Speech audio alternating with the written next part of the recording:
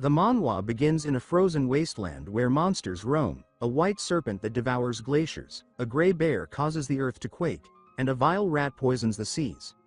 But an emperor, who once returned alive from that icy hell, claimed that the real threat wasn't the beasts at all.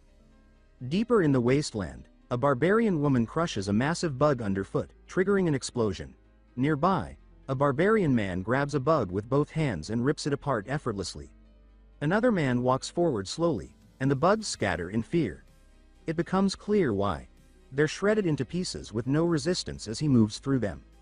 He looks at the man who tore the bug apart and states that only a barbarian would wear ignorance like a badge of honor. He then asks how much longer he's expected to tolerate being around such foolish brutes. The woman responds by asking what ignorant means and wonders if it's something they can eat. He sighs and mutters that it's not worth explaining. As they begin roasting the insects they've just killed, he reminds them that he specifically told them not to eat those, warning that the bugs are lethal. Realization dawns on them as he glares. He remarks that it's been less than a week, and they've already consumed the entire stock. The woman tries to defend their actions, saying it was the noblest of challenges.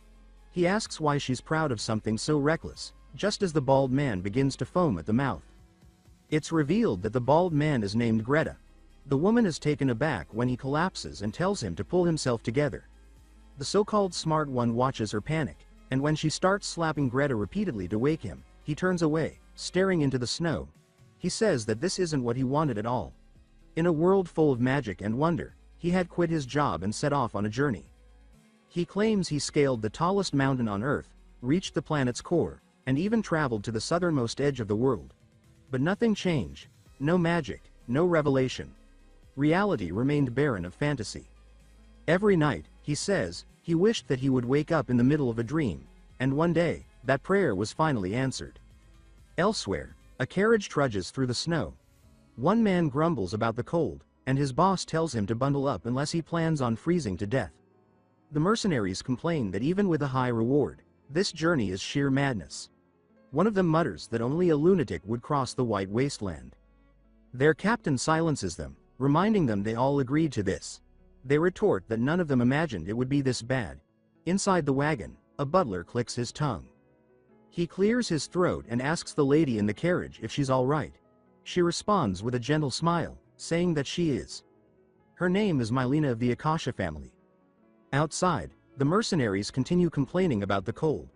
The butler scolds them for their rudeness, but Mylena urges him not to be so harsh. She reminds him that these men chose to escort them through the wasteland and suggests bringing them inside, as they clearly look like they're on the verge of freezing. The butler firmly says no, insisting that she already knows what lurks in these frozen lands. Mylena nods and explains that long ago, an emperor sought to conquer the entire world, including the White Wasteland. She recounts how he led legions of soldiers into the snow and even entered it himself. But years passed, the empire crumbled, and the emperor returned alone. Aged beyond recognition and broken in spirit, he spoke like a madman. He warned of monsters, but emphasized that the true danger wasn't the beasts. It was the barbarians who thrived freely in the White Void. The butler calls it mere legend. Mylena counters that the emperor's words held truth, especially since many of the monsters he described were later proven to exist. The butler laughs, noting that no one has ever actually seen a barbarian. Mylena agrees that the sightings are non-existent despite the many stories. Suddenly, the captain halts the group, claiming there's something ahead. One mercenary asks what he sees, and they strain their eyes through the snow, making out only a shadow. The captain finally gets a clearer view and says he's got both good news and bad news. When pressed, he says the good news is that the figure is small. The bad news, it's heading directly toward them. The group tenses as the captain panics and reaches for his sword. Then they realize, it's human. The figure draws closer, revealing white hair and minimal clothing, and the truth hits them. They're staring at a barbarian. The man glances at them and says he was bored of seeing only barbarians, so he came out for a stroll, and finding outsiders was lucky indeed. He smiles and adds that he hadn't expected to encounter anyone out here. His name, he reveals, is Kettle, an ashen barbarian. He surveys them and asks if they're merchants. When they say yes, he assumes they're the hired guards. The captain confirms, and Kettle suggests they turn back, though he doubts they'll listen. The captain stiffens, and Kettle realizes there's someone inside the carriage. Mylena sits nervously inside. Kettle then casually offers his services to the group. They're stunned by his offer. He asks if he was unclear, then clarifies that he's offering to guide them across the wasteland. The captain stammers that a legendary barbarian wants to become a mercenary and asks if this is truly all he's after. He questions whether Kettle means no harm. Kettle replies that if he intended violence, they'd already be corpses. The captain knocks on the carriage, asking Mylena if she heard that. She says she did. The butler asks what's going on, and the captain explains that the barbarian wants to join them. He asks Mylena what she wants to do. She contemplates and asks if they could defeat him in a fight. The captain answers that he wouldn't recommend trying. He can tell Kettle is a monster in human form. Mylena hesitates, but eventually agrees, saying they'll accept his offer. The captain relays this to Kettle. Kettle beams and calls it great news. Though still wary, the mercenaries watch him as he approaches. The captain asks what he's doing, and Kettle tells him to relax. He says he wants to speak to the one in charge directly. The captain warns him that if he tries anything, he'll regret it. Kettle replies that he already knows and walks past. One mercenary whispers if it's really okay to let him approach her. The captain says their employer already agreed, though unease hangs in the air. Another suggests they stop him. The captain scoffs, asking how exactly they plan to do that. The butler, near panic, questions what she's done. Mylena tells him to stay calm. Kettle knocks on the carriage and politely asks if he may enter. The butler is on the verge of a breakdown as Mylena gulps audibly and tells him to come in. Kettle grins. Inside the carriage, the butler sits awkwardly, cramped and stiff, while Kettle appears completely at ease. Kettle tells the butler to calm down, assuring him that he has no intention of causing harm. The butler, visibly shaking, insists that Kettle must be lying.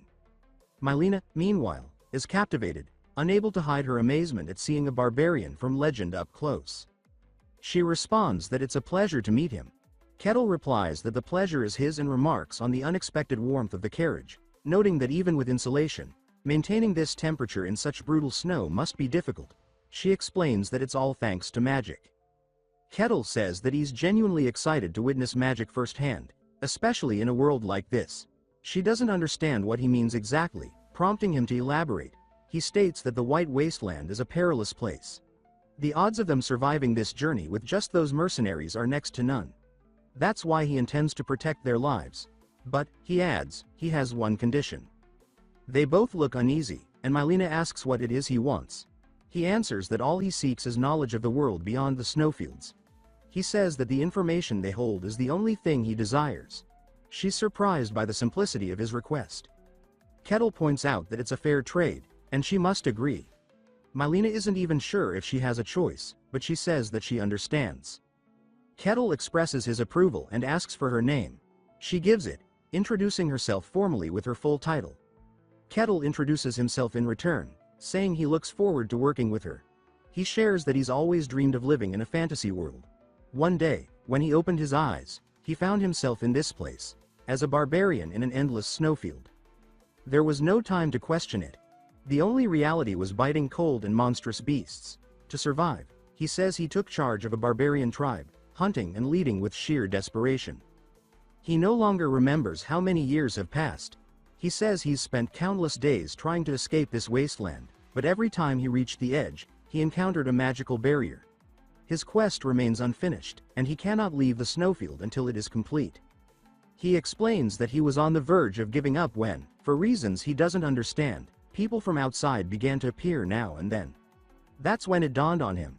The world beyond the snowfield is the fantasy world he always longed for. His dream world. From that moment, he shifted from simply surviving to actively seeking his way out. He pursued his quest with relentless determination. During Quest 295, for example, he was tasked with killing a giant lizard. He crushed monsters beneath his feet and completed every objective given to him, never wavering from his goal. Trapped in this frozen prison, every scrap of information from outsiders became invaluable. But, he says, most humans he's encountered either panicked and attacked or had already gone mad, like the Emperor. This time, however, he senses a real conversation is possible.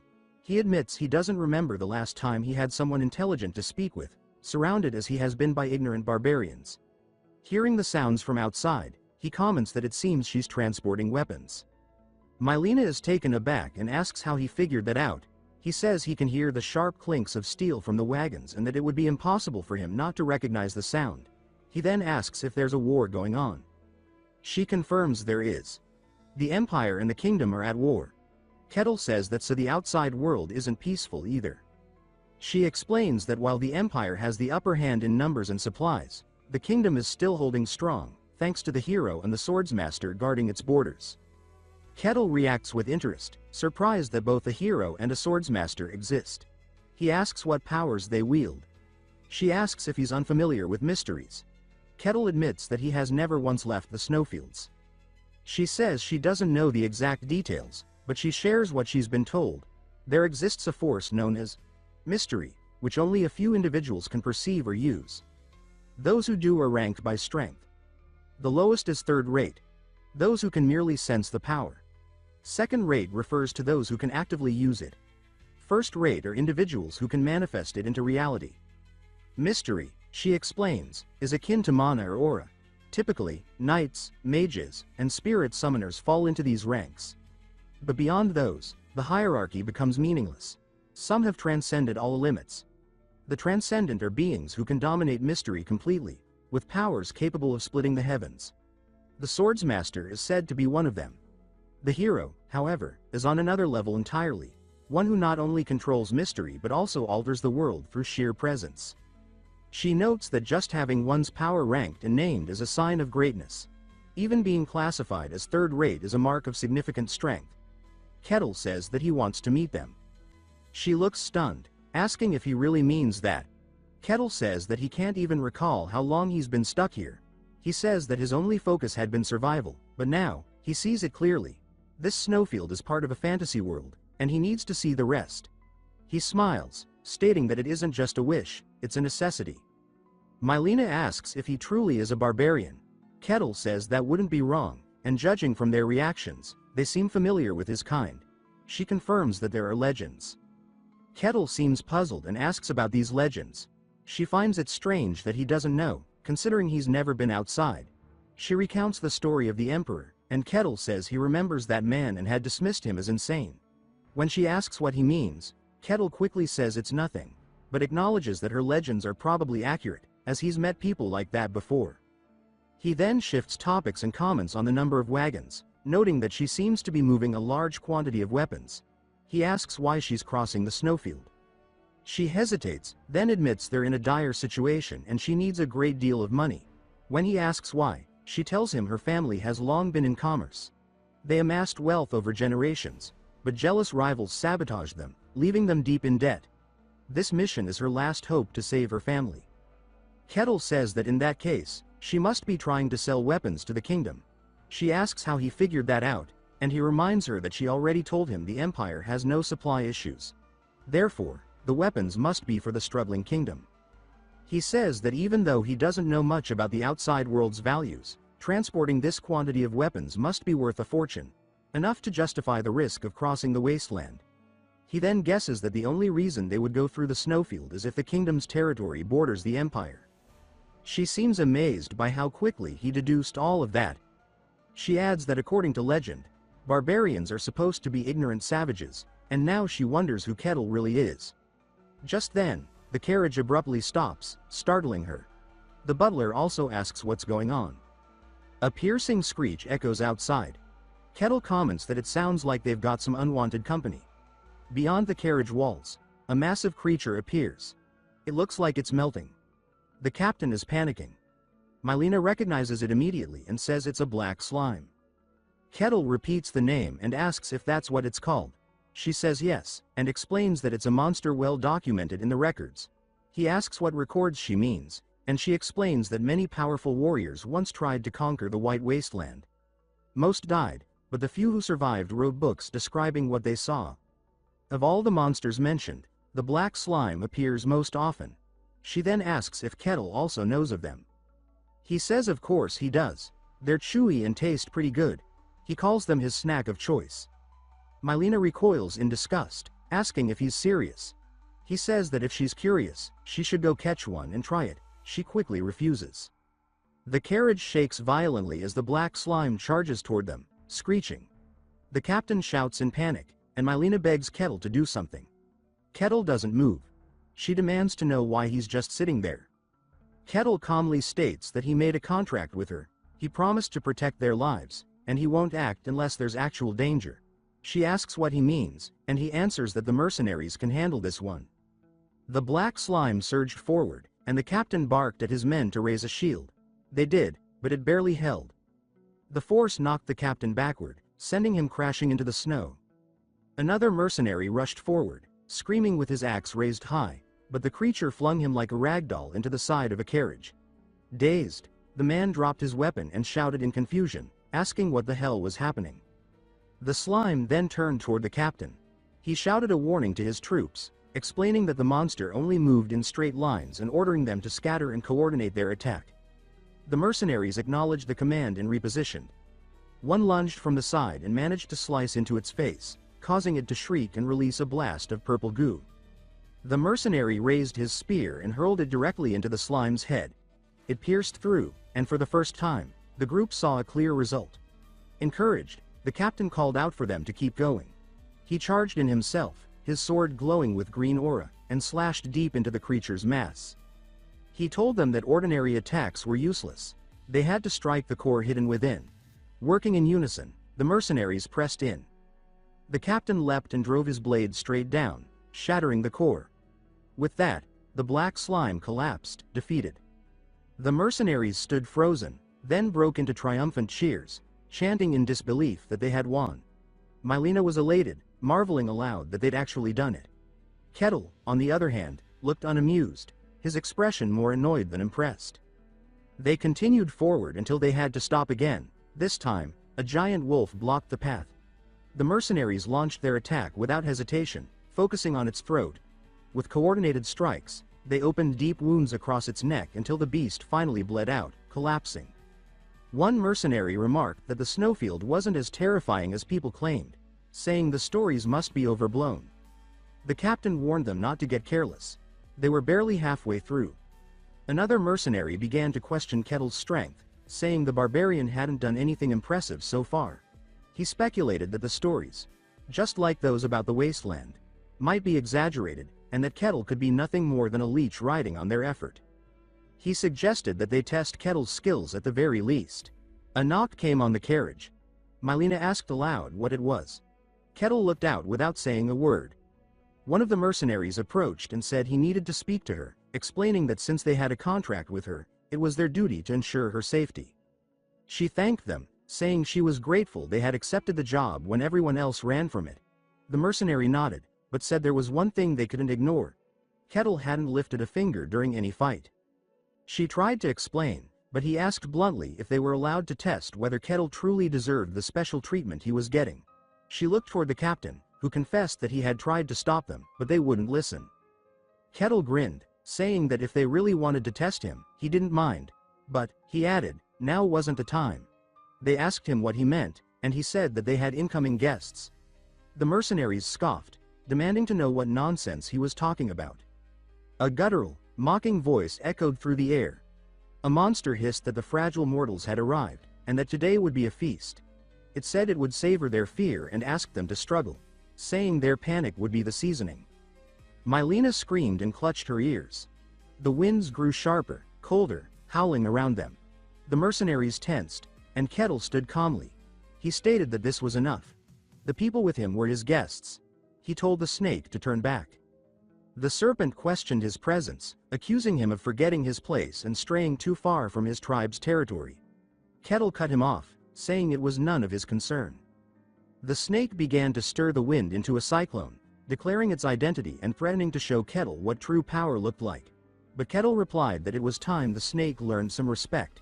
He pulled his fist back and drove it straight into the serpent's gut. A shockwave ripped through the air. Snow exploded in all directions. The serpent recoiled in agony. A massive blue burst followed, the ground trembling from the force. The mercenaries could barely stay on their feet under the pressure. A second shockwave erupted, this one even stronger. Mylena and the butler braced themselves, nearly swept away. The serpent lay groaning in the snow. Kettle remarked that this was the kind of creature that only learned after a beating.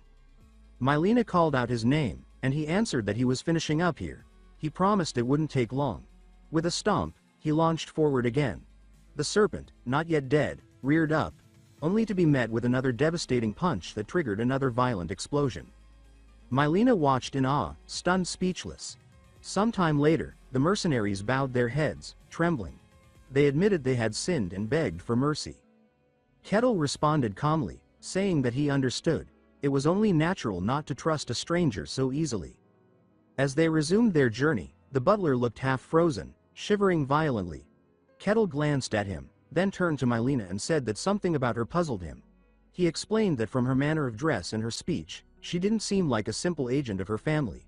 He asked why she was risking her life on such a dangerous expedition. She admitted that he was sharp, then revealed her full identity. She said she was the first daughter of Lady Belyaka, concubine to Lord Kestak Akasha. Kettle asked if that made her mother the second wife. She confirmed it, explaining that her mother was brought in through a political marriage, only to be discarded. She described her mother as pitiful, powerless, and treated as little more than a servant within the family. She and her mother existed in name only within House Akasha. Realizing she was speaking too freely, she said aloud that Kettle's silence had drawn her into over-explaining. She then stated that she had volunteered for this trade mission herself. Even if the journey was deadly, someone had to take the lead, so she stepped forward. Kettle told her that she was smart. He said she had strong ambition, and that greed, in the right hands, was a virtue. She looked at him, caught off guard, about to respond when they were interrupted by shouting outside. They both turned as Mylena's eyes widened. The captain shouted that they had made it. Before them, grass poked through the snow. They had crossed the white wasteland. The mercenaries celebrated, offering heartfelt thanks to Kettle. He asked them how they planned to handle the return journey. Mylena replied that by then, she could travel through the empire without issue. Kettle nodded, saying that made sense. Once she'd sold the weapons and returned empty-handed, crossing borders would be no problem. Mylena then asked him about something he'd said earlier, about her being intelligent and ambitious. She wanted to know what exactly he meant by that. Kettle said he meant exactly what it sounded like. He explained that while she was clearly intelligent, her ambition stood out even more. Her family, once powerful, was now on the verge of collapse due to financial ruin. And even though she was only a concubine's daughter, the fact that she herself chose to act while others stood frozen in crisis would not go unnoticed. He concluded that, in times of downfall, people would naturally rally behind the one brave enough to lead. Her intent is clear. She wants to take control of her family.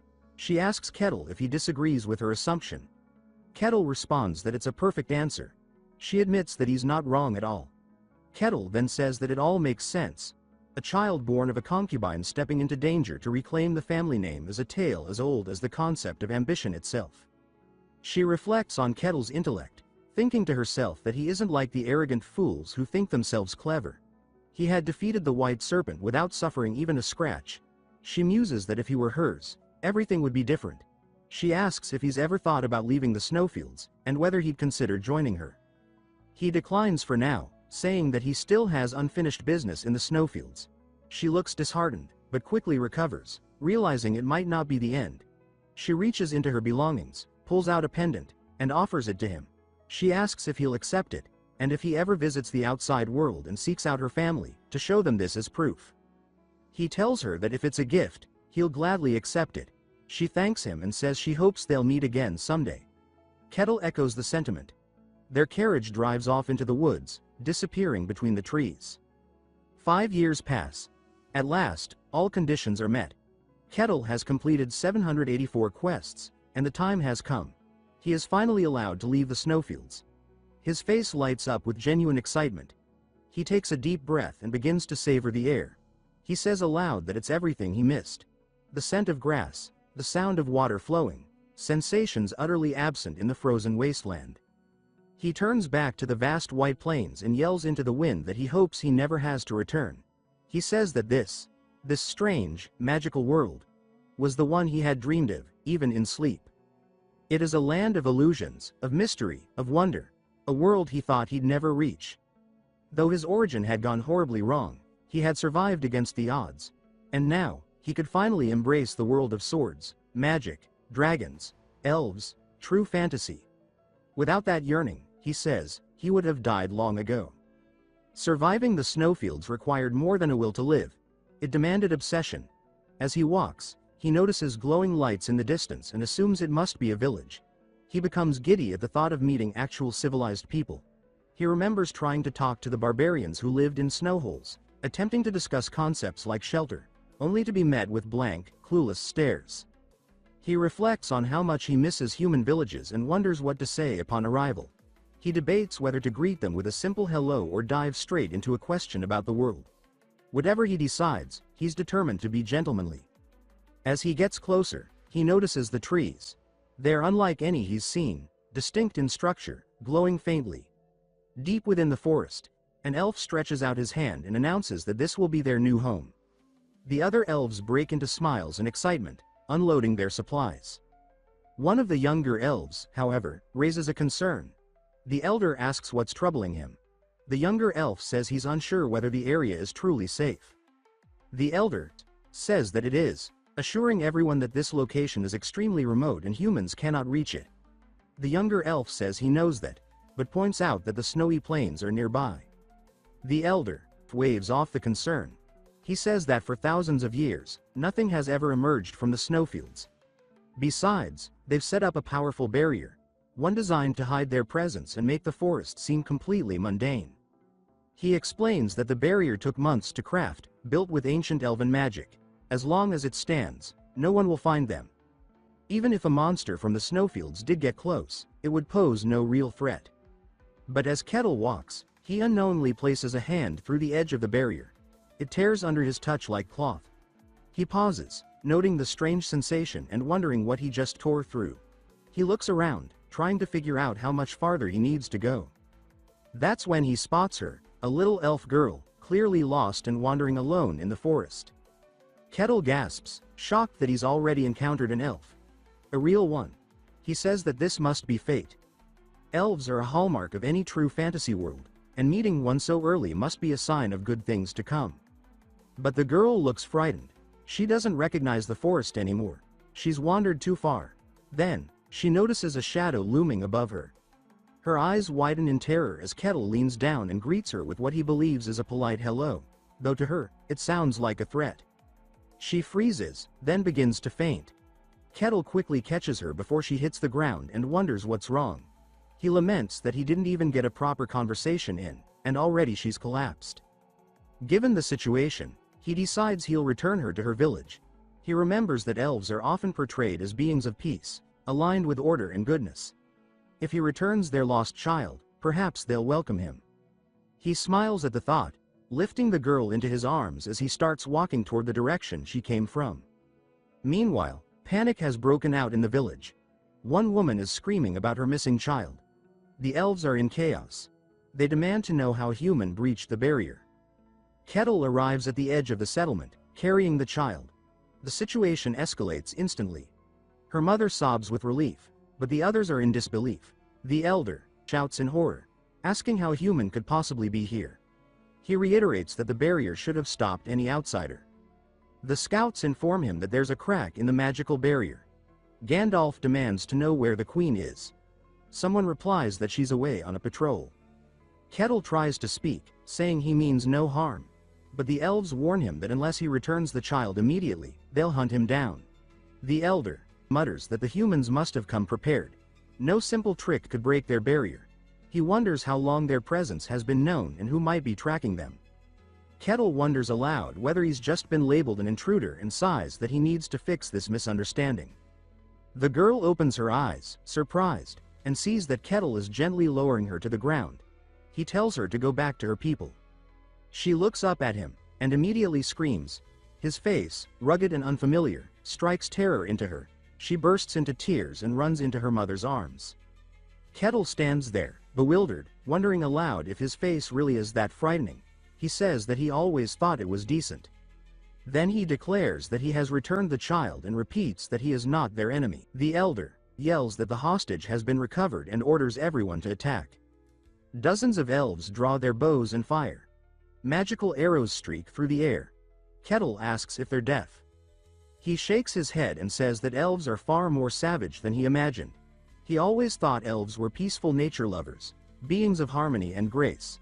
But these elves are wild. He changes his tune. He says that it actually makes sense. Living in the wilderness means embracing the law of survival, and survival is anything but peaceful. Nature favors the strong. Of course they're like this. The arrows continue to bounce harmlessly off his body. More archers fire again. They begin speculating that he must be wearing some powerful artifact to block their attacks, but even artifacts must have a limit. They say they'll keep firing until it fails. Kettle raises both hands in the air and tells them to calm down. Then, with a single motion, he claps. The resulting shockwave rips through the forest, a thunderous burst that shatters the silence like an explosion of raw power. The elves are nearly blown off their feet, stumbling back as they shout that the barrier needs to be deployed. But it's already too late. The shockwave that erupts from Kettle's clap launches them into the air like leaves in a hurricane. Not only does it tear through their ranks, but it also shatters the barrier meant to keep their sanctuary hidden, sending cracks of magical energy rippling through the entire forest. The elder starts trembling, demanding to know what in the world just happened. Kettle, realizing the chaos he's caused, calls out to the elves, warning them again that he isn't their enemy. Then it dawns on him. He forgot to restrain his strength again. As he raises his voice to calm them, a fire arrow shaped like a bird arcs toward him from above. He looks up, watching as it soars, then detonates in a thunderous explosion. The smoke parts to reveal a woman standing on a rocky outcrop. Her presence stills the air. Gandalf and the others go silent, stunned as she appears. This is their queen, the legendary hero of EPI, and the ruler of the Leaf Clan, Marsilia Hussein Karuja. Looking down at Kettle, Marsilia demands to know what's happening. The elder quickly tells her that a human attacked them. Marsilia narrows her eyes and says that if this is true, then even this secluded haven is no longer safe. Kettle brushes smoke from his face and speaks to her, asking for a moment to explain. He says he'd appreciate it if she would just listen to his words. Marsilia, stunned by the fact that he's unharmed, stares at him. The elder mutters in disbelief, wondering how he's still standing after taking a direct strike from her. Marsilia glares at Kettle with growing disgust, asking aloud why someone as powerful as him would target them.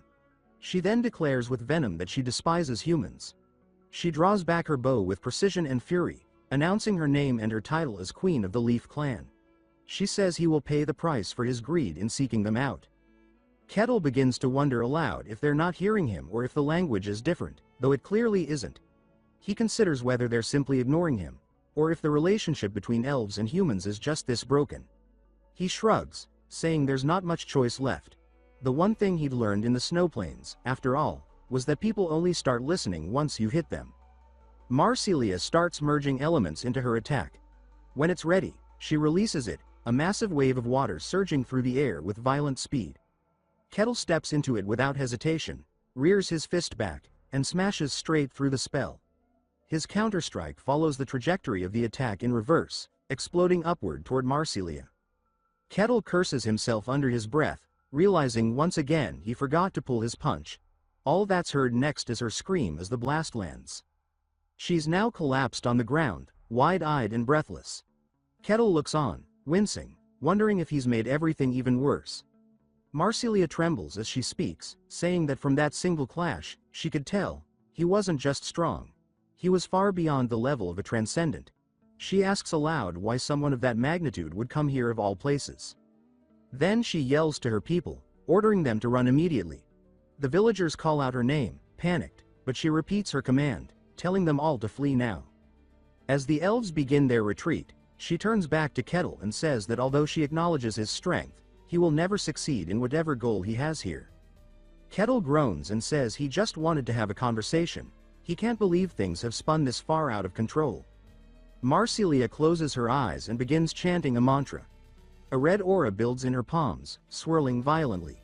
She opens them again, and above her floats a massive fireball, its center slowly forming into something solid. That something takes shape. A bull, massive, powerful, with horns made of blazing fire. Its name is Figo. Kettle lights up like a child, marveling at what he's witnessing. He exclaims that this is the first real summon he's ever seen. The creatures of the snowfields, he says, were grotesque, barely resembling anything magical. But this is a proper summon. It breathes life into the fantasy he's always dreamed of. Marsilia commands the spirit to annihilate the enemy. Figo groans and complains, saying that contracts are always more trouble than they're worth. He adds that this is a huge hassle, especially since he's a high-grade fire spirit. Marsilia snaps at him to be quiet. She knows she can barely summon him, and the contract was only possible with the aid of another tribe. She never expected to use it under these circumstances, but tells him to fulfill his duty. Figo asks if the target is the human in front of them, then glances at Kettle and begins to sweat. He asks if that thing is even a human, as Kettle stares at him with sparkling eyes full of wonder. Kettle, still awestruck, says that this is absolutely incredible. Marsilia reiterates that the intruder must be destroyed. Figo sighs and declares that he's made his decision. He'll reduce the human to ash and leave nothing behind. Kettle frowns and asks aloud what exactly he did to deserve this.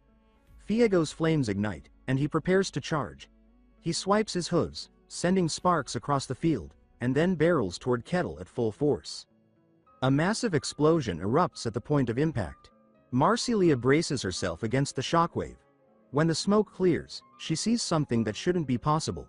Kettle is standing there, completely unshaken, his hands locked around Figo's horns. Even Figo looks stunned. Kettle grins and says this is a relief. Since it's a beastly form, that means he doesn't have to hold back. It'll be easier to beat him senseless. Marsilia's eyes widen with horror as Kettle slams his fist into Figo's forehead. The ground beneath them shatters like glass. The force doesn't stop with the spirit. It tunnels straight through him, destroying the landscape behind them like a cannonball of divine punishment. A shockwave radiates outward, flinging debris through the trees. Marsilia screams as she drops to her knees, overwhelmed by the sheer power. She watches in disbelief as the fire spirit vanishes from existence. She whispers that this can't be real. Kettle steps toward her slowly.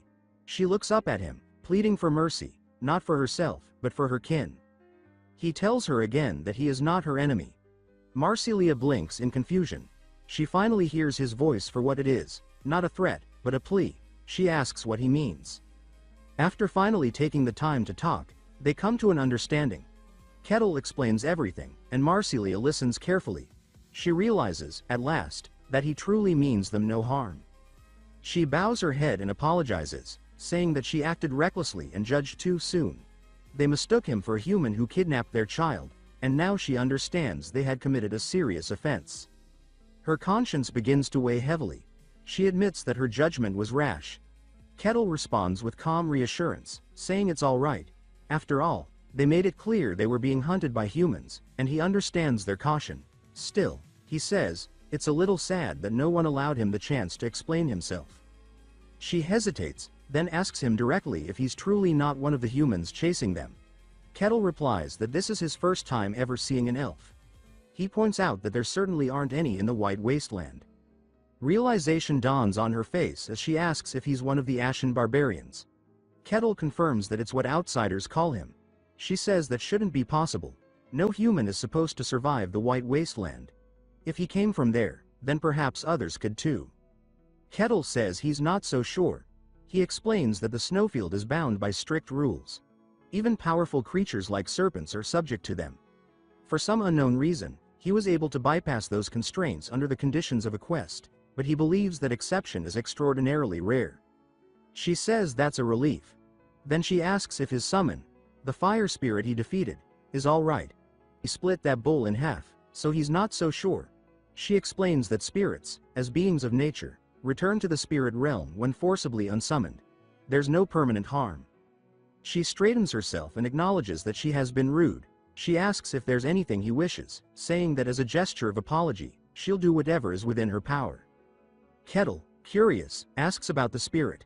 He wonders if only elves can form contracts with such beings. She answers that while it's rare, there are some humans with a deep connection to nature who can form pacts. But for most, it's impossible. He asks if it's truly out of reach. She thinks for a moment, then says that if he's truly serious, he should go to El Pazagrado. Kettle asks what that is, and she tells him that it's the sacred land where the god of the elves resides. A place revered by all elves. There, perhaps, even he could form a contract. He grows visibly excited, asking if a human like him could even enter. She replies that normally it would be forbidden, but with her introduction, it might be possible. She offers to share the location, but he must keep it to himself. She warns him that El Pozagredo is a dream destination for every elf researcher. To elves, it's sacred beyond measure. No elf would ever willingly risk its discovery. But she says she wants to believe in him, and as a token of faith, she hands him a small item. He takes it, thanking her, and she adds that if he does get close, their god may test him. She believes he'll pass. She then formally introduces herself again as the queen of the Leaf Tribe and asks for his name. Kettle simply says he's just a barbarian, no titles, no grandeur. Sometime later, Kettle is seen stomping the ground beneath him as he races through the forest at full speed, moving toward the destination she provided. Each stride sends shockwaves booming through the trees. In a nearby city, a guard perks up, alarmed by the thunderous noise approaching. They're stationed at the border of Barkan territory, within the kingdom of Chant. The head guard shouts for everyone to prepare for combat. Whatever it is, it's coming fast. Then the booming halts. The sound of footsteps transitions into a slow, deliberate walk. Kettle steps out from the trees, and the head guard stares in stunned silence. Kettle greets them, asking if they're the guards. He smiles and says it's nice to meet them. They don't respond immediately, just eye him in disbelief. They notice his ash-gray hair and the large scar across his chest. Someone whispers that he must be the Ashen Barbarian. The rumors were true, though translations of earlier stories had made it hard to believe. As Kettle approaches, they shout at him to stop, warning that any closer and they'll attack. He raises his hands calmly, stating that he isn't their enemy. They ask him what he wants. Kettle points beyond the wall. When asked if he means to enter the territory, he replies that he just wants to visit and, if possible, stay a little while. He's unsure how long. The scene shifts to Kettle speaking with the captain. The captain asks his name, and Kettle provides it. The captain then asks for identification or some kind of proof. Kettle says he has none, but after a moment of thought, he remembers something. He pulls out the pendant Mylena gave him and asks if it's enough to verify him. The captain examines it, asking what it is. Kettle explains that it's the crest of House Akasha, gifted to him by someone of the bloodline. The captain nods, saying that House Akasha is a merchant family from the Damian Kingdom. He confirms their rising prominence in recent years, ever since a new leader took over. Kettle asks if that means the pendant can confirm his identity. The captain says that while it's not conclusive, it appears legitimate and helps his case. He grants entry, but with conditions. Kettle asks what the conditions are. The captain explains that several other individuals with unclear status are attempting to enter the domain. To confirm their trustworthiness, all of them are to form a party and clear a nearby dungeon together. Kettle remarks that it's an easier condition than expected and accepts. The captain adds one more requirement: they must report everything that occurs inside the dungeon. Kettle quickly realizes the reasoning. By forcing unclear individuals to observe one another, the guards can identify suspicious behavior. He says it's clever. The captain smirks and asks again if he's truly a barbarian. Kettle confirms, adding that many still believe barbarians are mindless savages. The captain replies that he's the first barbarian ever to enter their domain and ends the discussion, telling them to move out. In a nearby staging area, an older man sighs. He mutters that even if the law demands it, dungeon crawling with thieves is intolerable. He introduces himself as a paladin, Alessandro Tyrannus. The rogue beside him, Cossin Hark, mocks his tone, accusing him of being bitter after getting conned by another thief. Alessandro fumes and draws his sword, shouting back. Cossin mocks his title, saying paladins don't dress like vagrants. He laughs at Alessandro's surname, calling it ridiculous. Alessandro responds by tightening his grip, and the two begin sparring, blades clashing. Cossin's tipped with poison. A woman sighs and asks them to stop. They glance her way as she mutters that she can't believe she has to explore a dungeon with these two. She is a cleric of Calicia, named Hayes. She says the minimum party size is 4, and the last member should arrive soon. Still, she feels uneasy about the entire setup. The door opens. The guard captain announces that the last member has arrived. Cossin hopes this one isn't insane. The door creaks open wider, and Kettle ducks through it. They all stare at him in shock. Kettle smiles and asks if they're his new teammates. The others back away slightly, stunned by his sheer presence.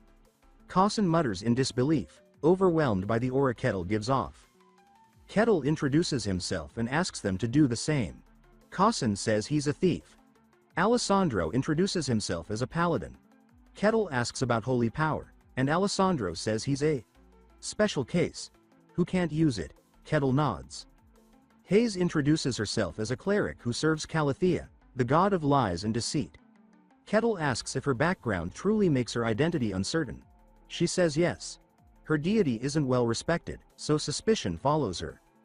Later, the guard captain returns and asks if they're ready. Kettle nods confidently, while the others look less sure. Soon after, they reach the dungeon.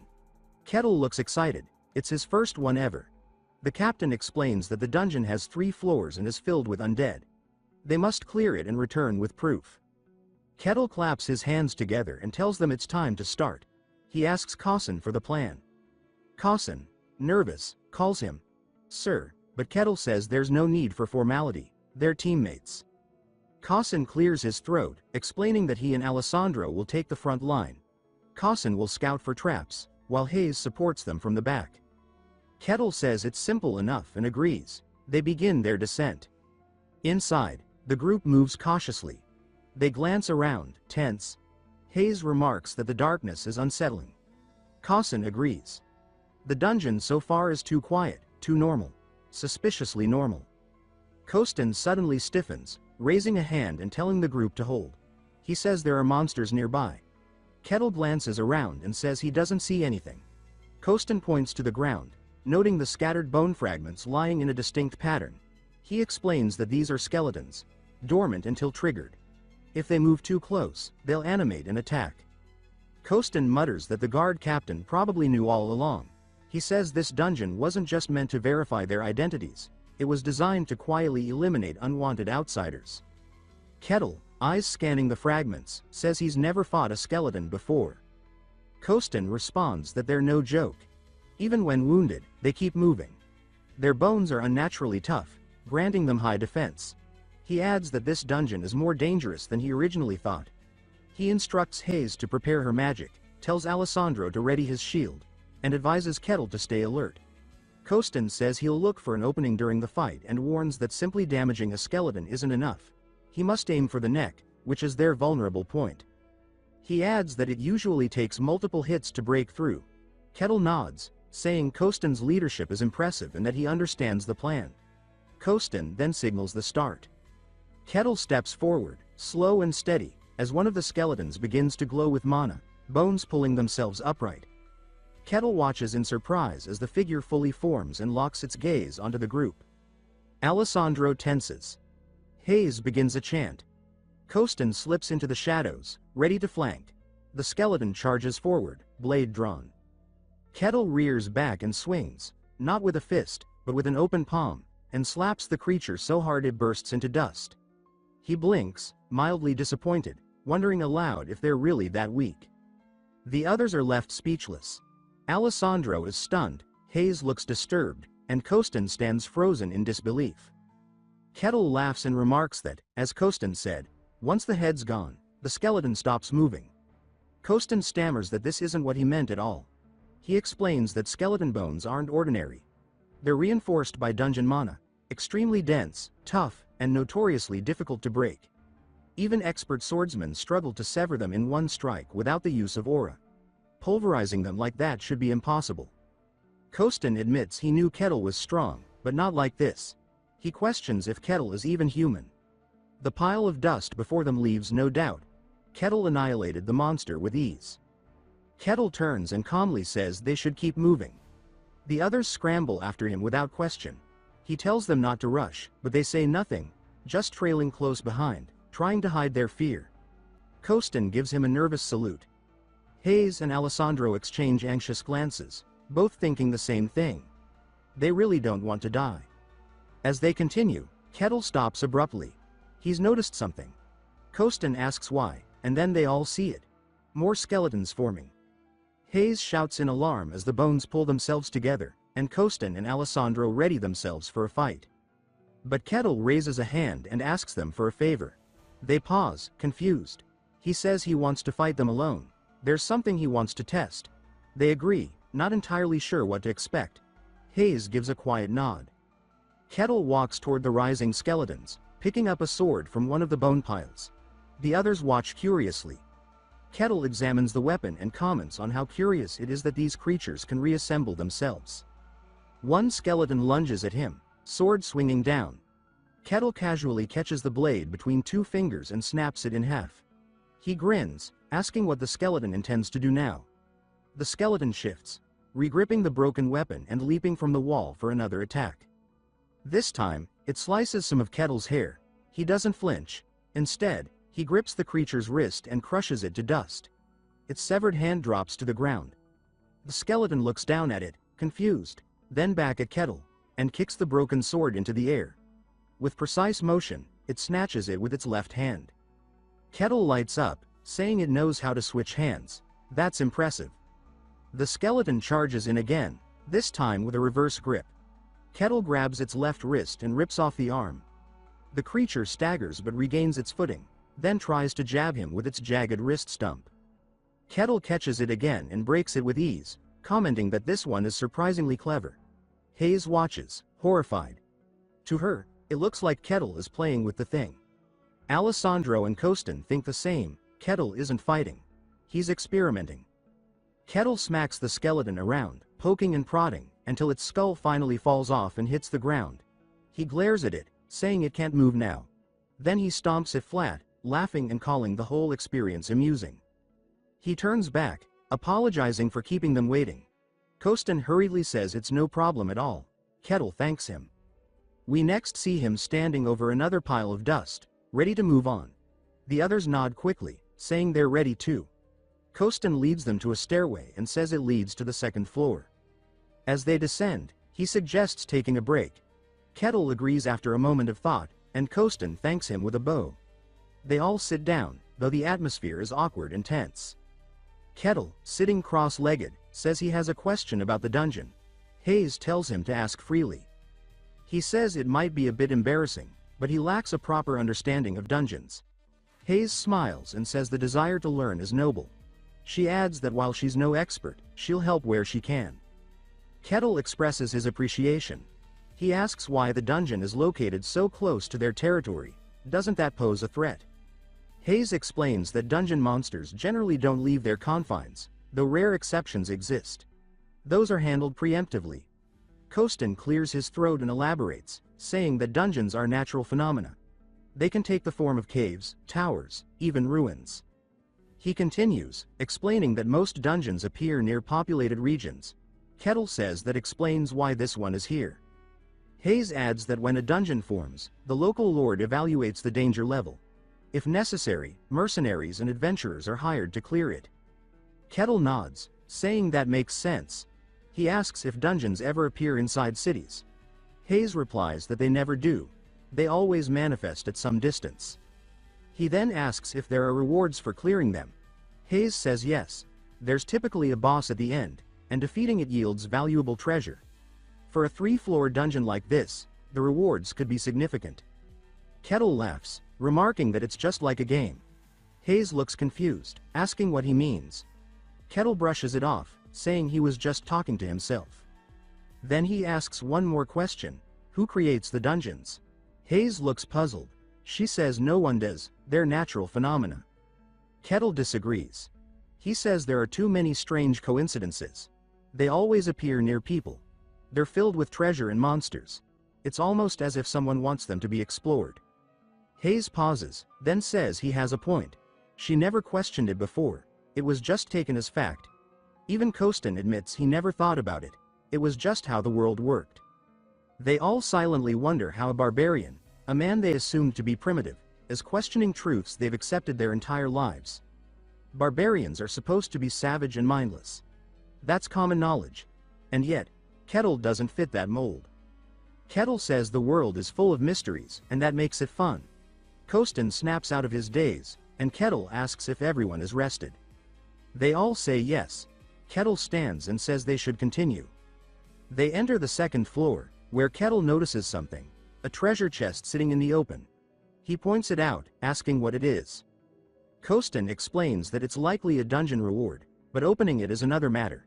He says that to unlock a chest of this quality, they'd need a master-level rogue with exceptional lockpicking skills. Unfortunately, he adds, a rogue of that caliber wouldn't be found in a low-tier dungeon like this, so they might have to leave it behind. Kettle glances at him and says that he'd like him to unlock it anyway. Kostin turns, baffled, and asks why on earth he'd ask him. Kettle pointed to the large, ornate box and declared that it was a treasure chest, and that since Kostin was a rogue, it was naturally his job to open it. Kostin tried to interject, but Kettle didn't let him finish. He said firmly that handling treasure was the rogue's domain, so he was simply doing what was expected. Kostin admitted that technically, that was true, but deep down, panic churned in his chest. If he really had the skill to open a high-grade chest, he wouldn't be stuck as an unregistered bottom feeder, scraping by on scraps. The truth was, he didn't know how to pick locks at all. But looking at Kettle's face, full of childlike excitement, he couldn't bring himself to confess. In his mind, he imagined Kettle's disappointment morphing into disgust, followed swiftly by a bone-pulverizing slap like the one that had turned skeletons into dust. So with a forced laugh and tears welling in his heart, he said he'd give it a shot. As he knelt before the chest, his inner monologue was pure desperation. He told himself that if he failed, he might not make it out alive. Kettle watched, intrigued, commenting that the process was fascinating. Kostin tried to summon memories of the times he'd worked as a porter for real thieves, but nothing useful came. He whispered that this was life or death, and that the honor of Ro's bloodline depended on it. His fingers stumbled over the lock until something clicked. His hands trembled, and he looked up in disbelief. It had opened. He nearly cried from joy and muttered that maybe he really liked Kettle after all. Hayes was amazed, saying she had heard only top-tier rogues could crack such chests. Kettle complimented him sincerely, and Kostin mumbled that it did seem impossible. In that moment, he started questioning everything. For the first time in his life, he wondered if he had ever truly lived up to his potential, or if he had simply been surviving. Kettle asked how valuable the loot was. Hayes estimated it could comfortably support a normal family for a month, or even allow them to live luxuriously for a while. Kettle laughed at that, then told Kostin to take care of the rewards. Kostin agreed instantly, lifting the chest with reverence. When Kettle called his name, he shrieked in shock and nearly dropped it. Kettle asked if he needed help. Kostin, flustered, insisted he was fine, even though no one understood why he was so jittery. Later, as they moved deeper into the dungeon, Kostin carried a small mountain of loot on his back. Kettle suddenly told everyone to halt. Ahead were more skeletons, 4 of them. He calmly stated that he'd take care of 3. That left 1 for the rest of the team. Kostin knew this wasn't a gift. This was a challenge, a test. He said it was going to be a real fight, and Alessandro and Hayes prepared themselves. As Kettle walked forward and the skeletons began to stir, Kostin muttered that the way bones assembled themselves was always unsettling. The 4 enemies rose. Kettle reminded everyone to get ready. Hayes cast a glowing buff that wrapped the team in a golden aura. Kettle gave the order to begin, and Kostin lunged first. He aimed for the neck and struck cleanly, but it wasn't enough. The skeletons stayed standing. As the others moved to surround him, Kettle seized them and pulled them back, saying he'd already claimed those 3. He told the rest of the party not to interfere. This was their fight now. 1 skeleton swung downward, and Alessandro blocked with his shield, holding the creature in place. Kostin used the opportunity to leap off a nearby wall and strike its back. Hayes cast a disorienting spell, Shadow of Confusion, and bathed Alessandro in golden light. Empowered, Alessandro drove his sword toward the skeleton's neck. It cracked, but didn't fall. The skeleton laughed. So did Kettle. Having already dealt with the other 3 skeletons, he stood watching the final one stumble, saying it was genuinely enjoyable to see a team's dynamic in action. He crushed one of the fallen skulls in his palm, noting that with the real threats gone, he could finally enjoy the show. Realizing the fight was being observed, the trio pounced on the skeleton. It looked around, baffled and terrified, as all 3 of them attacked it like a cornered animal. They were sure Kettle would end them if they showed weakness. When the fight ended, the skull was shattered, and all 3 fell to their knees, drained. Kettle muttered that the ones who came with Mylena must have been strong. Reaching the 3rd floor, They encountered even more skeletons, but with Kettle leading, they pressed forward without much resistance. Eventually, they arrived at the dungeon's heart, a grand room with a skeletal figure seated upon a throne. It was a skeleton knight. Hayes couldn't believe what she was seeing. She explained that these creatures were elite, skeletons armed with longswords and shields. Only fighters of knight level or higher had any hope of defeating them. For anyone else, it was suicide. Kettle asked what would happen if they couldn't beat it and chose to retreat. Hayes replied that as long as they reported reasonably, it would be accepted by the territory. But Kettle just smiled and started walking forward. Hayes called out in confusion, but he said that beating the monster seemed like a more reasonable plan. The skeleton knight stirred. Its aura radiated power. Kettle noted how fascinating it was to see a skeleton that maintained its full form. It entered a low stance, preparing a wide-range attack. Hayes shouted a warning and threw up a barrier, but the sheer force of the skeleton knight's blow cracked it immediately. Her magic shattered. Alessandro threw himself in front, taking the brunt with his shield and collapsing. He wheezed, asking if something that strong could even be fought. The skeleton knight set its sights on Kettle and charged. Kettle met it head-on and landed a single punch to its chest. The creature disintegrated mid-charge, its torso obliterated. It crumpled into a pile of ash. The others sat silently, stunned. Kettle dusted off his hands and asked if that was really it. He then noticed another treasure chest. He called out to Kostin. Kostin asked what he wanted, and Kettle asked if he could open it. Kostin said no way. It had a high-level lock, far beyond his skill. Kettle replied that it was a shame. Before Kostin could finish saying they'd have to leave it, Kettle punched the chest. It shattered. No one even reacted anymore. Kettle said the rewards were certainly more accessible this way and told Kostin to collect them. Kostin numbly agreed, still trying to process how someone could just break open a high-tier lock. And if he could do that, why had he asked him to unlock it? As the group approached the exit, a bright light enveloped them. A rumble echoed behind. They turned to see the dungeon collapsing. Kettle asked what was happening. Kostin explained that when a dungeon is perfectly cleared, it disappears, and this one apparently had no secret room. Kettle asked if such rooms really existed. Kostin said yes, but they were rare. Kettle laughed, saying that sounded fun. Kostin, still trying to understand Kettle's mental state, wondered what kind of lunatic could enjoy that. Back at the city gate, the guard captain was stunned. He said there was no way they finished so quickly. He cleared his throat and asked how the dungeon was. Kettle responded that it was satisfying. The captain nodded and began processing their entry. He asked if there were any issues. Hayes said nothing major occurred. When the guard captain asked her directly about Kettle, she said he should be fine, but her tone carried hesitation. The captain knew full well that dungeon clearance wasn't just about survival. It was a test of character, too. Kostin said Kettle didn't seem like a bad guy. The captain agreed, noting that although Kettle had monstrous strength, he never once endangered his party. He was nothing like the barbarian stereotypes. Kettle praised Kostin, saying he handled traps and even opened a chest. He complimented Alessandro for his reliability on the front line and credited Hayes's prayers with boosting their success. The guard captain was surprised. Normally, forced parties ended in finger-pointing. He handed out the rewards, though guards typically skimmed off a cut. In this case, he didn't dare. Kettle insisted they split the loot fairly. The others tried to decline, but he wouldn't hear it. He said they were a team, and they earned it together. Then he suggested celebrating, with drinks at the pub. As they left, Kettle radiated enthusiasm. The others trailed behind, visibly exhausted. The guard captain watched them go, whispering to himself that for a barbarian to one-shot a skeleton knight, he had to be stronger than a knight, and clearly wasn't ordinary. He declared that this was the start of something serious. Turning to his subordinates, he said he had to inform the Lord and left them in charge. He soon arrived at the Lord's estate and knocked. Inside, Lord Luke Varkin called him in. The guard captain reported that a barbarian had entered the territory. Luke asked if permission had been granted. The captain said yes, as he didn't perceive any danger. Luke asked what the issue was, then. The captain said plainly, the man was too strong. Luke asked how strong. The captain replied that he had defeated a skeleton knight with a single strike.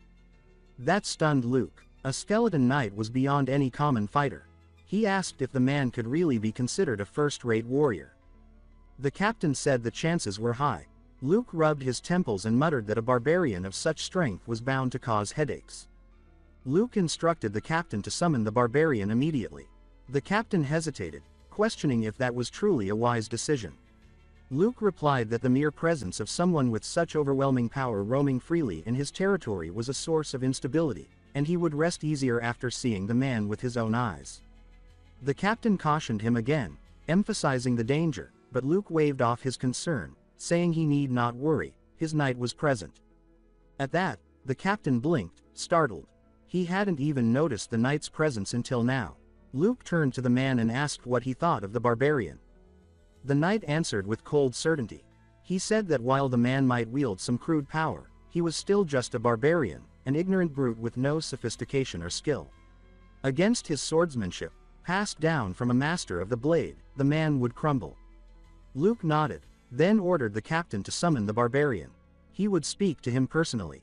Meanwhile, at the pub, Kettle was devouring a mountain of food, chewing noisily with no regard for manners. The table creaked beneath the weight of empty mugs and half-eaten plates. The others watched him, all three visibly disturbed by how gleefully and sloppily he ate. Kettle slammed his ale down with gusto and announced that the food was amazing. He praised the atmosphere too, calm, relaxed, and perfect. He reminded them it was his treat and told them to eat as much as they liked. The others gave him stiff, awkward laughs. Kettle turned to Alessandro and asked if he really was a paladin. Alessandro confirmed it, and Kettle followed up by asking what kind of divine power he wielded, since he hadn't seen any miracles or holy spells during the dungeon raid. Alessandro sheepishly admitted that he was still in training, and his powers hadn't fully awakened yet. Kettle said that was unfortunate, he'd been looking forward to seeing some real holy power in action. Alessandro cleared his throat and looked away. Then Kettle turned to Hayes, asking about her god and whether there was a nearby temple. Hayes explained, slightly tense, that her deity, being the god of lies and deceit, was not a welcome presence in most lands. No temple would accept her here. The very mention of her god invited suspicion and scorn. After a short pause, she asked something bold, just how strong was Kettle? Kostin and Alessandro perked up at that. Kettle didn't seem offended. Instead, he replied simply that he had only recently left his homeland and didn't really understand how strong he was compared to others. He added that he was curious, how powerful was the skeleton knight they'd faced? The others told him plainly, to defeat a skeleton knight, one had to be at least second-rate, if not first-rate. And to destroy one in a single blow, like he had. That was firmly in first-rate territory. Kettle blinked, surprised that such strength was considered second-rate. Before anyone could elaborate, a nervous waiter came by, saying it was time to close. Kettle apologized and stood up. He asked the others if they had plans. All three, in perfect synchronization, said they were incredibly busy and couldn't hang out any longer. Kettle nodded, saying that was a shame. He hoped they'd cross paths again. None of them shared that hope. In fact, they silently vowed to never be in the same room with him again if they could help it. Later, Kettle checked into a modest inn and collapsed onto the bed with a sigh of satisfaction. It was the first time he'd slept in a real bed since arriving in this world. The reward money from the dungeon had easily covered the cost, and compared to the harsh, frozen plains he came from, this was pure luxury. He thought back to the first time he awoke in the White Wasteland. It had taken him a long time to finally reach civilized land. Now, lying comfortably in a warm room, he wondered what he should do next. He wanted to experience more real adventure, to see the sacred land of the elves, visit the royal capital, maybe even climb the magic tower. All the legendary locations one would expect in a proper fantasy world. Just the thought made him excited. Morning sunlight poured through his window. Kettle stirred, wiped the drool off his cheek, and sat up just as a knock came at the door. The first captain stood outside. He apologized for waking him and said that the lord of the territory wished to see him in person. Kettle blinked, surprised. He said that if a noble lord wanted to meet someone like him, that was certainly unexpected, but he was all in. He asked if they should head out immediately, and said he'd get dressed quickly. The captain found himself wondering, once again, if this really was the same man who could one-shot a dungeon boss. He was taking this far too casually. As they walked through the city, Kettle looked around with wide-eyed wonder. The previous night, the streets had been dark and quiet. But in the morning sun, everything looked vibrant. He said it was just like a game and marveled at every little detail. The captain, growing more impatient by the second, told him they'd take a shortcut to avoid distractions. Soon they arrived. The captain announced that the barbarian had been brought. Luke gave the order to enter. As the doors opened, he stretched out his hand in greeting and introduced himself formally as the lord of the domain. Kettle responded warmly, using Luke's title with respect and introducing himself as simply, the Barbarian Kettle. He even offered a polite bow. Luke was taken aback. Barbarians didn't bow. They didn't lower their heads. Their entire culture revolved around strength and pride. This one was already shattering expectations. Luke acknowledged that perhaps this barbarian had learned a thing or two, and invited him to sit. Kettle took his seat across from him, looking around the richly decorated room. He said, without restraint, that being inside a noble's castle was incredible. He'd always been fascinated by castles, and this one was beyond his expectations. His eyes landed on the knight standing beside Luke. He lit up, saying that as a child, he used to play knight games, and seeing a real knight like this felt like a dream. The knight narrowed his eyes. To him, that look was not admiration, it was pure killing intent. He bristled and thought that this man had made a grave mistake by bringing that kind of bloodlust into the presence of a lord. He judged that Kettle wouldn't be leaving alive. Luke, unfazed, began his questioning. He explained that the reason he summoned Kettle was simple. He had a few things he needed to confirm. Then Kettle could go free. Kettle smiled and said he was ready. He could ask whatever he wanted. Luke's first question was where Kettle came from. Kettle said that was a meaningful question, and answered clearly. He came from the coldest place in the world, a land blanketed in white. Luke and the knight exchanged looks. They realized at once what he meant, the white snowfield. And if that was true, then the man before them was the barbarian of legend. Luke admitted that his words were difficult to believe. Kettle replied that the place he described was miserable, and whether they chose to believe him or not was their decision. Luke nodded slowly and rephrased his next question. He said what mattered wasn't origin, but strength. How powerful was Kettle, really? Kettle looked him in the eye and said that was the wrong question. Because he had no idea how to measure strength in this land, not yet. Luke leaned back in his chair, gaze shifting toward his knight, a silent signal passing between them.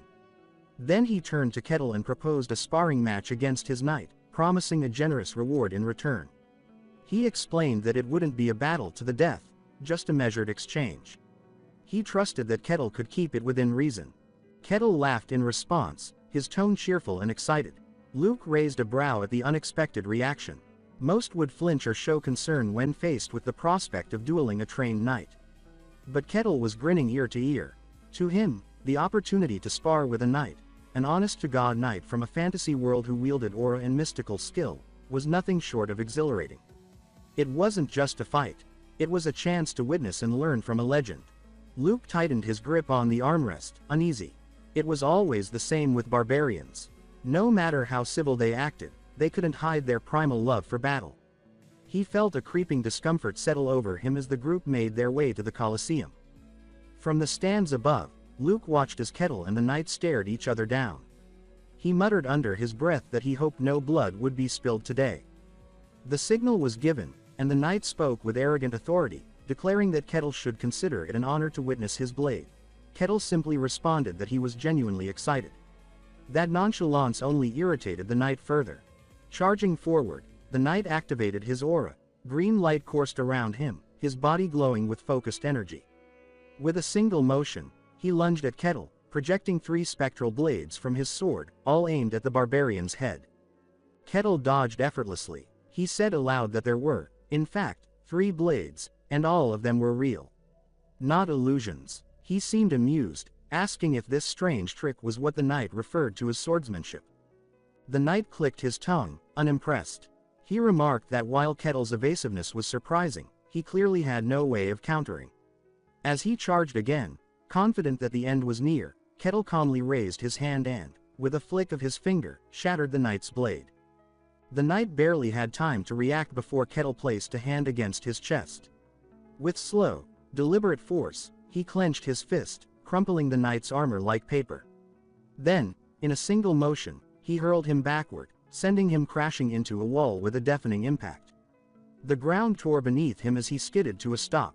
Luke's eyes widened. His knight, a top-tier warrior, had been dismantled in a single exchange.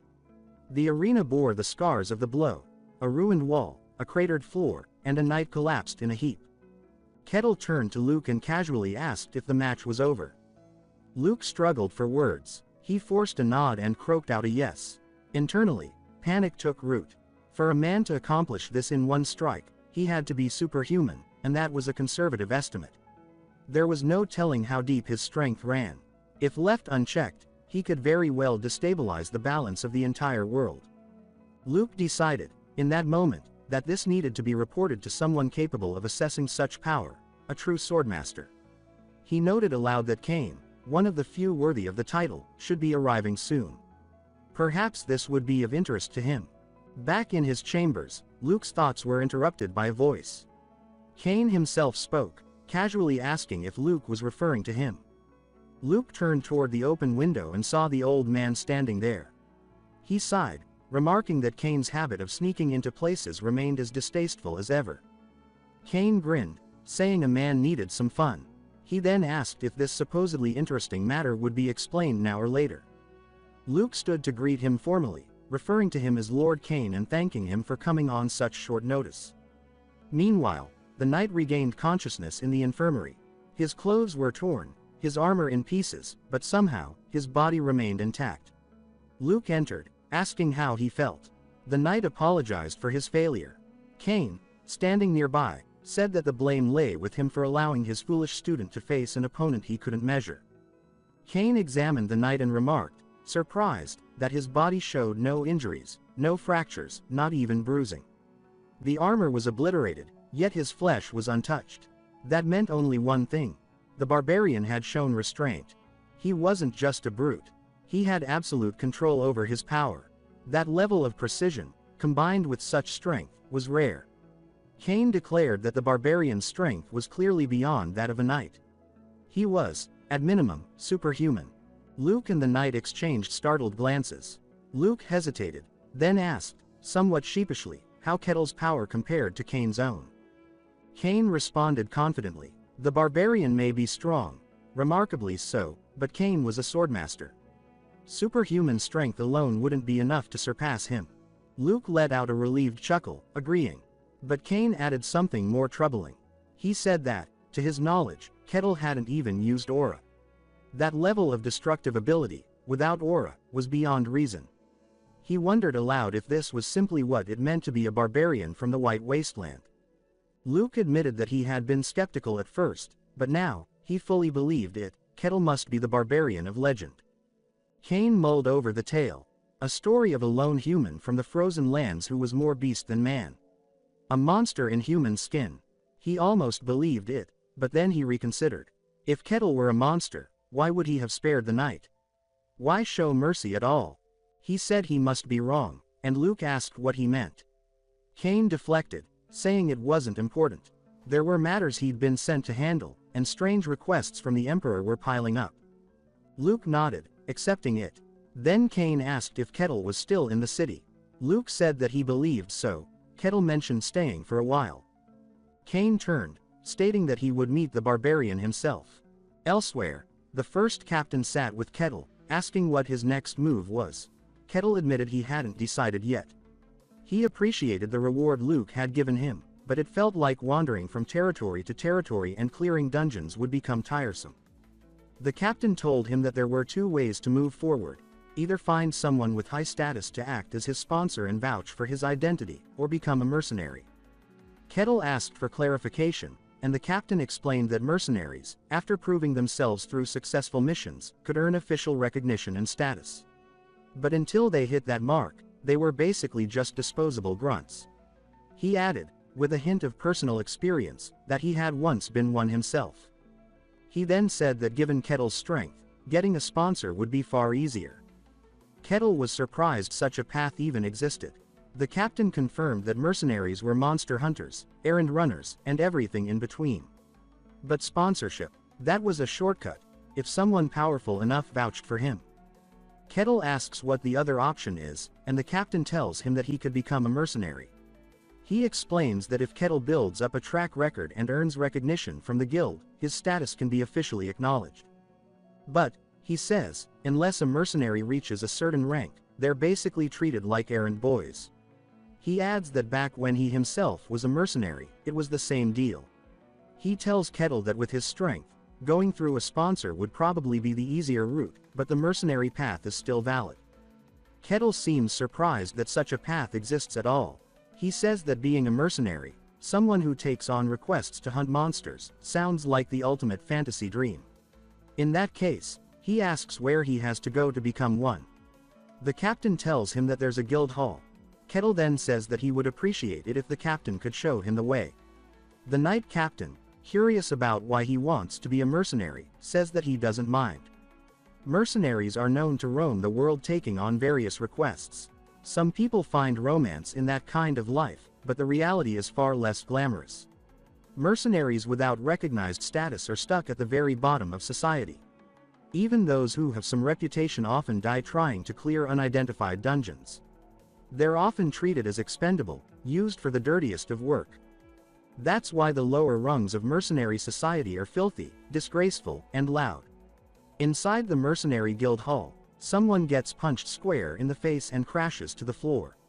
He gets up and asks the other guy if he wants to go another round. The other guy tells him to bring it on. The rest of the people just watch and start placing bets. Behind the reception desk, a woman lets out a long sigh as the commotion continues. A coworker calls out to her, asking how the new recruits are looking today. Her name is Rosa, and she replies that it's awful, nothing but weirdos. She says that one guy's some lunatic claiming to be a paladin. The others are rogues. Even the nun looks okay on the surface, but nobody trusts her because of the god she serves. Rosa seems completely defeated. Her coworker says that's disappointing. Rosa complains that not a single decent person has walked through the door. She adds that these muscle-headed mercs keep picking fights all day long and sighs that if only a handsome prince on a white horse would come rescue her from this desk job. Just then, the door swings open. Rosa's eyes light up as she looks up hopefully. She spots Kettle walking in. Kettle asks if this is the guild hall. The guy who was mid-fight stops, and everyone turns to look. They all start whispering, asking if a barbarian really just walked into the mercenary guild. Kettle looks thrilled to be there. He says that he's come to become a mercenary. Rosa, clearly intimidated, asks him why he wants to do that. He explains that he has several reasons, but mainly because he heard that working as a mercenary could help him get his status recognized. Rosa confirms that's true but tells him that in order for that to happen, he'll have to build up a lot of accomplishments. She asks if he's okay with that. He says that he is. She tells him the registration fee is 5 copper coins and asks for his name and age. Kettle gives her his name but admits that he's not sure about his age. She tells him she'll just put down something that seems reasonable. She then hands him his registration form and a mercenary badge. She tells him it represents his status and that he must not lose it. Kettle looks down at it and then picks it up, his eyes lighting up like a kid on Christmas morning. He asks what kind of jobs are available and if he can take one on right away. Rosa corrects him, saying they're called requests, not jobs, and she hands him the ones he's eligible for. He looks at the list and asks if that's really all there is: herb gathering, basement cleaning, sewer cleaning, street cleaning, and night patrol. She explains that as an F-rank mercenary, those are the only types of requests he can take for now. She also mentions that she's heard barbarians are proud and is worried he might get upset, but she adds that if he starts with simple jobs and builds up his record, he'll eventually qualify for more difficult ones. He says he'll take this one and points to herb gathering. She asks if he's certain. He says yes, that's the one, and he's fine with it. He then asks where he has to go to gather them. She tells him it's just outside the village and shows him a drawing of what the herbs look like. He says he'll head out now, and she says okay. Rosa is a little surprised by how calm he is, and just like that, he leaves. Her coworker, on the other hand, is freaking out. Kettle makes his way into the woods. He finds the herbs, which match the drawing, and says that they're good for treating wounds but look kind of odd. He takes off his shirt, mentions that he packed some UV protection gear, and announces that it's time for his first job as a mercenary. About an hour later, he returns with a whole bag full of herbs. He asks if it's enough. Rosa says that's a lot and wonders if he might actually be a criminal mastermind sent to destroy the entire herb field. Then she notices something. Every herb is in excellent condition. Most mercenaries just rip them out like savages, ruining their value. Kettle says that he may not look like it, but he's confident in his delicate touch. Rosa says she understands and thanks him for his hard work. She gives him the reward for completing the request, 1 silver coin. It's barely enough to buy the cheapest meal, but it's the first money Kettle's earned through honest work, and he's ecstatic. He immediately asks for another request. Rosa still can't believe how he's acting, especially since he's a barbarian. Kettle says that the sun is still high, so he'd like to get as much work done as possible. Rosa watches him, wondering why he looks so happy, and quietly concludes that this new guy is definitely a weirdo too. Kettle announces that he's going to take on the next job, mentioning the warehouse cleaning task, but it's clear from the request list that he's already completed several others. Rosa points out that, after gathering herbs, this is actually the third cleaning assignment he's chosen. She muses aloud, wondering if he has a thing for cleaning. She tells him that if he enjoys it so much, he should go right ahead. Kettle heads to the warehouse and steps inside. A woman looks up, surprised, and he tells her that he's here to clean. She begins to panic, visibly shaken, and he asks if she's the owner. She confirms she is, but then questions why a barbarian is standing in her warehouse.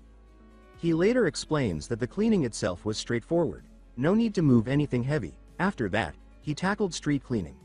He simply grabbed a broom and started sweeping. Controlling his strength at first was difficult, but with focused effort, he managed to keep from destroying the broom or the pavement. Someone is watching him. It's Kane, in a ridiculous disguise, peeking from a corner.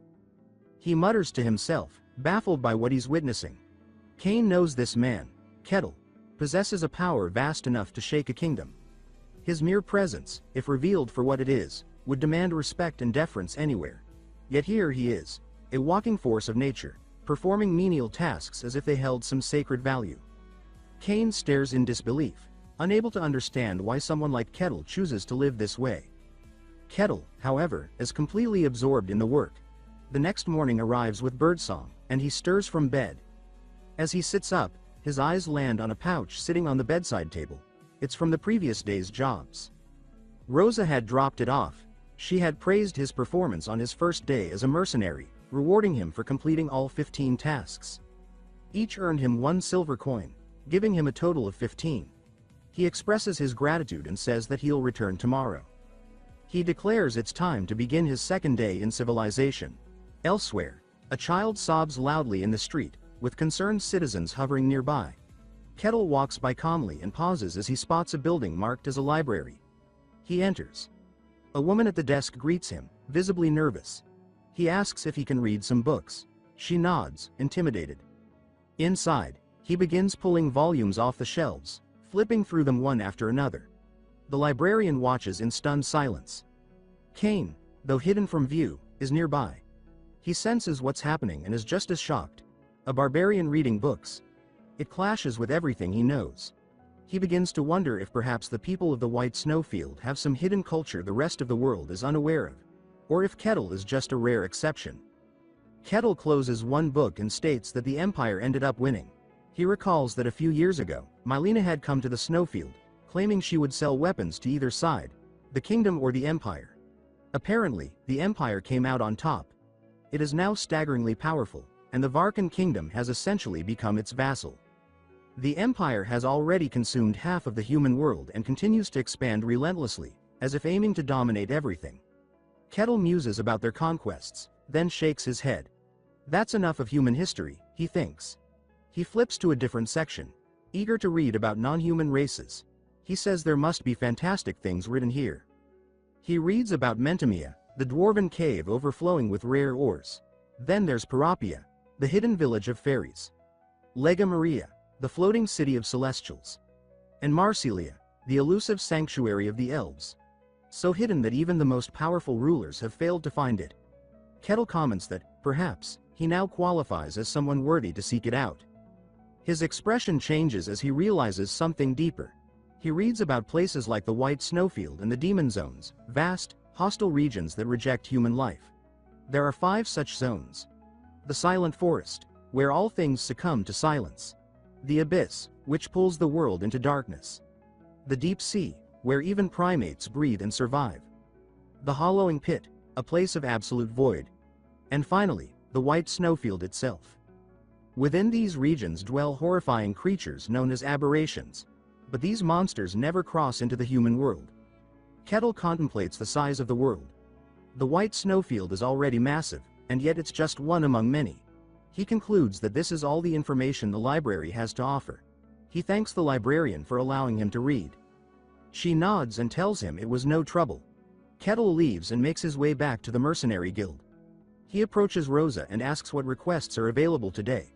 She jumps a little at his sudden appearance, then hands him the forms. He's visibly excited. Kane watches from afar and mutters to himself that Kettle is completely insane. He decides he needs to confront him directly. That evening, as Kettle walks home, he reflects aloud that he completed about a dozen more tasks today. Even the small ones add up, and the work feels fulfilling. At this pace, he says, it won't be long before he's officially recognized as a true mercenary. Just then, Kane steps out from behind a corner. Kettle notices him immediately and asks what's going on. Kane glares silently. Kettle says that he's known he's been followed all day. Kane is stunned. He had completely suppressed his presence. No one should have been able to detect him, not even the most perceptive. Kettle eyes him and wonders aloud if he's a bandit, quickly shifting to protect his coin pouch. Kane stares in disbelief at the accusation. Kettle then declares that, since Kane isn't responding, his guess must be right. He adds that even in a place with decent security, bandits still lurk around.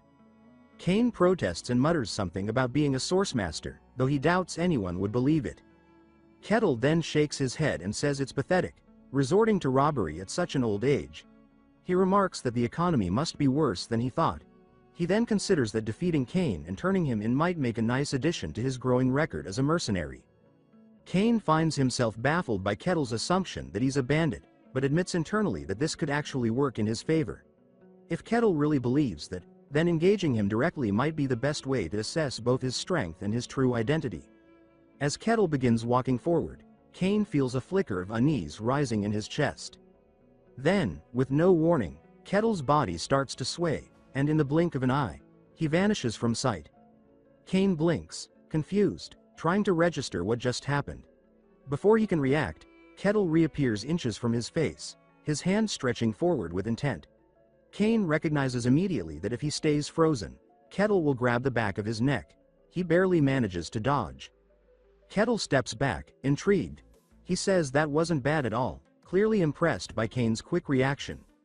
Kane retorts that there's no way he almost got caught, but deep down he knows it was a close call. He admits to himself that had his reflexes been even a moment slower, he would have been snatched. But what truly unnerves him is the total absence of aura. Kettle moved with inhuman speed, and yet there was no energy signature at all. Kettle declares this interesting. Kane can hardly believe it. This kind of speed, this kind of pressure, all from a purely physical body? He tells himself to forget about testing and instead prepare for a real fight.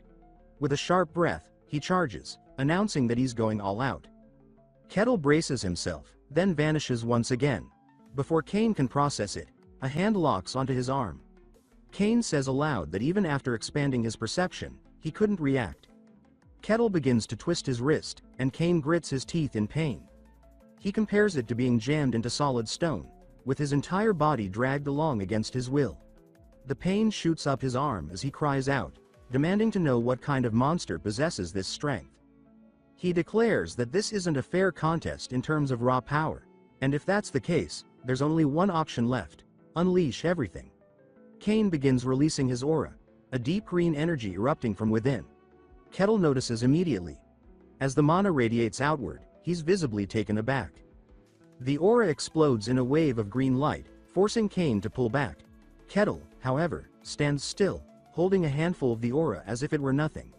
Kane stares, ready to fight again. Kettle remarks that bandits these days have all sorts of tricks up their sleeves. Kane is speechless. He still thinks he's a bandit. He tries to explain that what Kettle just witnessed is the manifestation of mana, a technique only the most elite warriors can achieve. He says that he's cloaked his entire body in it, something no bandit could possibly do, and he can't believe Kettle is still treating this like some petty mugging. Kane reflects on what just happened. He hadn't meant to, but he reflexively unleashed his mana in full. Manifested aura like that is capable of slicing through steel with ease. A normal human would have been torn apart just by touching it. But Kettle stood there, unaffected.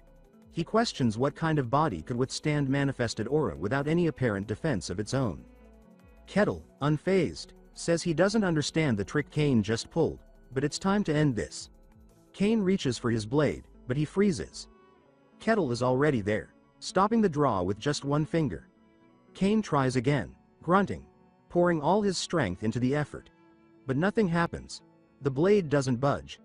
He watches in disbelief as the hilt begins to bend under the pressure of Kettle's single finger. He realizes this is bad. Kettle reaches out again, arm extending. Kane sees it coming, and a single tear rolls down his cheek. He mutters that this must be the end. Later, Kettle strolls through town, Kane slung over his shoulder like a sack of potatoes. He says aloud that the fight was surprisingly fun and that he can't believe a so-called bandit knew such flashy techniques. Eventually, he arrives at the city guard post. The guard captain stares at the scene, utterly baffled. Kettle casually lifts Kane up by the back of his shirt like a captured animal and presents him. The captain demands to know what the hell is going on and why Kane is here of all people. He questions whether Kettle attacked him, clearly trying to make sense of the situation. Kettle tells him plainly that he caught a bandit.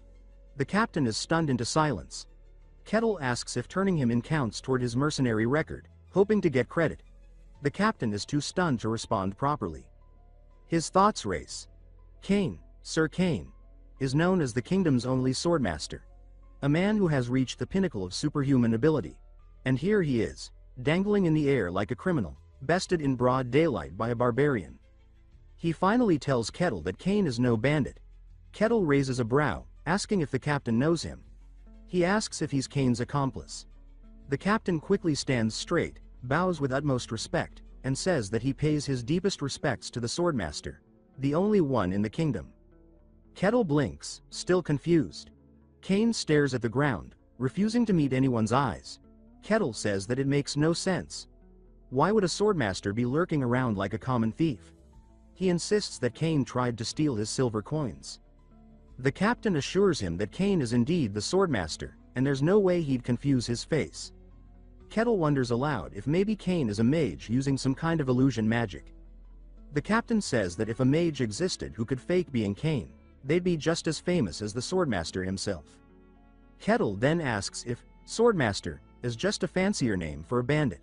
The captain, exasperated, asks what the hell he's even talking about. An awkward silence follows.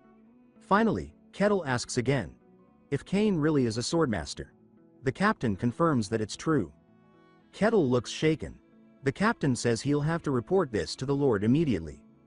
The scene jumps to Lord Luke slamming his desk in disbelief. He shouts, demanding confirmation that Sir Kane actually lost. Later, Kettle apologizes, admitting that he should have given Kane a chance to explain himself. Kane responds that it's his own fault for staying silent. They lapse into awkward silence. Luke tries to make sense of it all. He had expected Kane to confront the barbarian in a proper duel, not to be utterly defeated. He doesn't know the exact details, but from the look of things, it was a clear loss. Which means the barbarian is stronger than the kingdom's only swordmaster. He considers the ranking of superhumans. Kane only recently reached that level, so he's likely still at the lower end. Still, being a swordmaster means earning one of the noblest titles in the realm, and Kettle beat him. Luke sighs heavily and mutters that his head hurts. He acknowledges that there's clearly been a massive misunderstanding and decides to excuse himself. He tells the two men that they should probably talk things out properly. Then he leaves, shutting the door behind him. Kettle continues to stare. Kane breaks into a nervous sweat.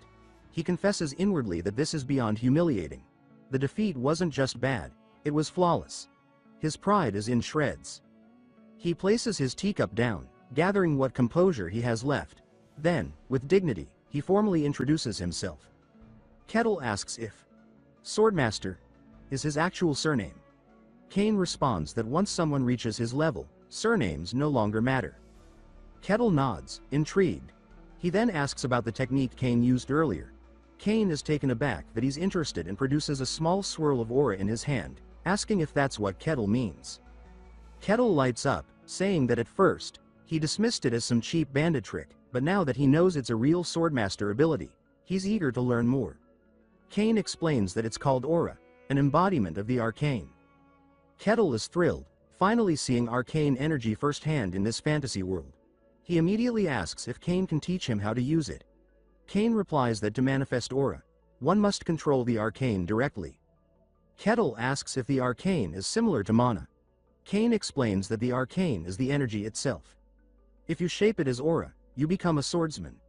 If you channel it as mana, you become a mage. Kettle finds this fascinating. He asks again if Kane would be willing to teach him, admitting humbly that he's still lacking in knowledge and trying to improve. He even says, "Please." Kane agrees, but hesitates. He asks if Kettle really needs his guidance. After all, he's stronger. Kettle says that he knows nothing about aura or swordsmanship, and that up to now, he's just been swinging blindly. Kane asks if he's serious, but then collects himself. He affirms that he's a swordmaster, and while he may have lost, he never even drew his blade. He resolves to teach this barbarian the way of the sword and use it to reclaim his fractured pride. He declares that, without his sword, he is only half a man anyway. Kettle says that he figured as much, that Kane's weakness during their fight made more sense now, seeing as he never drew his sword. Kane, a bit deflated, admits that's exactly what happened. Kettle goes on to say that it felt off to hear someone of Kane's current strength being called a swordmaster, but that if he'd actually drawn his blade, he might have stood a chance at winning. Kane, however, isn't entirely convinced of that outcome. While Kettle is visibly eager to start their lesson, Kane can't help but reflect inwardly, wondering if this training is just going to chip away at his confidence even further. He worries that the more he teaches Kettle, the more insecure he'll become. Kettle tells him that, before arriving in this kingdom, he did study a form of swordsmanship. But what he's seen now is something entirely different. This is real fantasy swordsmanship. It manipulates arcane aura in ways his old training never approached, and it's that kind of power he wants to learn. Kane explains that his unique style centers around the embodiment of illusion into reality, and he asks if Kettle noticed that when he fought his disciple. Kettle responds that he hadn't realized that Knight was his disciple, but now that Kane mentions it, he remembers the Knight's sword splitting into three, all of which were real. He wonders aloud if this embodiment technique is based more on finesse than brute force. Kane confirms it. He explains that true swordsmanship is the fusion of blade and aura, an art that, when perfected, allows the wielder to harness the arcane. And at the end of that path stands the swordmaster. As he speaks, Kane draws his sword and channels aura through it. Kettle watches with wide-eyed excitement, exclaiming that it looks incredible. Kane agrees, though he's still having trouble processing what he's about to do. If he's going to teach this so-called barbarian swordsmanship, he says, he might as well go all out. He adds that embodiment of illusion into reality may sound abstract, so he'll demonstrate it instead. With a deep breath, Kane steadies his stance and swings his sword, its blade cloaked in surging aura. The ground shatters under the force of the strike, and then the attack fractures, splitting into 5 separate arcs that shoot across the room and leave destruction in their wake. Kettle is stunned. The trajectory duplicated itself 5-fold, reaching the far walls with frightening precision. Kane explains that many techniques use aura to create illusions, but his swordsmanship goes a step further. He gives those illusions substance. Kettle repeats the technique's name and admits that it impressed him. Kane, thinking the moment has landed properly, asks if he was amazed. But Kettle says something unexpected. He says he feels like he could probably do it too. Kane blinks, stunned by the sheer audacity. He demands to know what kind of nonsense that is. He's spent his entire life training, combining rare talent with merciless discipline to reach this level. There's no way someone could imitate such mastery just by watching it once. Kettle shrugs and says it'll be easier to show than to explain. He steps aside, grabs something, and it's not a sword but an axe. Adjusting his stance, he plants his feet firmly and raises the axe behind him. He swings. The movement isn't graceful, and it lacks the polished aura control Kane displayed, but the result is undeniable. Multiple impact waves slice outward, matching the pattern of Kane's technique. A deafening explosion follows, shaking the entire room. Smoke rises from the axe. Kettle looks to Kane and asks him how that was. Kane replies that, yes, visually it resembled his technique, but the similarity came from raw speed and monstrous strength, not refined skill. He confesses that for a moment, he was actually fooled, but ultimately, it was just brute force. Kettle points out that in combat, the result is what matters. If the effect is the same, doesn't that count for something? Kane reflects on that and reluctantly agrees. He admits that it's hard to argue with that logic, even if it bruises his pride deeply. He then declares that if Kettle thinks he can replicate anything, he wants him to try this next. Kane readies himself once more. But this time, instead of focusing aura into his sword, he channels it into his body. Then, with a burst, multiple images of Kane break off from him, surrounding the space. A wave of condensed aura fires from the center and detonates into a tremendous blast. The training grounds have never known peace, apparently. Kane explains that this is bodily separation achieved through mastery of aura control, and he asks Kettle if he can copy this one too. Kettle steps back a few paces, adjusts his grip on his axe, and concentrates. Slowly, shadowy figures begin to peel away from him. Clones made of swirling purple aura. Then, with a roar, the clones explode outward, forming a vortex of violent energy that tears the entire area apart. Kane collapses to his knees. His face crumples. He begins crying. He says aloud that what Kettle just did is the culmination of his life's work, and he copied it in seconds. Kane sobs, unable to believe that his swordsmanship could feel so worthless. The pain is so deep he begins to clutch his chest as if suffering from a heart attack. Kettle, unfazed, says that Kane's mind is fragile, like toilet paper. If he used it, he'd poke through it with one wipe. Still, he tells him sincerely that his swordsmanship is remarkable. Kane looks up. Kettle clarifies that his own move was just a fast swing, nothing more. The technique Kane demonstrated was something real, something Kettle can't do. He admits he hasn't reached that level of arcane mastery. Kane steadies his breath, blinking back the rest of his tears. He nods, saying that Kettle is right. His swordsmanship does have value. He just needs to accept that the problem isn't his technique, it's that Kettle is completely insane. He wonders what kind of monster can move fast enough to blur without even using aura. That's something no human should be capable of. Kettle then asks if Kane can teach him the true meaning of technique. Kane takes a breath, realizing he let his emotions run wild, and apologizes. He explains that in order to use true technique, one must first master aura control. But aura control comes only after comprehending the arcane.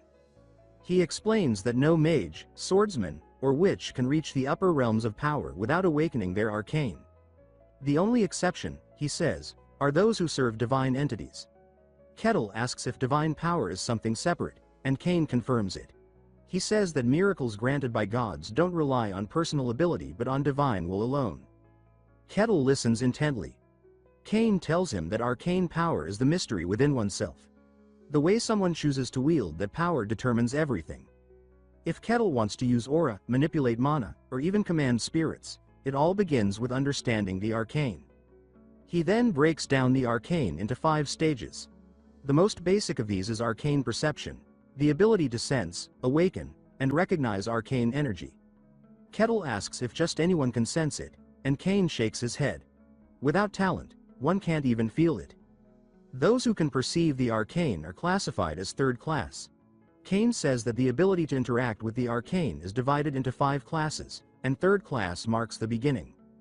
Kettle's eyes narrow as he recalls something. He remembers hearing something similar from Mylena 5 years ago. He says that this arcane classification must have been what she was talking about. Kane explains that the ranking system of arcane users is more of a loose guideline than a strict hierarchy. The differences between individuals within the same class can be vast, and the lines between levels are anything but clear. He emphasizes that he only wants Kettle to understand the concept exists. Kettle nods, saying he gets it, and Kane states it's time to begin. The first step, he says, is arcane perception. Kane instructs Kettle to feel everything around him, not just with his body, but with a heightened awareness. He must reach beyond the physical, awakening a dormant sense he's never used. He tells him to notice the breeze on his skin, the pressure of the earth beneath him, and the currents flowing through the air. Somewhere in that awareness, there lies a presence unlike any other, the arcane. Kettle tries. He sits down, closes his eyes, and concentrates deeply. A few moments pass before he opens his eyes and bluntly declares that he can't feel anything. Nothing at all. Kane stares at him, caught off guard. He didn't expect that. He questions if Kettle's sure, because someone of his physical prowess should at least have a spark of perception. Even those without mana sometimes manage to sense it.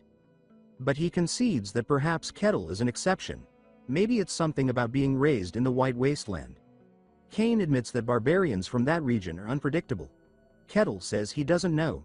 He's never heard anyone speak of the arcane where he's from. Most people there don't even think deeply enough to grasp the idea. Kane assures him that sensing the arcane is difficult even for trained individuals, and suggests they try something more direct. He wants to channel aura into Kettle to stimulate the arcane pathway. Kettle lights up, asking if Kane is going to transfer aura. Kane says it's something like that, and tells him to prepare himself. He instructs Kettle to relax, center his awareness, and focus internally, to feel the flow of energy Kane is about to introduce into him. As Kane places a hand on Kettle, he's immediately taken aback. He mutters to himself that Kettle's body is abnormal. It feels like carved stone. The muscle density alone is inhuman. He wonders if this man can even be called human at all. Kettle, noticing the silence, asks if something's wrong. Kane snaps out of his daze and says he's ready to proceed. He explains that the key to unlocking the arcane is finding the internal path where aura naturally flows. That's their goal, awakening that path. But as he begins the process, Kane feels something is off. He tries again and again, sending waves of aura into Kettle's body. Nothing. It's like swimming through an abyss, trying to grab at something that isn't there. The deeper he sends the aura, the more he feels the crushing pressure of resistance. Eventually, he pulls back and says it won't work. Kettle blinks, confused. He asks if this means he lacks the talent. Kane quickly denies that. It's not a matter of talent.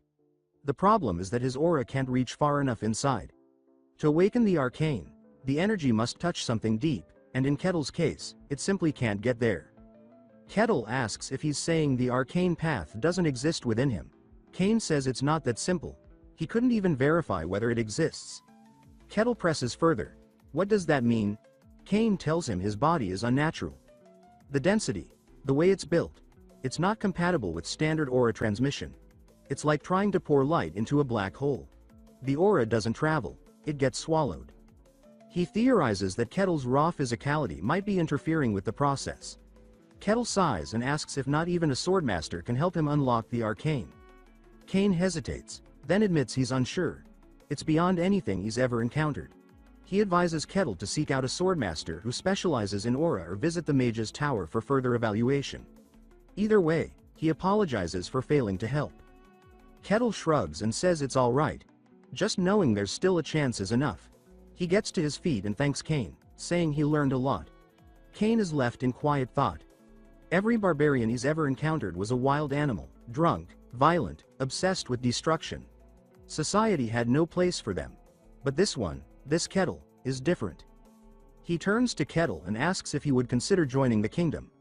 Kettle asks what he means. Kane explains that he wants him to pledge loyalty, receive a formal rank.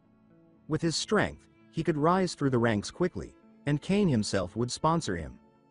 Kettle says it's an intriguing offer, but he declines. He values his freedom far too much. Kane realizes, almost with regret, that if they had someone like Kettle on their side, they could even begin to shake off the Empire's grip. Kane tries once more, asking if even a noble rank would tempt him. It's not an offer given lightly. Kettle thinks for a moment, then says that while it's tempting, he'd rather live life his own way. Kane accepts that. He nods and says he understands. Kettle thanks him again and promises not to forget his kindness. As Kettle walks away, Kane watches him go, talking quietly to himself. He says he was a fool to think he could control someone like that. It's not possible. Kettle moves on his own terms, and while he may work with others, he answers to no one. What goes on in his head is a mystery, one that might make him even more dangerous than the average barbarian. He reflects on the absurdity of it all. a being who seems like he came from the demon realm itself, walking the earth as a barbarian from the White Wasteland. And now, the Empire talks about conquering the demon realm.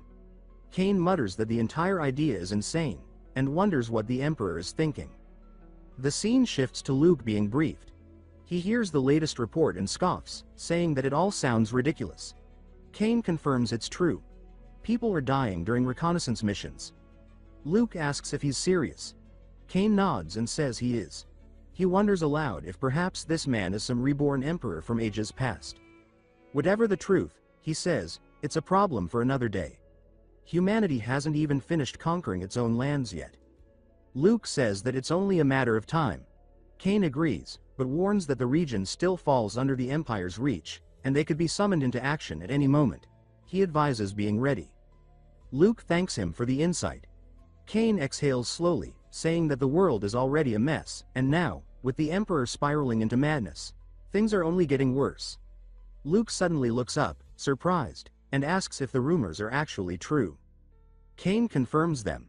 The demons have begun to move. Luke's face tightens with worry. Cain adds that dungeon outbreaks are also happening at an unusual rate. He says it's not confirmed, but some believe the taint of the demon realm is seeping into the world. Whatever is happening, he says, it spells trouble for humanity. And then, almost as an afterthought, he wonders aloud, what if the problem isn't coming, but is already here among them? Luke confirms that the rumors are true, though his tone carries more weariness than certainty. When Cain asks what he thinks, Luke admits that he doesn't know what to make of it. One thing is clear to him, though: Kettle isn't an enemy.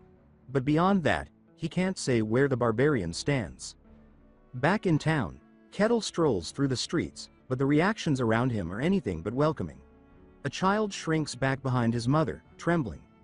Another villager ducks into a building the moment Kettle walks by. Kettle notices, puzzled, and wonders aloud if it's his appearance that frightens them. He reflects on his current outfit, just a vest made of beast hide.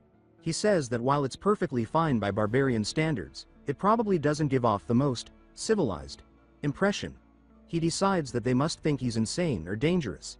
He's wrong, of course, but it's enough for him to come to a decision. He announces that it's time to buy real clothes. He enters a clothing shop, prompting the shopkeeper to greet him, only to immediately recoil in fear.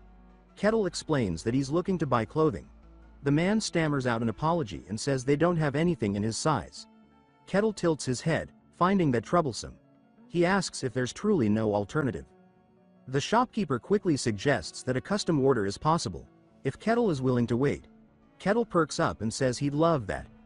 The tailor nervously agrees and tells him they'll contact him when it's ready, all the while silently wondering if he'll survive the encounter should the barbarian dislike the final product. Later, while walking toward the mercenary guild, Kettle notices something glittering on the ground. He crouches down and picks it up. A small, smooth bead. He turns it over in his fingers and wonders why a gemstone would be lying in the street.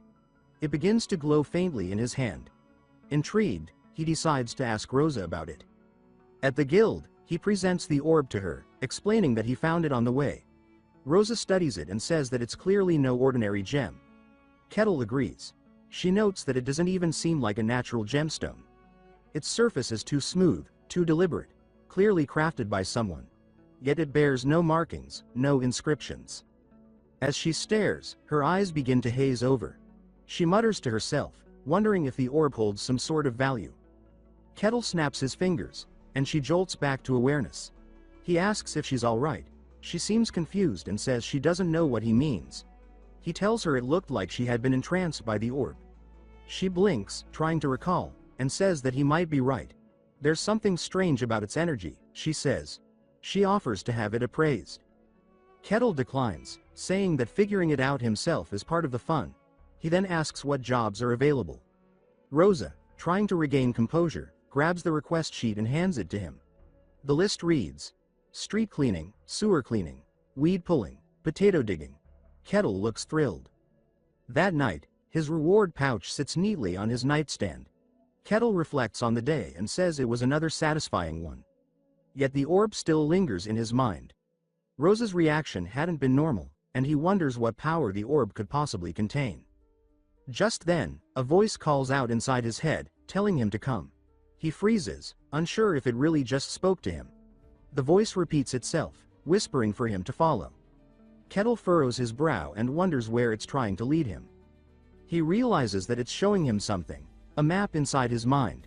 He continues listening, contemplating it. He peers out the window and decides that there probably isn't any harm in checking it out. But as the voice continues to echo in his thoughts, he finally snaps at it to shut up. The next scene shows Kettle stopping in front of a dark cave. He looks up at the entrance, then smiles slightly, asking if this is the place. Deep inside, a skeleton's eyes glow in the dark. The voice continues. Kettle announces his arrival, asking where the body behind the voice is. From the shadows, a sinister voice replies. It mocks Kettle as another fool walking into his lair. Just another sacrifice, though a sizable one this time. The creature declares that this makes 10 now. With that many, resurrection may actually be possible. We learn the truth. Long ago, during the Age of Great Wars, a powerful and malevolent mage manipulated the minds of kings and drove nations to conflict. He controlled the emotions of rulers, incited chaos, and ruled the crumbling remains. But his atrocities eventually caught up with him. Heroes rose and brought him down, almost. Before his destruction, the mage transferred his soul into a vessel, becoming a lich. Now undying, bound to his phylactery, the mage plotted his return. He required living sacrifices to restore his strength and settled near a forgotten region, planting enchanted orbs to lure the ignorant. His goal? Collect enough lives to reconstruct his mana core and rise again, ready to conquer the world anew. This region was chosen for its isolation. Few traveled here, making it ideal for secrecy. But the presence of a barbarian, especially one from the White Wasteland, was highly unusual. The lich watches Kettle, amused. He notes that the orb's enchantment only affects those ignorant of the arcane. That means Kettle must lack arcane awareness. Just another pawn to fuel his rebirth. He dismisses the barbarian as another soul for the fire. Meanwhile, Kettle reaches a large set of doors and assumes this must be the place. He steps through and finds himself face to face with the lich, who is ready to consume him. Kettle stares, wide-eyed, asking aloud if this is really a lich. The title alone sounds absurd. He recalls that liches are legends. Mages who reach the peak of magic and abandon mortality. They're the quintessential villain of every epic fantasy tale. And now there's one standing in front of him. The lich sneers, asking what this barbarian is doing here. Wasn't he supposed to fall under the orb's influence? Kettle laughs, realizing that's how the sacrifices were lured. The lich admits he sensed no arcane from him. He was supposed to be an average fool. But now the lich suspects the barbarian has some mental protection artifact. A powerful one, capable of resisting the orb's pull. He can't imagine how a barbarian got his hands on such an item, but luck must have been on his side. Kettle says he has no such artifact. The lich scoffs, accusing him of lying. If he had succumbed quietly, he could have died painlessly. But now, he says, the barbarian will have to be crushed the hard way. He summons his undead servants. As the skeletons charge forward, Kettle grins and says that stumbling into a dungeon with a real lich might be the best encounter he's had yet. The first skeleton leaps, and Kettle casually smashes its skull with one swing, reducing it to powder. The lich watches in disbelief. Kettle remarks that the skeletons are flimsy, far weaker than he expected. The lich scowls, threatening to rip off his limbs and keep him alive just enough for the ritual. He summons a dozen more skeletons and orders them to cut Kettle down. Kettle sighs and cracks his knuckles. As they rush him, he knocks one into the air, smashes another into the ground, slams a third with a high kick, and bulldozes through the rest with brute force. The lich is frozen, speechless. Kettle casually observes that, just as Cawson once told him, destroying the head works fine. But still, for a lich, he's disappointed. No Death Knight, no necrotic horrors, not even a summoned abomination. Just skeletons? The lich, Kartos, seethes with frustration, muttering that he's had enough of playing nice. His staff begins to radiate with a fierce, unnatural glow, and the cavern trembles as he calls forth something stronger, something meant to end this nonsense. From the darkness, a heavily armored skeleton knight emerges, summoned by Kartos himself. Kettle's eyes widen slightly with recognition. He says that it's been a while since he saw one of these. But considering it was conjured by a lich, he remarks that it might be a bit more dangerous and interesting. Cardos stretches his bony hand toward the knight and commands it to kill. The undead champion surges forward without hesitation, sword drawn, eyes glowing with magical fire. Kettle tightens his stance, muttering that a lich-forged skeleton knight should be different, stronger. As the knight approaches, it raises its weapon for a cleaving strike. Kettle responds first, driving his fist straight into its torso. The blow sends the knight crashing into the far wall with such force that its armor explodes into shards on impact. Dust clouds swirl, and from the rubble, the skeleton knight drags itself back into view, crawling. Kettle, watching, admits it's tougher than the rest. The lich, seeing his minion damaged but still operational, unleashes the knight's full mana reserves. Arcane power bursts around it, and the knight launches itself forward once more, now faster and more deadly. Kettle stands his ground.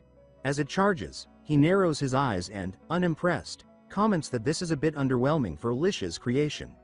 He steps into the attack and smashes the knight in the head, sending it hurtling backward again in another thunderous explosion. Cardos waits, watching the dust for movement, but this time, the knight doesn't rise. Kettle casually steps on its outstretched hand and declares that while unusual, it wasn't anything special in the end. He asks the lich if that was all he had. Cardos stares, stunned. He says he still senses no arcane from Kettle, no magic signature, no protective artifact, not even residual mana. Which means Kettle took down a fully enhanced skeleton knight using nothing but raw physical force. The lich admits that he doesn't even know if such a thing is possible, and concedes that Kettle must be something different. Then, with chilling resolve, Cardos raises his staff and declares that he'll handle this personally. The cavern begins to darken, shadows pressing in, until only the red glow of Cardos's eyes remains visible. Kettle, thrilled by the shift in atmosphere, smiles and asks if this means the real fight is finally beginning. The lich says that Kettle will pay the price for trespassing in his sanctum. Kettle shrugs, remarking that he only came because the orb led him here, and assumed Cardos was behind it. The lich confirms it. The orbs were his traps, spread across the land to lure in sacrifices. Kettle, like the others, had simply taken the bait. Cardos raises his staff higher, grandly proclaiming his title, the mighty sorcerer who toppled 5 kingdoms, who fought legendary heroes, who ruled with fear. He announces his name in full, Cardos Branilius Kessis. Kettle blinks, unimpressed, and wonders aloud why everyone in this world has such long, dramatic names. Ignoring the comment, Cardos casts his signature spell. The air distorts as a strange energy swirls from his staff, targeting Kettle. This is no mere attack, it's a psychological curse, a spell crafted to manipulate the deepest emotions. It surfaces a victim's darkness, traps them within it, and leaves them mentally paralyzed. A signature move from Cardos, honed to perfection over centuries. It consumes almost no mana and breaks nearly every mind it touches. Cardos laughs, stating that a barbarian without arcane resistance stands no chance. He plans to capture Kettle for study. The skeleton guards rise again, and Cardos commands them to seize the barbarian. But as the skeletons advance, Kettle steps forward, and his eyes are clear. Without hesitation, he kicks one of the skeletons into the air, shattering it into dust. Cardos stares, aghast, as another explosion rocks the room. He mutters that the spell should have worked flawlessly. Kettle turns to him and asks if he seriously thought he could trap him with that weak trick, and if he's really going to send more skeletons again. He says it's honestly getting boring.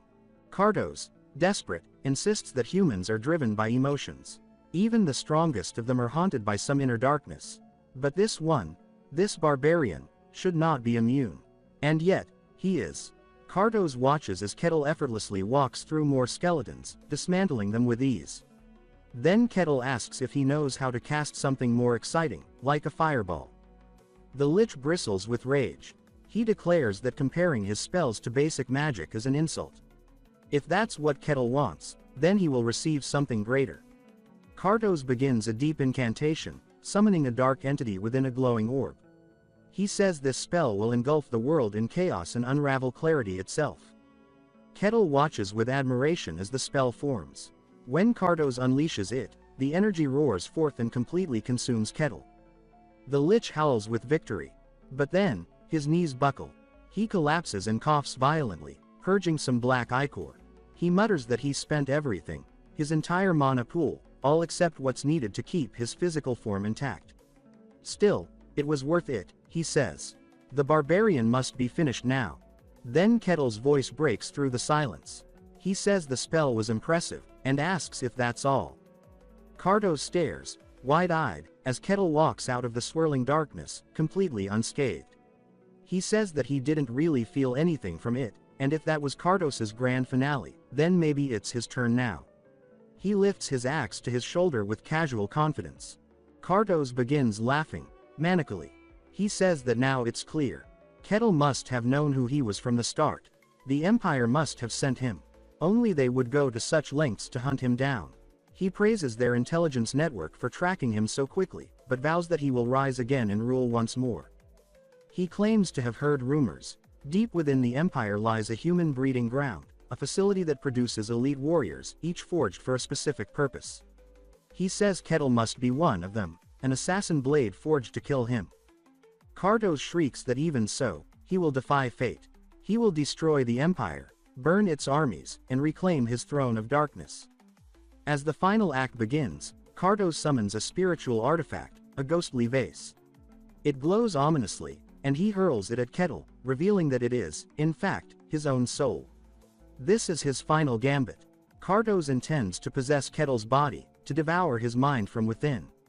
Without becoming a lich again, this would trap him permanently inside Kettle's form, but he's out of options. He flies into Kettle, declaring that the barbarian's body will now be his. Kettle hesitates briefly, and everything goes still. Cardos's soul has entered. The possession begins. But something isn't right, something feels off. And Cardos, inside Kettle's mind, is about to find out just how grave a mistake he's made. Cardos begins laughing, triumphant, declaring that the body is his. But within the depths of Kettle's mind, something is terribly wrong. Cardos, now inside the barbarian's mental realm, stumbles in confusion. He mutters that he's never seen anything like this. Everything is warped, disjointed, hostile, unnatural. The very act of perceiving Kettle's inner world begins to fracture Cardos's consciousness. He insists this can't be something crafted by the Empire, this is beyond them. Panic sets in as his thoughts unravel. His mind starts to splinter under the overwhelming pressure, and he cries out in disbelief, stammering incoherently before collapsing into nothingness. His final words amount to a confused, defeated, "Huh." Kettle, watching Cardos's body slump to the ground, raises a brow and says he has no idea what just happened. The lich seemed to cast something on himself and then completely fell apart. That swirling black magic had looked cool for a moment, but beyond that, it was underwhelming. He remarks that if liches are supposed to be the pinnacle of magic, this one certainly didn't live up to the hype. He lets out a disappointed sigh, saying that liches in this world must not be very impressive after all. Still, the dungeon is cleared, so it's time to claim his reward. He picks up Cardos's staff, noting how it glowed during spellcasting. He wonders if it helps with magic and whether that means he could try casting spells too. He then notices a glowing crystal and pockets it, figuring it's probably valuable.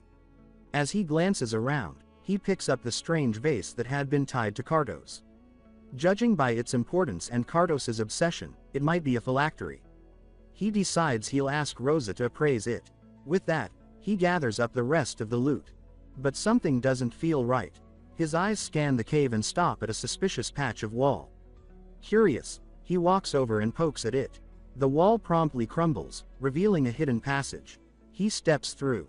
Inside, the air turns colder. Dozens of people line the walls of the hidden chamber, unmoving, silent, their eyes vacant. Kettle blinks, taken aback. He mutters that this must have been a sacrificial chamber. He walks past the lifeless forms, waving his hand near their faces, even getting close enough to check for a reaction. Nothing. He sighs and decides it's best to report this. There's nothing more he can do here. He leaves the dungeon and heads straight to the guild. When he arrives at the guild hall, Rosa greets him with a bright smile, surprised to see him so early. He says he had some things to take care of. She asks what kind of things, and Kettle reminds her of the orb he showed her the day before, then launches into the story. Rosa laughs at first, thinking he's joking. A lich, out here, but Kettle insists it's true. Her expression stiffens when he pulls out the vase, saying it might be the Lich's life vessel and asks her to appraise it. She stares at the artifact for a second, then reels back in shock. Her voice wavers as she realizes he's not kidding. Still struggling to process what she's hearing, Rosa stammers as Kettle calmly adds that there were people trapped inside the dungeon. He considered bringing them out, but their minds were gone, so he left them in place. It would be best, he says, if the guild sent someone to investigate. Rosa recalls several recent disappearances across the territory, cases with no resolution. Now, with this new information, it all starts to make sense. She tells him to wait and rushes to summon someone. Moments later, the guard captain bursts into the hall, eyes wide, asking if it's true, a lich here. Kettle greets him and assures him that everything has been taken care of. There's nothing to worry about. The captain stares, confused, and asks what he means. When Kettle mentions the name Cardos, the captain goes pale. He shouts that of course he knows that name. Cardos was a world-shaking sorcerer, the inventor of magic that manipulated human emotions, a madman who plunged 5 kingdoms into war by driving their kings insane. The captain struggles to believe that such a figure was hiding here as a lich. He asks again if this is really true. Kettle confirms it. Yes, he says, Cardos was there. But he wasn't very impressive. He mostly talked to himself, did some weird magic, and ended up self-destructing. The captain blinks rapidly, demanding a better explanation, something that makes sense. Kettle simply shrugs and says that's what happened. Still baffled, the guard captain tells him to wait while he goes to inform the lord. At the estate, Luke slams his hands on the table, yelling in disbelief. A lich, right next door. He demands confirmation, asking if it could have been a different kind of monster. The guard captain says that based on witness statements and the presence of a phylactery, there's little doubt. Luke mutters the word, stunned. A lich of that caliber hiding so close means the Empire might send investigators at any moment. And with Kane away, this couldn't come at a worse time. Luke sighs, orders Capital to be prepared, and says that perhaps, despite everything, they were lucky. The guard captain agrees. If Kettle hadn't found the place, they might have been Cardos's first successful sacrifices. The lich was likely in the final stages of his resurrection ritual. Luke nods grimly. He says it's possible they narrowly avoided catastrophe. He adds that Kettle's actions are beyond commendable and that they need to reward him properly, though whether they can afford something worthy is another question entirely. The next morning at the estate, loud knocking echoes through the halls. Luke groggily wakes up but perks up when he hears that a visitor has arrived. The doors swing open, and a servant announces that the Inquisitor of the Sun God, Lord Aquas, has arrived. Luke is stunned. A woman steps into the estate with quiet authority. He asks what someone like her is doing here, and why the Inquisition would appear at his doorstep. He leads her to the guest room and sits across from her, introducing himself with all the formalities due to her station. He thanks her for coming, even if the visit was unexpected. Aquas sits in silence before speaking. She introduces herself as an Inquisitor of the Sun God, the youngest to ever bear the title, the woman who executed 7 warlocks who had made pacts with demons, the lone force who disrupted a ritual meant to open a gateway to another realm. She is no ordinary envoy. In fact, she is considered the most powerful Inquisitor on the continent. Even the Empire shows deference to the Church of the Sun God, and Luke knows it. Her power dwarfs his own authority as a provincial lord. He listens closely, waiting to understand why someone of her magnitude is here. She says she's heard rumors. The estate, she says, has been unusually loud lately. Luke keeps his tone composed as he informs Aquas that there was a minor disturbance involving a nearby dungeon, but assures her that the situation has already been resolved. He assumes that her presence has nothing to do with the lich incident and asks her purpose for visiting. Aquas calmly responds that she's here regarding a divine oracle. That catches Luke off guard. But before she shares the oracle's contents, she says she needs to hear everything that's transpired in recent days. Luke considers for a moment, then decides to be honest. She asks if it's true. A barbarian defeated the lich. Luke confirms it and adds that the lich might have been none other than Cardos. Aquas raises an eyebrow, clearly shaken by the possibility. She says that sounds utterly insane, and asks if there's any proof. Luke retrieves the phylactery and places it before her. The moment she sees it, her composure fractures. She grips her amulet tightly and asks if the barbarian is still within the estate. Luke replies that he is, still within their borders. Aquas mutters that this shouldn't be possible. Luke goes on to explain that even Lord Cain was defeated by him. Aquas takes a deep breath, saying that this confirms it. A new power has emerged. She asks what tribe he belongs to. Luke tells her the barbarian claims to be from the White Wastelands. That stuns her further. She remarks that something born in the demon-infested north shouldn't be able to leave it so easily. Then, with a glint of realization, she wonders aloud if perhaps this barbarian is the very reason she received her divine summons. Luke leans forward slightly and asks what she means. Aquas says she would prefer to speak to the barbarian directly. Elsewhere in town, at the inn he's staying at, Kettle is squinting at a strange magical stone, trying to figure out how it works. He remarks that it looks like some kind of support artifact, probably used by mages. He makes a mental note to ask an actual magic user about it later. Then he remembers something, the appointment. Earlier that morning, the guard captain had informed him that the Inquisitor of the Sun God had requested an audience with him, and that it would take place at the local church. He had also asked Kettle, perhaps a bit nervously, to show proper respect during the meeting. Kettle, ever casual, had said not to worry. Soon after, the guard captain appears, scanning the room and asking if Kettle is ready. Seeing him already dressed in clean clothes, he takes that as a yes. They head out together. As they walk, Kettle reflects on the nature of this world. Here, gods aren't vague myths, they're real. They grant power directly, they descend in person, and the places where their chosen servants gather, those are the churches. This, he muses, is what sets a fantasy church apart. They arrive at a towering cathedral, its spires gleaming in the sun. Kettle is visibly impressed, saying it looks amazing. The guard captain says someone will guide him once inside, and Kettle thanks him before stepping through the doors. Inside, the hall is filled with warm golden light and towering stained glass windows. The scent of incense lingers in the air. A few sisters approach and greet him with courtesy, informing him that the Inquisitor is waiting. They offer to escort him to the private chamber. Kettle agrees without hesitation. Inside the meeting room, Aquas rises to greet him. She introduces herself with the weight of formality, and Kettle responds in kind. He notes how young she is, and compliments her on what must be extraordinary capability. He smiles. Aquas notices the smile and pauses, asking what it means.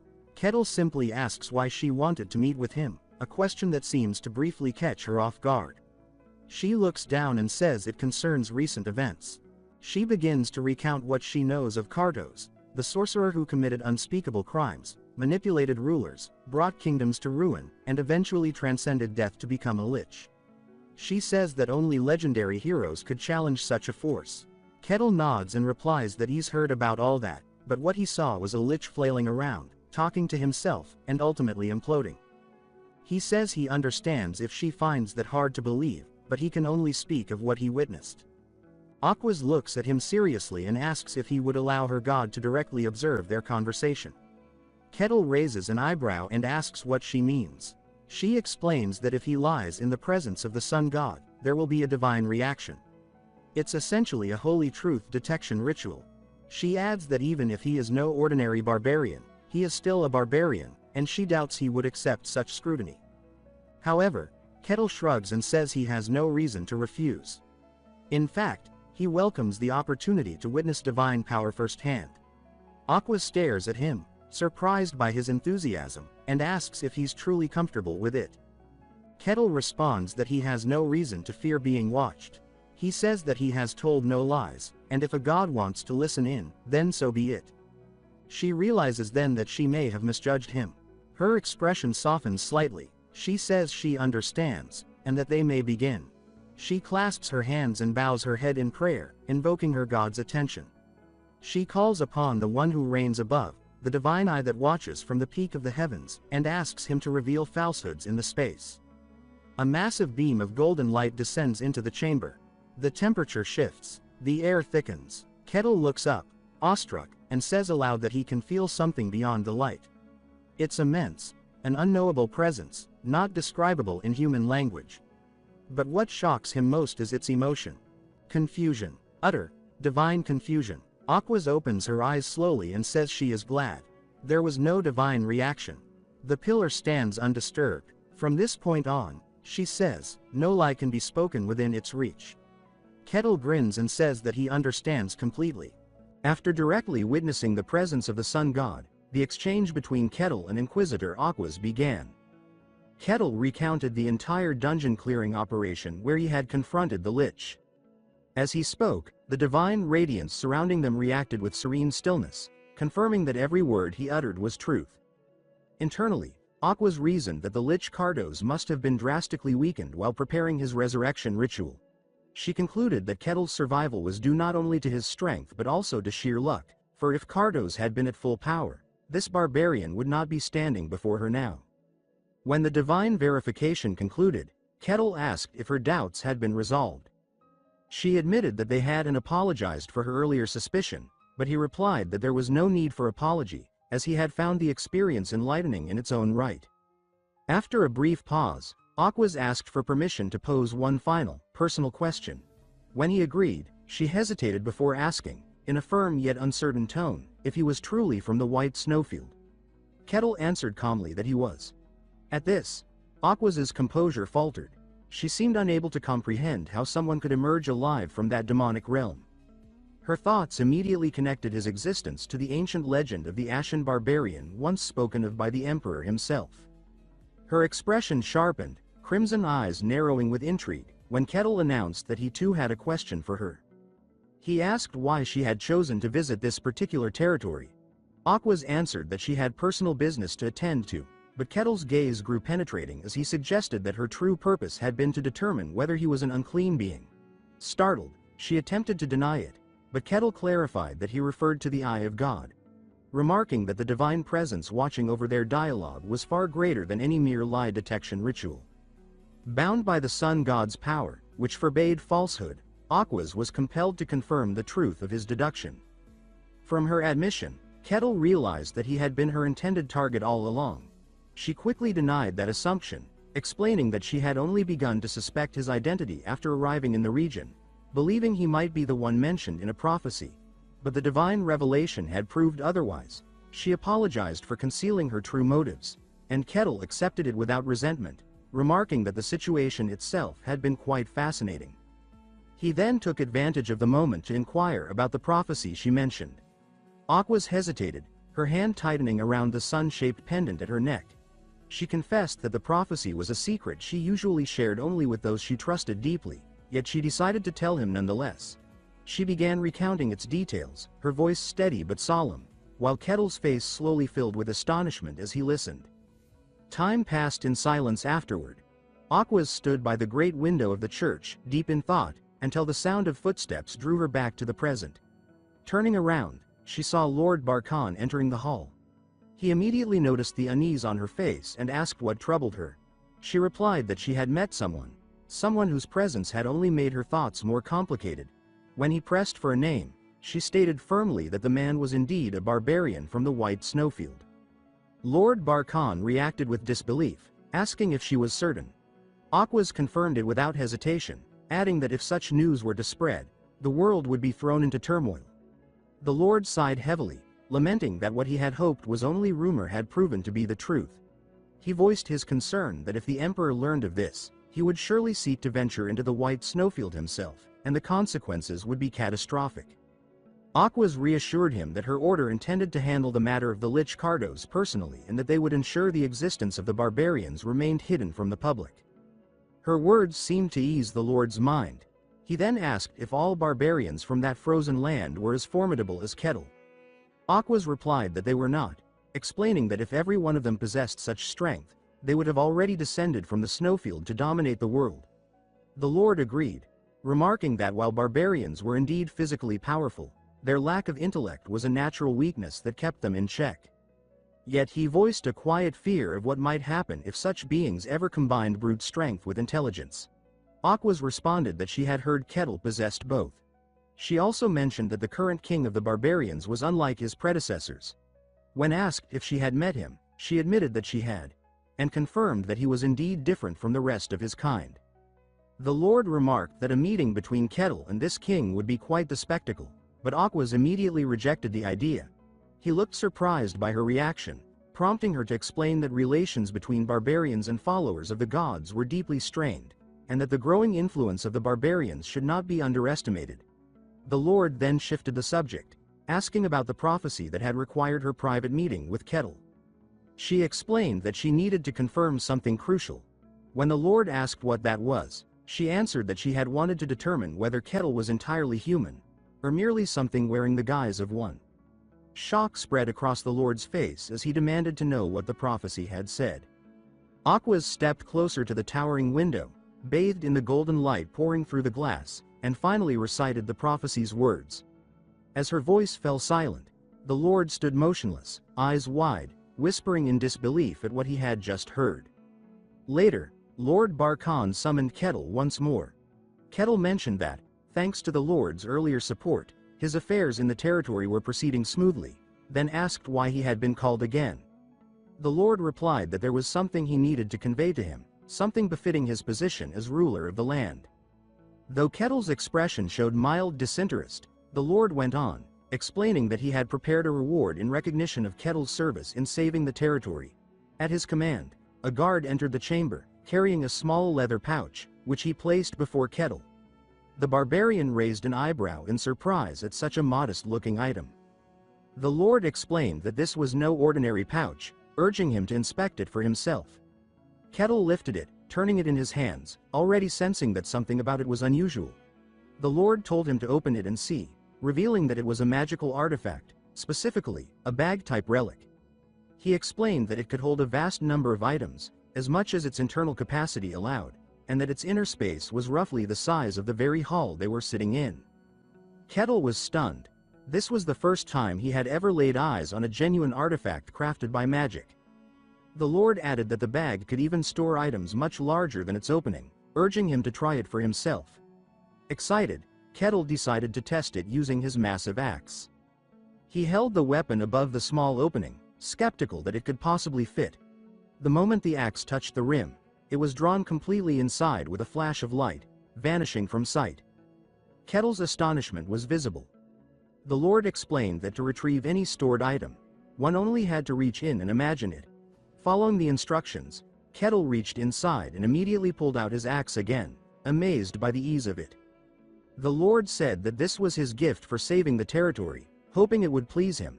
Kettle replied enthusiastically that he was more than satisfied and would put it to good use. Seeing his delight, the Lord smiled and considered the meeting settled, yet deep down, his thoughts drifted back to the prophecy, wondering what strange forces were stirring in his distant lands.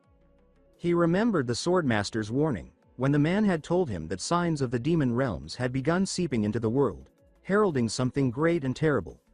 Linking that to the prophecy Aquas had shared, he recalled her words, that a great evil would soon descend upon his very territory and from there spread across the world. It was then that trouble began. Within Barkan's domain, a network of small villages kept close contact with one another, until one day, one of them suddenly went silent. At first, the matter was dismissed as a trivial communication delay. But when a group from a neighboring village was sent to investigate and never returned, concern began to grow. Soon after, the Lord dispatched his own soldiers, only for them to vanish as well. That was when he realized something serious was happening. Later, at the mercenary guild, Kettle approached Rosa to ask about the day's available quests. She informed him that there was an urgent request issued directly by the Lord himself. When Kettle asked for details, Rosa explained that the mission involved investigating the village that had lost contact. All he needed to do was confirm the situation, though she noted that the payment offered was unusually high for such a seemingly simple task. Intrigued, Kettle decided to accept without hesitation. Rosa smiled knowingly, saying that she expected as much, and directed him to the gathering point where the other mercenaries were assembling. There, the priestess Hayes spotted Kettle's arrival and called his name in surprise. He appeared dressed in newly tailored clothes, and she immediately noticed the difference. Kettle explained that his garments from the snowfields had worn out and that he had personally requested this new design. Hayes remarked that the outfit looked impressive and distinctive. She asked if he had accepted the mission as well, to which he confirmed that he had. saying the task seemed too interesting to refuse. Hayes thought privately that he was unlike any mercenary she had ever met. Kettle then asked why she was alone and if her companions, Alexandro and Kassan, had chosen not to participate. Hayes guessed that they had likely turned down the request after learning its details. Kettle glanced around the gathering hall, noticing that fewer mercenaries had assembled than he expected. A mission offering such high pay should have attracted a large number of adventurers, yet fewer than 10 people were present. Hayes explained that despite the mission's simple description, it carried a hidden danger. Kettle remarked that it seemed straightforward enough, but Hayes pointed out that the reward was far too generous for an ordinary investigation. She revealed that rumors had spread about the Lord's guards never returning from that same village, implying that the mission was not as simple as it appeared. Kettle still found the turnout surprisingly low. Hesitant, Hayes said there was another rumor explaining why so few had volunteered. She revealed that it involved Lady Aquas. Kettle's expression shifted at the mention of the name. Hayes explained that the heretic inquisitor of the sun god, Lady Aquas herself, would be joining this mission, and that few mercenaries dared to work alongside her. With unease in her voice, Hayes confessed that she worried Aquas might strike her down on a whim. Kettle reassured her that such a thing would never happen, describing Aquas as a kind and courteous woman. Hayes was startled to hear that Kettle actually knew the Inquisitor. When she asked if it was true, he confirmed it calmly, even referring to Lady Aquas as his friend. Hayes stood frozen, unable to process what she had just heard. The idea of a barbarian befriending a heretic inquisitor defied all reason. Before she could dwell on it further, Kettle noticed Aquas arriving at the gathering point and greeted her warmly, saying it was good to see her again. Aquas replied coolly that she did not recall ever becoming his friend. Kettle laughed, brushing off her coldness with ease, and said that they might as well start being friends from that moment on. Aquas ignored his light-hearted remark and swiftly shifted her attention toward Hayes, who stood beside him. She asked if Kettle's companion was also a follower of another god. Kettle appeared mildly surprised that Aquas recognized Hayes at all. Aquas questioned why Hayes was there, explaining that, to her knowledge, followers of Lady Calusia were currently in a resting season and that only senior members were typically permitted to be active during such a time. A faint suspicion flickered across her face before she dismissed it, saying she must be mistaken since she could not possibly know every detail about every divine order. Before Hayes could respond, the guard captain arrived with his soldiers. Kettle immediately recognized the man and greeted him with his usual enthusiasm, commenting that it was good to meet again. Aquas remained calm and composed beside him, while Hayes watched them both with an uneasy expression, uncertain of what kind of bond existed between these unlikely individuals. The captain addressed all gathered mercenaries, welcoming them formally and confirming that all participants were present. Once satisfied, he announced that it was time to depart. Kettle remarked with faint sarcasm that their assembly felt more like a military unit marching off to storm a fortified fortress. Then, with sudden seriousness, he asked if Aquas's quick response to this mission meant that the moment spoken of in the prophecy had arrived. Aquas answered in her measured tone that she could not say for sure, as the divine signs had revealed nothing specific about when such an event would occur. She explained that all they knew for certain was that the village had been completely and suddenly cut off from contact. Kettle deduced aloud that if nothing else, this event could indeed be the one foretold. The words of the prophecy, that an unfathomable evil would descend upon the world, echoed in his mind. Instead of dread, however, an unmistakable spark of excitement shone in his eyes. The possibility of facing such an evil filled him with eager curiosity. After a long stretch of cautious marching, the group reached the outskirts of the missing village. The settlement lay silent under a pale sky, shrouded in an eerie stillness. The guard captain asked Aquas what her spiritual senses could discern from the area. She replied with growing concern that she felt no signs of life whatsoever. It was as though every soul had been erased from existence. The captain speculated that perhaps the villagers had simply fled in fear of something, and he ordered his men to spread out and search for any clue that might explain their disappearance. Kettle and Hayes agreed without hesitation and began moving through the silent streets. The captain noted that the village was small, likely home to no more than 100 people, and reasoned that such a community could not vanish completely without leaving a trace. Convinced that some evidence must remain, he commanded a thorough search to begin at once. Before long, one of the mercenaries shouted from inside a wooden hut, claiming to have found something unusual. The captain hurried to him, and the man revealed a table set with food still steaming hot, as if freshly prepared. At first, the captain assumed the villagers had fled in haste, but the mercenary insisted that the food was still warm to the touch. The captain was struck with disbelief, unable to comprehend how such a thing could be possible when contact with the village had been lost for several days. While he stood in confusion, another soldier reported that no footprints or signs of people leaving the area had been found. No tracks, no carts, not even signs of struggle. The captain, increasingly agitated, ordered the search to continue, determined to uncover something that could explain the bizarre situation. As the team spread through the narrow paths, they all encountered the same haunting evidence: daily life frozen in place. Homes were tidy, tools lay where they should be, food was half prepared, fires still smoldered faintly, yet not a single person could be found. The mercenaries confirmed the unsettling truth. Everything indicated that people had been here just moments before, living as usual, but their bodies, and even their spiritual traces, were gone. The captain turned to Aquas, asking if she could explain such a mystery. Aquas confessed that she had no answer and that the situation defied her understanding. The captain then asked Kettle if he had found anything useful, and Kettle admitted that he had not, adding that he could sense nothing strange in the air either. Frustration overtook the captain, his voice rising in anger at the absurdity of what they were facing. Kettle, on the other hand, remained calm and suggested that perhaps they should ask someone who already knew the truth. The captain looked at him in confusion, and Kettle elaborated that there was another person among them, someone who had been there the entire time. The entire group froze, scanning their surroundings with rising dread. Then, from the edge of the village square, the captain spotted a woman who had not been there before. She stood still, her expression serene and unreadable. A chill ran through everyone present as they realized none of them had noticed her arrival. The captain stared at her in shock, wondering how long she had been standing there. The mysterious woman smiled faintly, saying she was impressed that Kettle had sensed her presence despite how carefully she had hidden herself. Kettle replied that it was only natural to notice a stranger suddenly appearing in a place like this, but the woman countered with quiet amusement, saying that most people never realized she was there until she wished them to.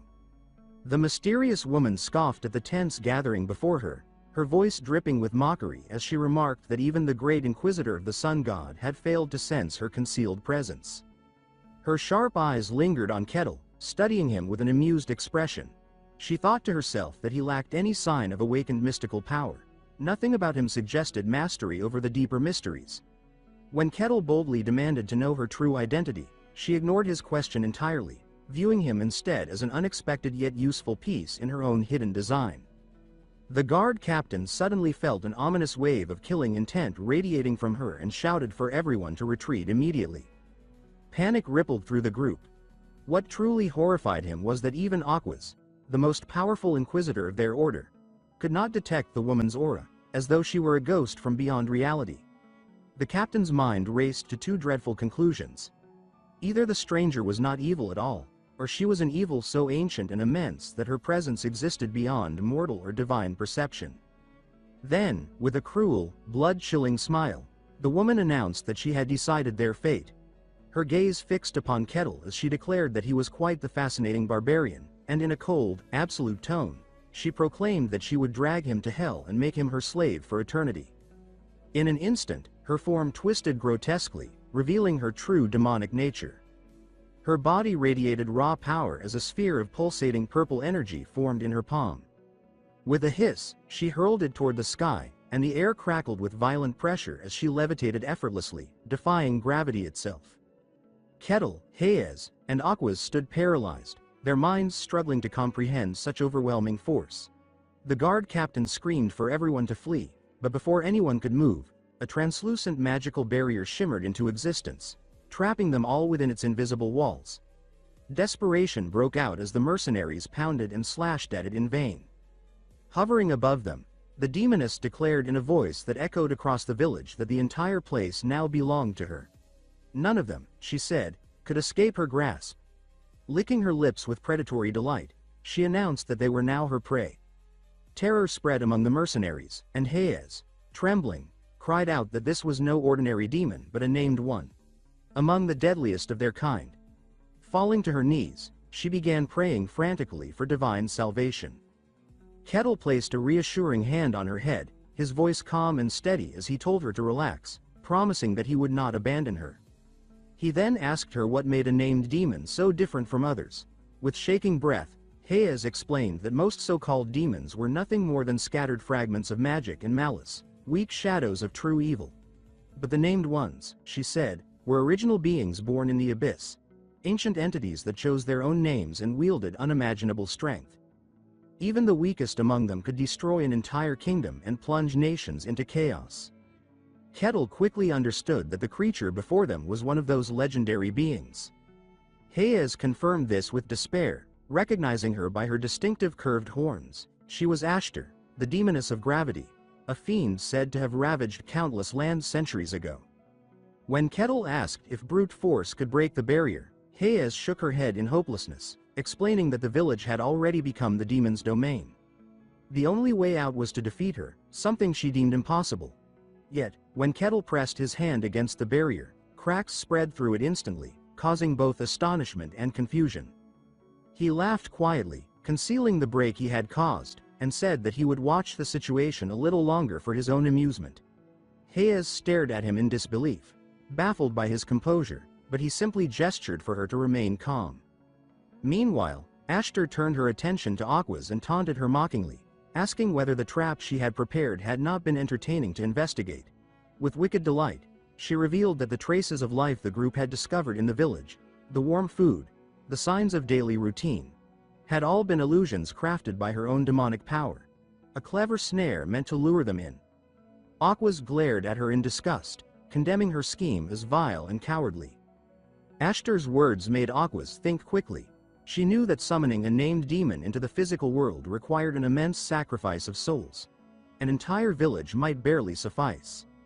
Moreover, to convert a region into a demonic domain without anyone noticing should have been impossible. The thought sent a chill through her. How had this demon entered their world unnoticed by divine watchers? When Aquas demanded an explanation, Ashtar laughed mockingly, saying that she would never reveal her secret. Aquas's composure broke as she shouted furiously, calling the demon a corrupt abomination that dared to defile sacred ground. Ashtar's laughter echoed across the empty village. She sneered, calling Aquas a loyal dog of the gods, and asked mockingly whether her so-called divine master could save her now. Then, with deadly seriousness, she told them all to listen carefully. She explained that the very fabric of this world was beginning to fracture, that the age of men and gods was drawing to an end. Long ago, she said, gods and humans had waged a great war against the forces of evil and had driven them into the deepest dimensions. But the seals were weakening, and the exiled darkness was returning. With pride gleaming in her eyes, Ashtar declared herself the demoness of gravity, boasting that she had waited centuries in hell for this moment. The day she would erase the shame of her ancient defeat and drown the world once more in shadow and ruin.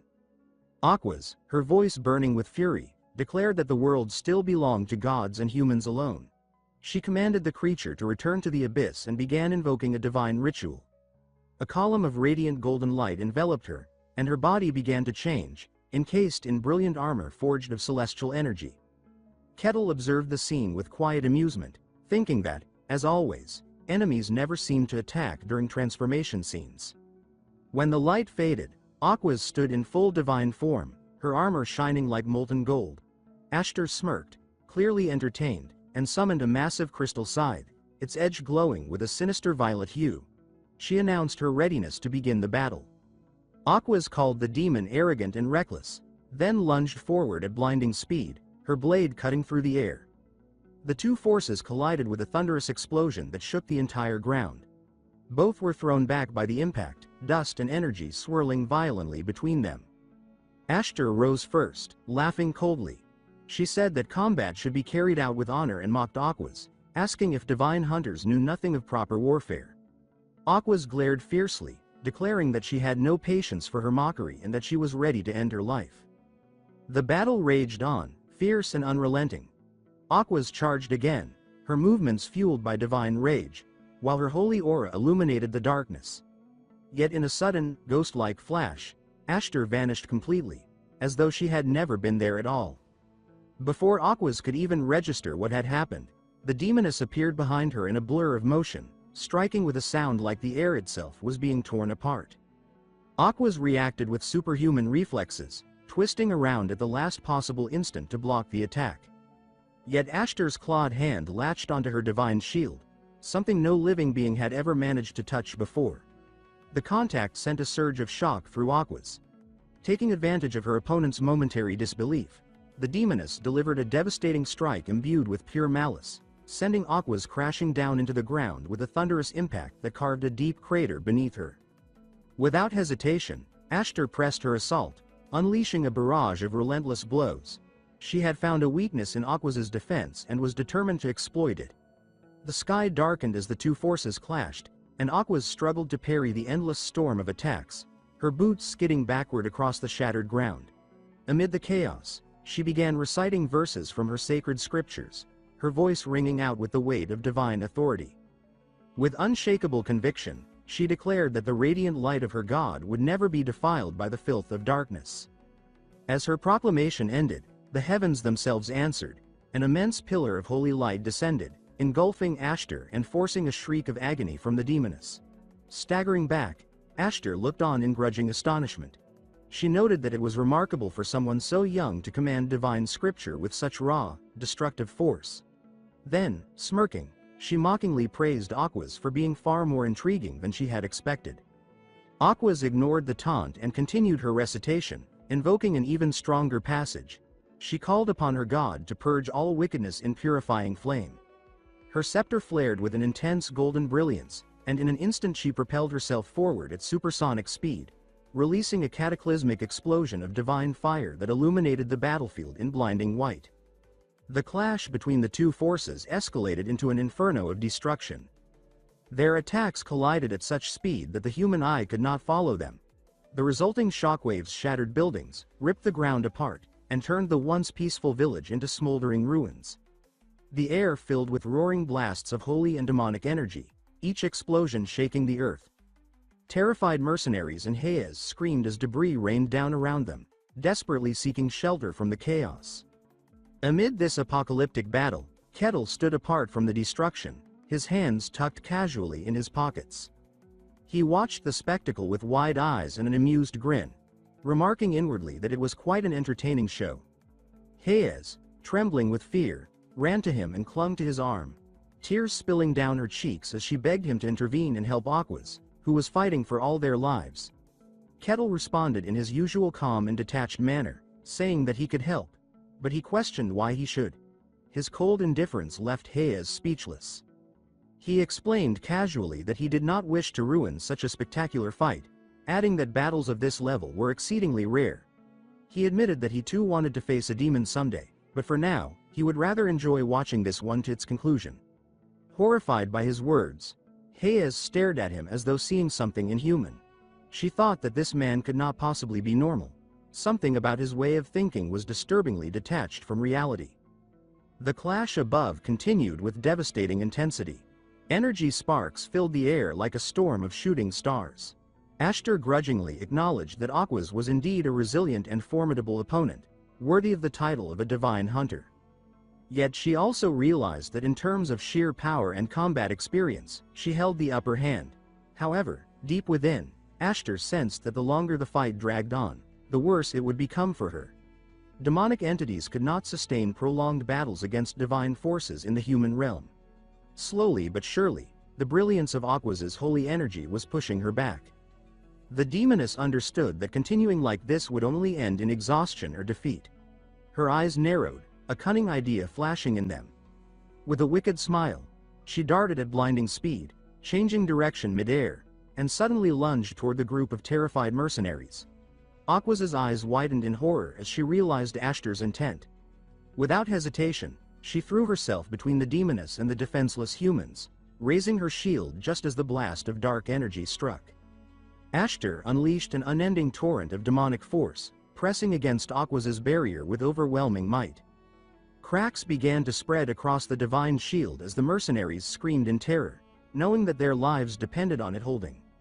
Rage burned in Aqua's eyes as she shouted at her foe, condemning her cowardice and calling her a creature without honor. Ashtar only laughed, her voice dripping with scorn, saying that it was absurd for a holy warrior to expect fairness from a demon born of chaos. Fury and divine light surged within Aqua's as she invoked one of the most sacred verses known to her order, one that she reserved only for the direst of moments. She proclaimed the birth of the golden essence, the highest manifestation of holy energy. A blinding radiance exploded from her body, enveloping her in a celestial aura. The ground trembled as she formed a massive dome of light, a sanctuary that repelled the demon's energy. She ordered everyone to enter the holy refuge immediately. The surviving mercenaries, half in tears, obeyed without hesitation, stumbling into the radiant barrier that surrounded them like a divine fortress. They fell to their knees inside, overwhelmed with gratitude, thanking Aquas for saving them from certain death as the golden light continued to shield them from the wrath of the demoness outside. Ashtar laughed darkly, her voice echoing through the ruined village, mocking Aquas for wasting such sacred and rare divine scripture merely to protect a group of fragile mortals. Her words dripped with venom as she questioned whether the life of a few weak humans was truly worth such a sacrifice. Aquas, filled with fury, commanded her to be silent, but the demoness only smiled wider, saying that this was exactly the kind of answer she expected from an enraged holy warrior. Both women launched forward at once, their movements a blur. Their weapons collided with explosive force, sparks of gold and violet filling the air. Aquas managed to block the demon's fierce attack, but she was caught off guard when Ashtar flipped gracefully above her, moving with a fluid, inhuman agility. In a blink, the demoness landed behind her, leaning close to whisper in her ear. She murmured that death was simply death, and that no one would ever praise Aquas's noble sacrifice for such worthless creatures. She warned that if Aquas continued down this path, she would only perish in disgrace, staining the very name of the god she served. Then, with a sly glint in her crimson eyes, Ashtar presented her with a cruel offer. She told her to release the divine protection surrounding the mercenaries so she could wield her full power to save herself. If Aquas succeeded in defeating her afterward, her god's name would shine eternally across the heavens. With sharp, mocking laughter, Ashtar asked whether she truly intended to die for the sake of mere humans. Aquas saw through the manipulation and declared that such words were hollow and meaningless. But when her righteous defiance failed to provoke the reaction Ashtar wanted, the demon's smirk turned sinister. She said that if Aquas insisted on martyrdom, then she would gladly grant her death. A devastating surge of dark energy gathered in Ashtar's hands, the sheer pressure of it shaking the ground beneath them. She released it in a torrent of destruction, forcing Aquas to pour all her remaining strength into resisting. Her golden light flickered as the holy barrier began to weaken under the relentless assault. Then, suddenly, Ashtar vanished, reappearing before Aquas like a phantom. She struck from point-blank range, unleashing an explosion of pure darkness that sent Aquas hurtling backward. Though she narrowly avoided a direct hit, the impact left her breathless, fear flashing briefly across her face. Ashtar gave her no time to recover. She launched rings of glowing violet energy that spiraled through the air and trapped Aquas within a sphere of darkness. The holy warrior found herself surrounded on all sides, unable to see or sense anything beyond the shadow that swallowed her whole. Then, from above, Ashtar dove down like a predatory hawk, her voice booming that she had grown weary of hearing the sacred words of gods. With both hands raised, she released another massive burst of demonic energy. Aquas was struck with terrifying force, blood spilling from her lips as she was thrown violently to the ground. She barely managed to raise her shield in time to block a lethal strike aimed at her heart. But Ashtar pressed on mercilessly, hammering her with blow after blow while she lay defenseless. Then, with an eerie calm, the demoness began condensing an enormous sphere of black energy between her hands. The orb pulsed with malignant power before she hurled it downward, striking Aquas directly. The resulting detonation obliterated the golden barrier protecting the mercenaries, shattering it into fragments of fading light. One of the mercenaries screamed in despair, realizing that their last protection was gone. Ashtar's grin widened as she announced that they would make a fine dessert after she finished her main course. She turned toward Aquas, licking her lips as she mused aloud about how the flesh of a divine servant might taste. Then, opening her maw filled with razor-sharp fangs, she lunged forward. But before her jaws could close, a hand suddenly appeared between them. Kettle's hand, clamping down on her chin with overwhelming strength. He stood before her, calm and cold, and told her to stop, declaring that the game was over. Both Ashtar and Aquas froze in disbelief. The demoness's eyes narrowed, confusion flickering within them as she wondered when he had arrived and how. She had sensed nothing, no aura, no movement. He had simply appeared out of thin air. Without a word, Kettle drove his fist into her face with explosive force. The impact created a shockwave that tore through the village, hurling Ashtar across the ruins and demolishing several structures in her wake. Kettle then turned to Aquas, who lay on the ground staring at him in shock. He asked calmly if she was all right. Recognition dawned in her eyes. This was the same man who had effortlessly defeated the legendary swordmaster Cain. In the distance, Ashtar rose from the rubble, her eyes blazing with fury. She screamed at him, calling him an insolent barbarian, and demanded to know how he dared to interrupt her feast. Kettle answered simply that Aquas was his friend, and for that reason alone, he would not allow her to die. The demoness's rage deepened. She shouted that she had planned to keep him alive as her new toy once she was done devouring the others. Kettle chuckled softly, saying he had no interest in belonging to anyone. Ashtar's lips twisted into a wicked grin, and she told him that in that case, he would die here. Her scythe appeared in her grasp, summoned from the shadows, gleaming with malevolent power. Nearby, Aquas struggled to rise, her body trembling from exhaustion. She urged Kettle to retreat, warning him to flee while he still could. He shook his head and told her that despite appearances, he was strong enough to handle the demon. Aquas insisted that brute strength alone could never overcome such a being, reminding him that only divine power could banish demons from the world. She explained that this was a law written into the foundation of existence itself, and since they now stood within a demonic domain, there was no miracle left to hope for. Kettle considered her words thoughtfully, glancing at her bloodied and weakened state. He told her bluntly that she didn't look capable of continuing the fight. But Aquas, her eyes burning with determination, declared that she would not stand down. She said it was her sacred duty to face evil until her final breath, for she was a servant of the sun god. Kettle smiled faintly, impressed by her unwavering conviction. He told her to rest and allow him to take over. His confidence caught her off guard. He explained, with a spark of excitement in his eyes, that he had always wanted to test his strength against a demon. Ashtar let out a cruel laugh, mocking his arrogance. She said he had no idea what kind of being he was facing, that a mere human like him would never even touch her. Kettle accepted the demoness's challenge without hesitation, telling her to prove her words with action. Ashtar's tongue slid across her claws in delight as she promised to enjoy watching the light in his eyes fade while she tore him apart piece by piece.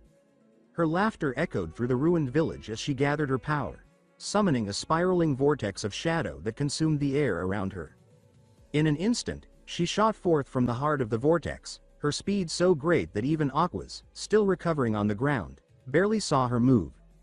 Fear seized her as she realized the barbarian stood still, utterly unguarded. But before Ashtar's claws could reach him, Kettle's fist flashed upward. With absolute calm and frightening precision, he delivered a single punch that connected squarely with her face. The impact thundered through the air like a cannon blast. Ashtar's skull shattered instantly, her head exploding under the sheer force of the blow. Her body was flung backward like a ragdoll, and the resulting shockwave split the ground beneath them. Aquas froze in disbelief. Her lips parted, her breath caught in her throat, as her mind struggled to comprehend the sight before her. A mere human, barehanded, had just crushed the head of a high-ranked demoness as though smashing a piece of fruit. She whispered to herself in terror, wondering if such power could truly exist within mortal flesh. But the momentary silence was shattered by the roar of dark energy. From within the dissipating smoke, a swirling storm of black mist reformed itself. The demoness's body began to mend, bones and flesh twisting back together in grotesque fashion until her head was whole again. Kettle observed the process with detached curiosity, noting with a faint smirk that her regeneration was remarkably fast. Ashtar's eyes burned with hate and disbelief. Her voice trembled between fury and confusion as she demanded to know who, or what, he truly was. Kettle replied with unbothered calm that he was nothing more than a simple barbarian. The demoness's expression twisted in rage. She took his words as a mockery, an insult to her intelligence. Her senses told her the truth.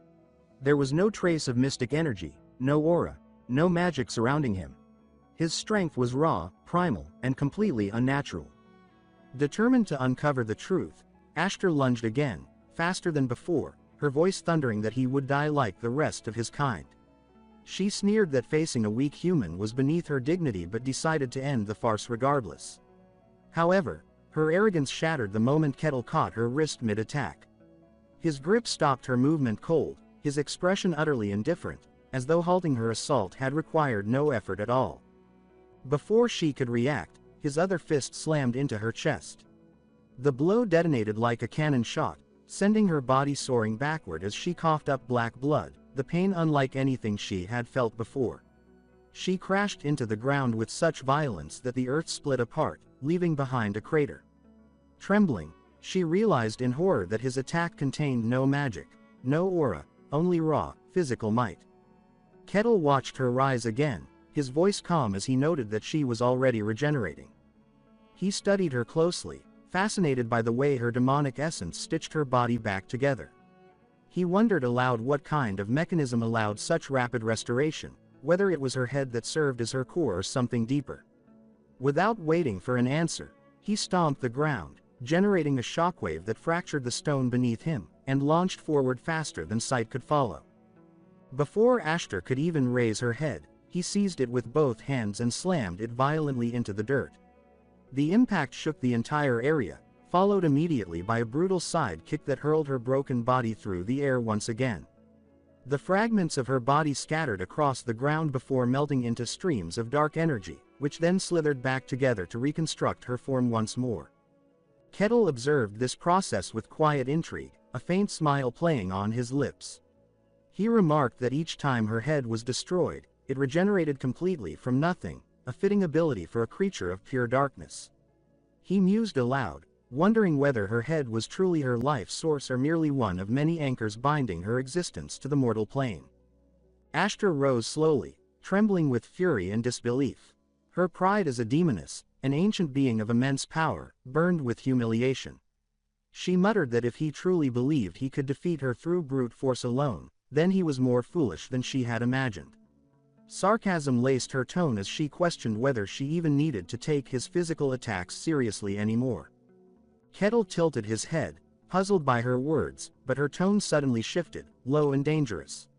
She commanded him to listen closely and once again proclaimed her title with fierce pride. She was Ashtar, the demoness of gravity, an ancient entity who could crush mountains beneath her will. She dared him to continue facing her with nothing but his strength, promising that his fate would be sealed. Kettle met her declaration with complete composure. He said, almost dismissively, that she didn't seem all that impressive to him. The words struck her like a spear through the heart. Her pride shattered instantly, and rage erupted from within her. With an ear-splitting scream, Ashtar's fury surged outward in waves that warped the very air. The ground shook violently as she prepared her true attack, her entire body radiating dark gravitational power. Fueled by humiliation and wrath, she charged at Kettle like a meteor, her eyes blazing with hatred. As she moved, the space around her bent and distorted, light itself twisting under her control. The demonic energy condensed before her, forming into a massive warhammer, forged from the essence of black gravity, each swing radiating enough weight to crush the earth beneath it. The demoness swung her massive weapon with earth-shattering force, the air trembling as the blow descended upon Kettle. The impact could have crushed a mountain, but he met it head-on, catching the enormous hammer of condensed gravity with his bare hands. The sound of the collision split the air, yet Kettle stood unmoving. Then, with a casual motion, he clenched his fist and struck once, shattering the weapon born of her demonic power into fragments of dissolving black energy. Before Ashtar could even react, his next punch landed squarely against her face. The strike's power sent her body spiraling through the air, her skull bursting apart once more in a spray of dark mist. For the third time, her head was obliterated.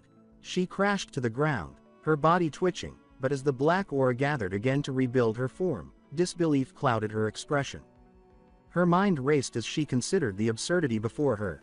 As the demoness of gravity, She possessed the power to focus the mass of a castle wall into a single swing, yet this barbarian, this supposedly ordinary man, had caught her weapon barehanded and destroyed it as though it were made of glass. The logic of such a feat was impossible, incomprehensible. Overcome with fury, she screamed that it could not be real. In a frenzy, Ashtar drew every ounce of her remaining power into her palms, compressing the darkness until it shone with blinding malevolence.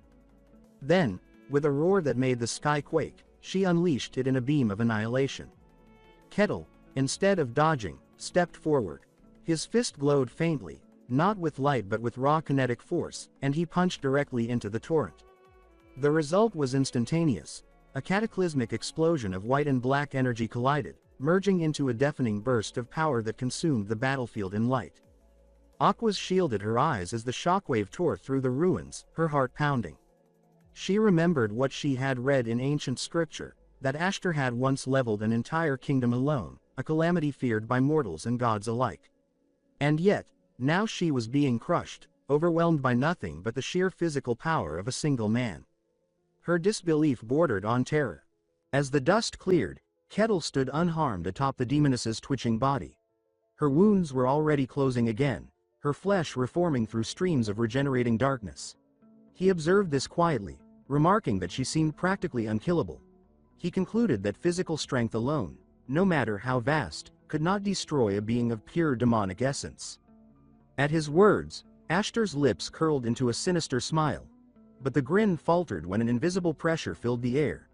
A weight so suffocating that even she, the demoness of gravity, felt it pressing down upon her. Her body trembled. For the first time in her long life, she felt something close to fear. She demanded to know who he truly was, her voice cracking, but Kettle answered in his same calm tone that he was nothing more than a barbarian. She refused to accept such an absurd claim, but the terror he inspired filled her with a twisted excitement. Deciding to test this mysterious power one last time, she transformed her entire body into liquid darkness and escaped from beneath his feet. Kettle watched in quiet curiosity, while Aquas, standing at a distance, felt dread rising in her chest.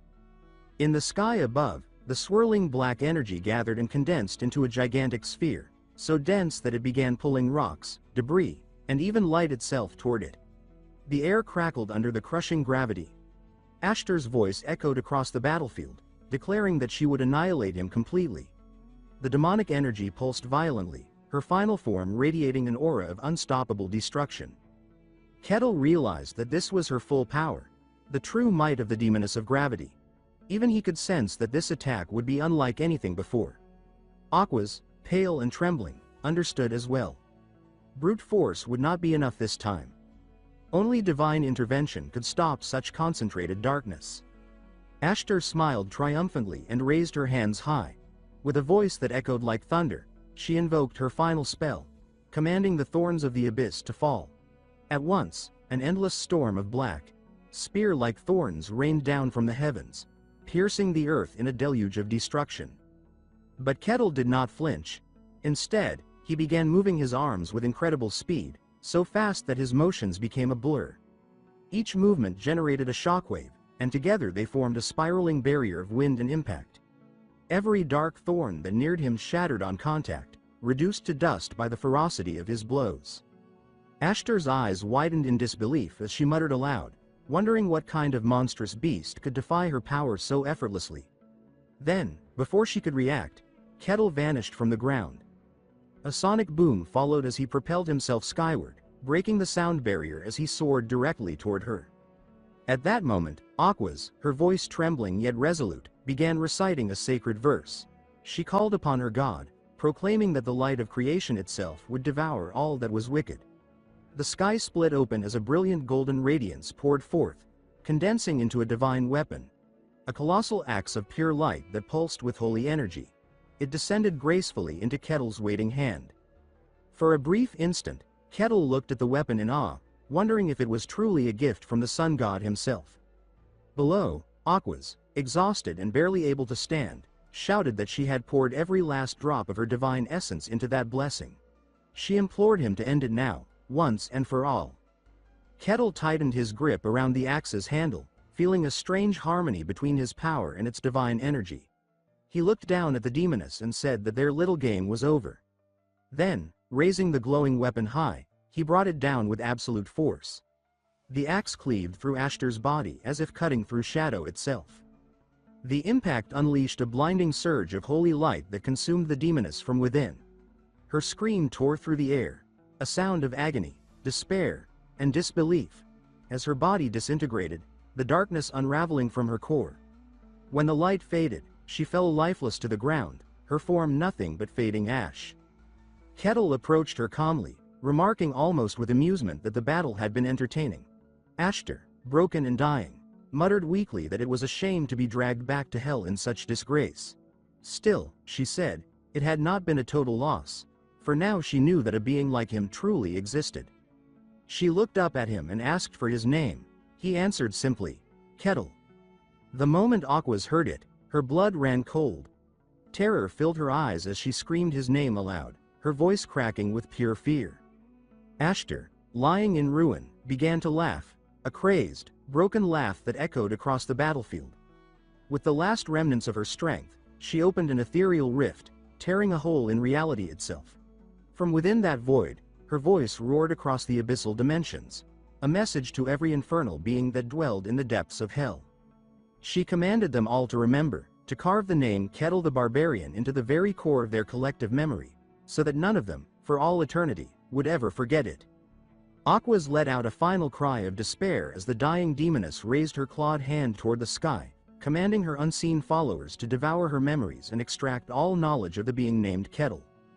Ashtar's final laugh echoed across the battlefield, triumphant even in death, as she declared that the barbarian's existence now belonged to them all. At that moment, invisible presences, dark, ethereal entities, descended upon Kettle, piercing through his mind and forcing their way into his consciousness. Kettle froze for an instant, his expression shifting into mild confusion as he wondered what exactly was happening to him. Then, within the vast inner space of his mind, he witnessed the intruders take form. Gigantic, worm-like demonic beings materialized, slithering through the void of his consciousness, their monstrous eyes burning with greed and hunger. Yet before they could even move, his manifested will, the reflection of his inner self, obliterated them effortlessly, crushing their cosmic forms into nothingness. In the physical world, Kettle blinked once, then looked down at his own body with faint curiosity. He dismissed the event as inconsequential, his face calm and expressionless. Turning toward the dying demoness, he asked what she had just done, mentioning that he had felt something strange attempt to enter his body moments earlier. Ashtar stared at him in disbelief and terror, realizing with a dying gasp that the demonic corruption meant to consume his soul had completely failed to take hold. The impossibility of what she had witnessed left her speechless. Without another word, Kettle lifted his foot and brought it down upon her still regenerating remains. The impact crushed her body and erased her existence from the material plane, scattering the last traces of her dark essence into the air. Aquas and Hayes screamed in utter shock as the ground trembled beneath them, unable to comprehend the cold finality of his action. When the thick purple mist that lingered from the demoness's death finally faded, Kettle stretched casually, as though waking from a nap. A faint smile tugged at his lips as he asked Aquas if their mission was now complete. Far away, in the quiet territory of Barkan within the kingdom of Gaenthra, news of the tragedy spread like wildfire. Reports of the cursed village and the horrific battle reached every corner of the land. Newspapers filled their front pages with crude illustrations of the demoness Ashtar, naming her as the creature responsible for the destruction. The people whispered in fear, their hearts heavy with dread. Inside his office, the lord of the territory sat behind his desk, his expression weary and grim. He murmured to himself, wondering how such a calamity had befallen his small domain, the one he had fought so hard to keep safe. First the Lich, and now a named demon from the oldest scriptures. It felt as if the world itself had turned against him. Still, he found some small comfort in the fact that the Inquisitor of the Sun God had managed to drive the creature away. It was a fragile reprieve, but enough to grant him a moment of breath before deciding what to do next. Elsewhere, Kettle sensed the tension hanging over the land, the lingering fear left in the wake of recent events. He turned his gaze toward Aquas, who lay resting nearby, her body bandaged and her breathing slow but steady. He watched silently as she stirred, her lips moving faintly before she began to sit up. As she regained her composure, Kettle asked with genuine concern if she was truly planning to leave so soon. He suggested she rest longer, warning that her wounds had yet to fully heal. Aquas stood upright despite the pain and said she could not delay any further. She explained that she needed to return to the Holy Land at once and report everything that had happened.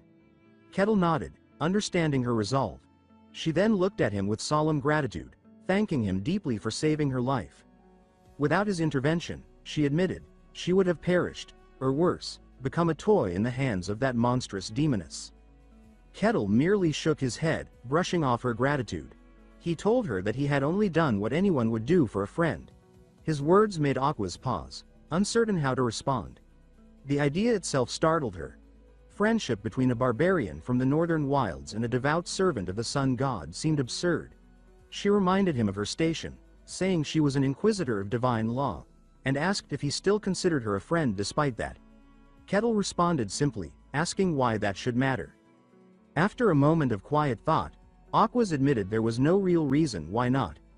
Kettle nodded, concluding that friendship between them was possible after all.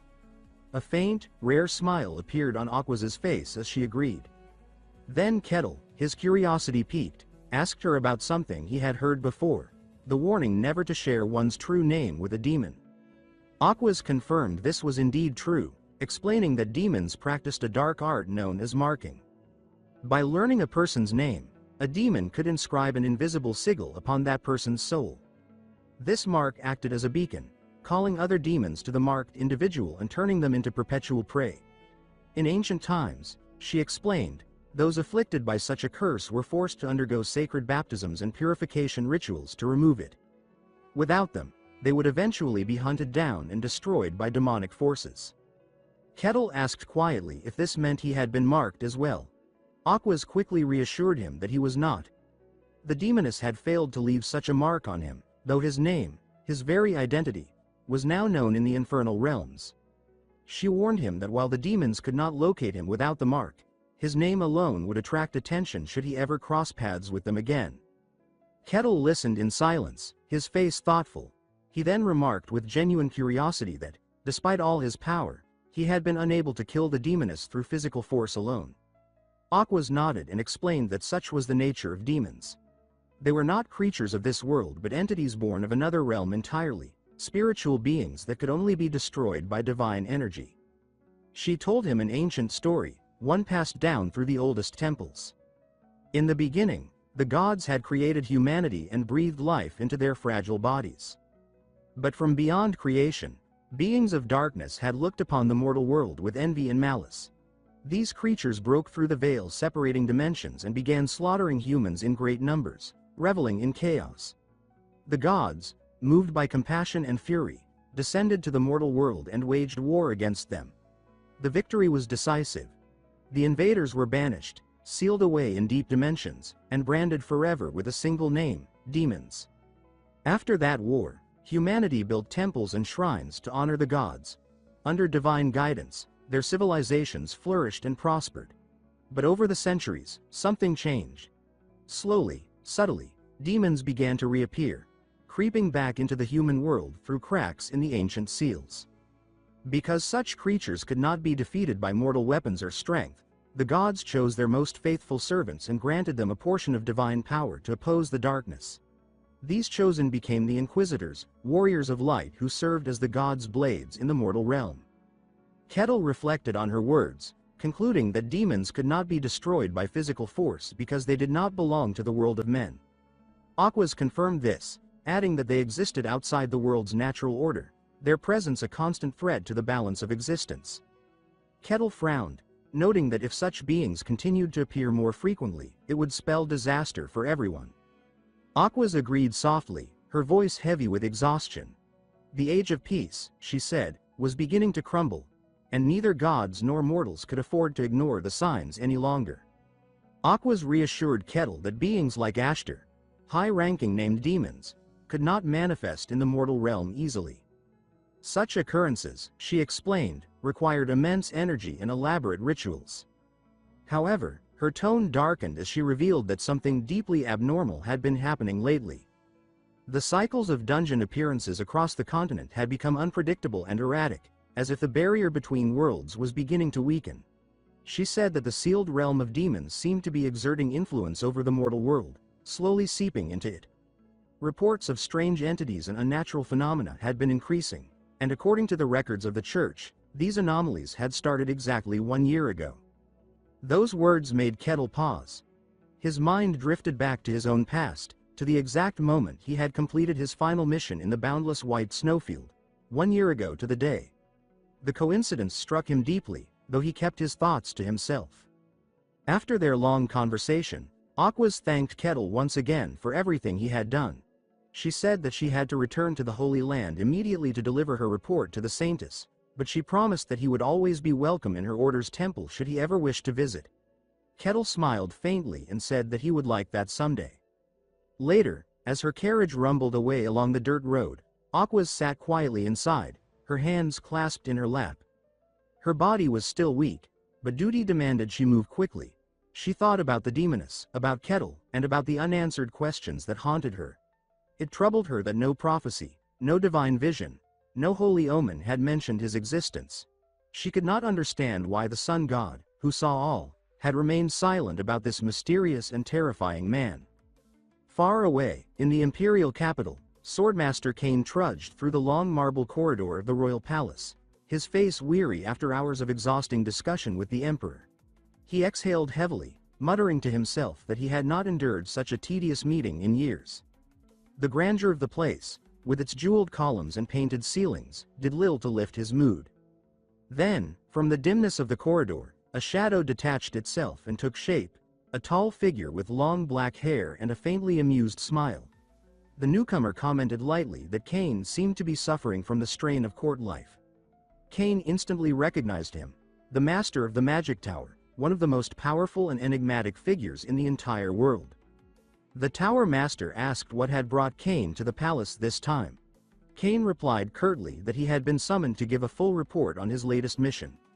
The sorcerer nodded knowingly, guessing with uncanny precision that it had been a reconnaissance expedition into the demon world, specifically to the desolate region known as the Forest of Silence. When he asked what the experience had been like, Cain's expression darkened. He said that the place was beyond comprehension, a nightmare where all natural laws seemed to fail. Sound itself did not exist there. Even when he shouted, his voice made no noise, not even an echo in his own ears. He spoke of the terror of watching his soldiers vanish one after another into that absolute stillness, describing it as a void that devoured both body and soul. Cain admitted that he could not understand the emperor's obsession with invading such a realm.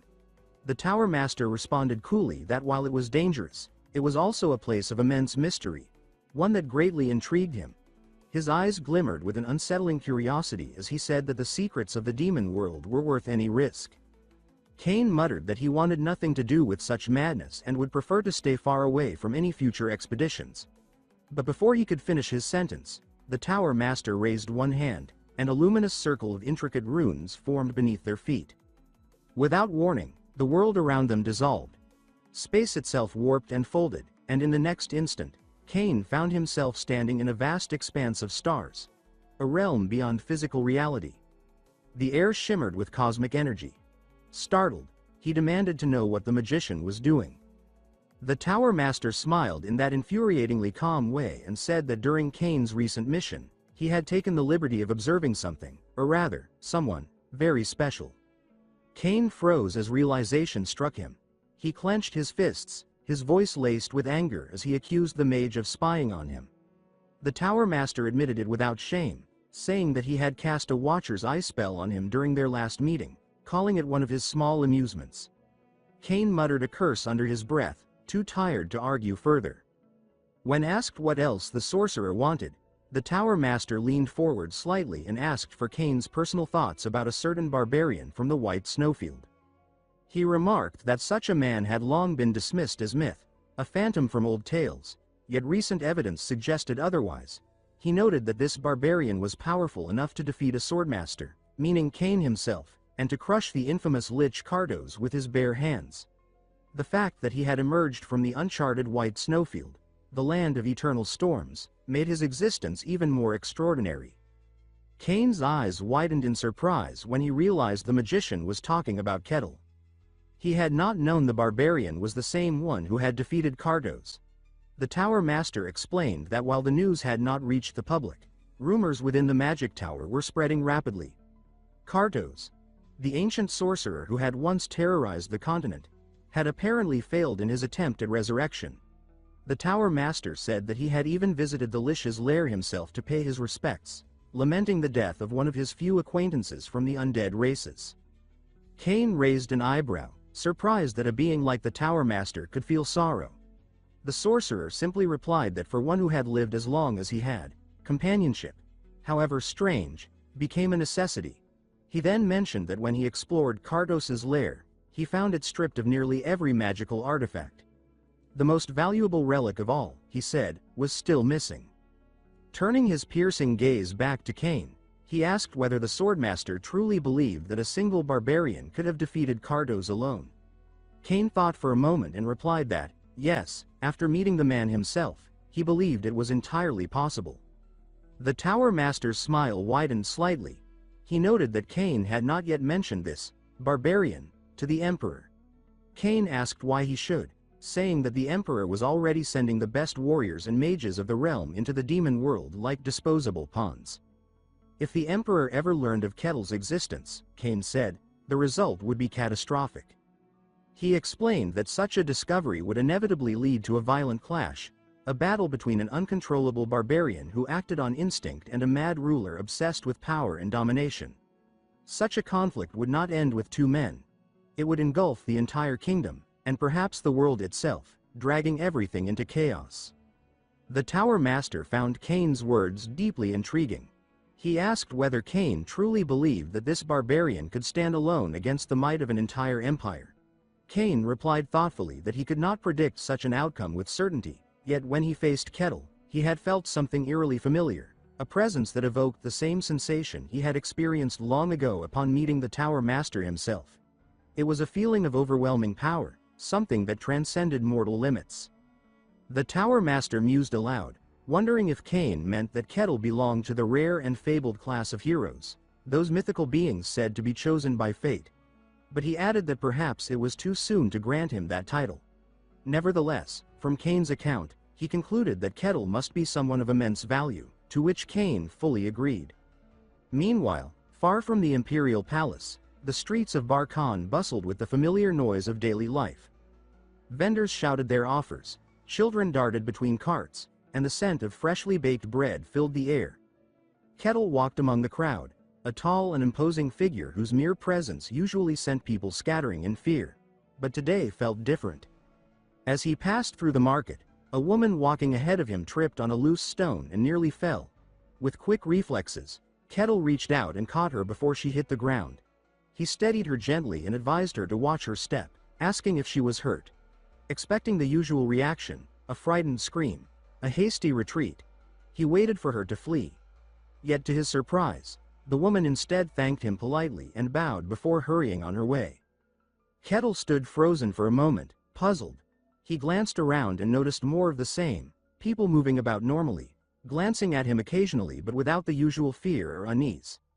No one whispered behind his back, no one crossed the street to avoid him. A faint frown crossed his face as he wondered what had changed. Later that day, inside a bright, spacious chamber adorned with banners and polished wood, the Lord of Barkan welcomed Kettle with a warm smile. He asked if Kettle was feeling well, remarking that he had heard unsettling rumors that Kettle had nearly been branded by a demon. Kettle, sitting casually across from him, said that it was nothing serious. He admitted that he didn't even fully understand what a brand was supposed to be. The Lord nodded thoughtfully but shifted the topic. He said that while much had been learned about Kettle's extraordinary feats, there were still other matters to discuss. Kettle tilted his head slightly, asking if the Lord meant the people.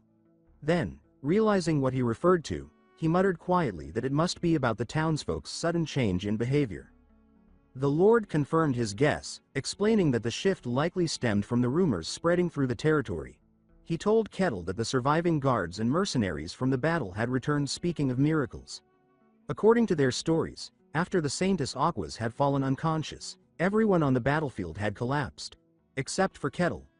When they regained consciousness, they saw his axe glowing with divine light. Believing what they saw, they concluded that the saintess had bestowed her divine power upon Kettle before fainting. Word of this supposed blessing spread rapidly. Before long, people throughout the territory began referring to him as the one who fought the demon alongside the saintess. Listening in silence, Kettle eventually gave a small nod of understanding. So that was the reason, he realized. The Lord sighed and apologized, admitting that by the time he had heard about the misunderstanding, it had already spread beyond control. But Kettle waved off his concern, saying that it didn't bother him. In fact, he found it oddly convenient. Perhaps this was why the people no longer looked at him with fear. The Lord agreed, smiling faintly, and added that the people now viewed him as a hero, the man who stood shoulder to shoulder with a saintess to defeat a demon. Kettle pondered the words for a moment. Demon opponent, he repeated in thought, turning the phrase over in his mind. Then he gave a quiet, amused chuckle and muttered that this must be what people called a reputation. Later, Kettle stopped by the mercenary guild as usual, unaware that the rumor of his divine battle had already reached even here. Behind the counter, Rosa, the cheerful receptionist, greeted him with a broad smile and congratulated him. She announced that his rank had been officially raised. When Kettle asked what she meant, she told him that he was now classified as a C-rank mercenary. His eyes widened slightly in surprise. He realized he had just skipped 3 entire ranks in one leap. Rosa explained that his achievements, especially the defeat of a named demon, were considered exceptional, far beyond what anyone expected from someone of his prior standing. Kettle stared at the new insignia she handed him, a faint glimmer of humor crossing his face. He remarked that this promotion felt a bit much for someone who only threw a few punches. Rosa laughed, insisting that the guild had simply given him the recognition he deserved. A pleased smile curved across Kettle's face as he simply remarked that it was good news. Rosa continued cheerfully, explaining that his mercenary badge would be reissued to reflect his new rank. Since it would be a custom badge made specifically for him, she warned that it might take a little time. Kettle raised an eyebrow in quiet surprise, thinking to himself how unusual it was to receive a personalized badge. Rosa elaborated that from C rank onward, mercenaries were officially recognized by the guild as true professionals. Because of that, they were granted privileges ordinary adventurers did not have. She went on to explain that with his new rank, Kettle would be allowed to enter most cities and guild facilities across the continent, even temples and churches. Then, realizing her words, she let out a nervous laugh and quickly corrected herself, saying that the imperial capital would, of course, be an exception. Kettle gave a low hum, commenting that the empire must be an especially strict place. Rosa nodded solemnly and confirmed his suspicion. She said that entry into the imperial capital was restricted only to those personally recognized by the nobility. Then, lowering her voice, she leaned forward slightly as if sharing a secret and confessed that no one really knew what went on inside those heavily guarded walls. Rumors circulated constantly, dark, unsettling stories about what the empire was hiding. She admitted that, disturbingly, even the demon realm was better understood than the capital itself. Kettle frowned at this revelation, muttering under his breath that things must be truly bad if even the empire's own people avoided discussing it. Rosa cleared her throat, brushing off the gloomy topic and quickly changing gears. With renewed enthusiasm, she told him that as a newly promoted C-rank mercenary, he now had access to nearly every available request on the board. She added that he could even participate in rank dungeon expeditions, so long as he joined a registered party. At that, a wide grin spread across Kettle's face. He commented with quiet excitement that this opened many new opportunities for him. The thought of entering an A-rank dungeon stirred his curiosity: stronger creatures, rarer materials, and perhaps challenges that could finally make him feel alive again. Elsewhere, in a bustling tavern filled with the noise of laughter and clinking mugs, Alessandro Tyrannus, an older knightly man with a neatly kept mustache, took a swig of his drink. Foam clung to his lip as he muttered that he hadn't expected things to turn out this way. Across the table sat Kettle, along with Kassan Hark and the priestess Hayes. Alessandro asked whether everything had been resolved. Kettle nodded casually, explaining that the demon had been defeated and that the Inquisitor had confirmed all was well, so the matter was settled.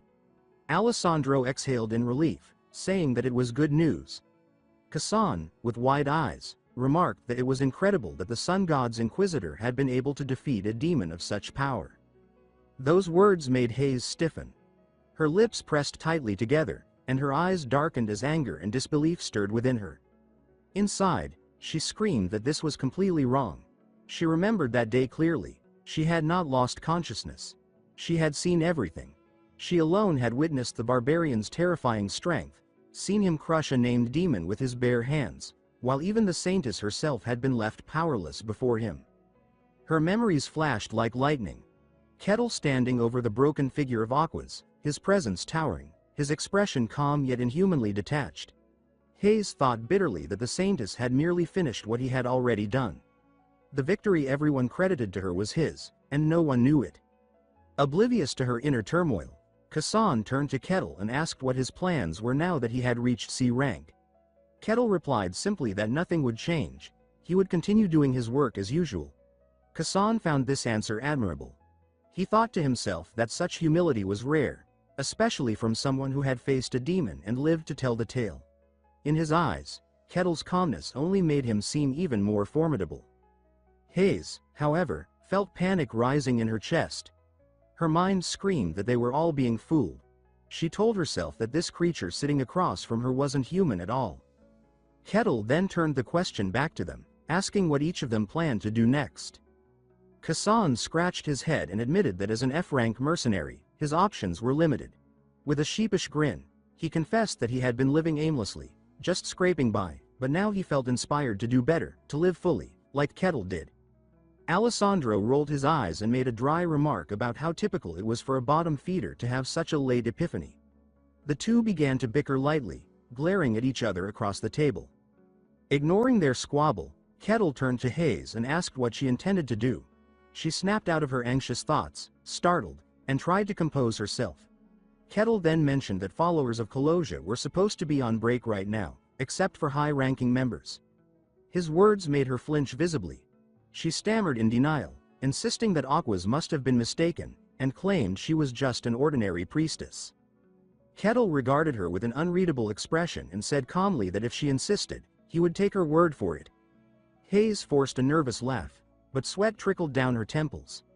Her mind raced in terror. He knew. She was certain he knew. The thought gnawed at her as she wondered whether he was toying with her or simply waiting for her to admit the truth herself. Later that night, the mercenary guild had grown quiet.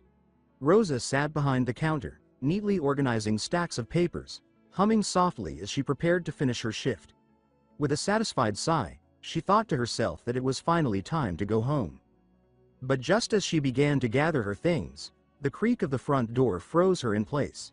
Her eyes widened when she saw a figure step through, a hooded man with a long white beard. He announced in a low, calm voice that he had a request. Rosa's heart sank. So much for going home on time, she thought bitterly. Suppressing her frustration, she forced a professional smile and asked what kind of request he had in mind, though her tired eyes betrayed her exhaustion. The old man cleared his throat and said he needed an escort mission for 2 people, himself and a young girl. That made her snap back into focus. She began typing on her machine and asked for the destination. The man replied that their destination was the kingdom of Danian, its capital city. Rosa froze mid-motion. Escorting 2 travelers across multiple territories to a royal capital was an enormous task. She studied the man carefully, noting the strange contrast between his fine speech and his worn, travel-stained robe. She thought to herself that he looked like someone deliberately hiding his identity. Despite her suspicions, Rosa nodded and began drafting the paperwork. She said she would accept the request and prepare the documentation, her tone shifting back to formal professionalism. Once everything was ready, she looked up at the mysterious man and asked if he had any form of identification to register the mission. The hooded man rubbed his chin thoughtfully. After a short cough to clear his throat, he slipped a silver-etched tag from his sleeve and placed it on the counter, telling her to use this. Rosa narrowed her green eyes as she caught sight of the crest, instantly recognizing it. She said aloud that it looked like a mercenary guild token, her tone sharp with surprise. Straightening, she handled the tag gingerly, remarking that such an item was not easily obtained. After a brief inspection, she set it back down with a measured tap, confirming that it was genuine and that she would now collect the commission fee. The man fell silent for a moment, then reached into his robe and produced a coin, saying he would pay with this. The gold piece hit the tray with a clear, ringing sound. Rosa leaned closer, eyes widening as she identified it as pure gold.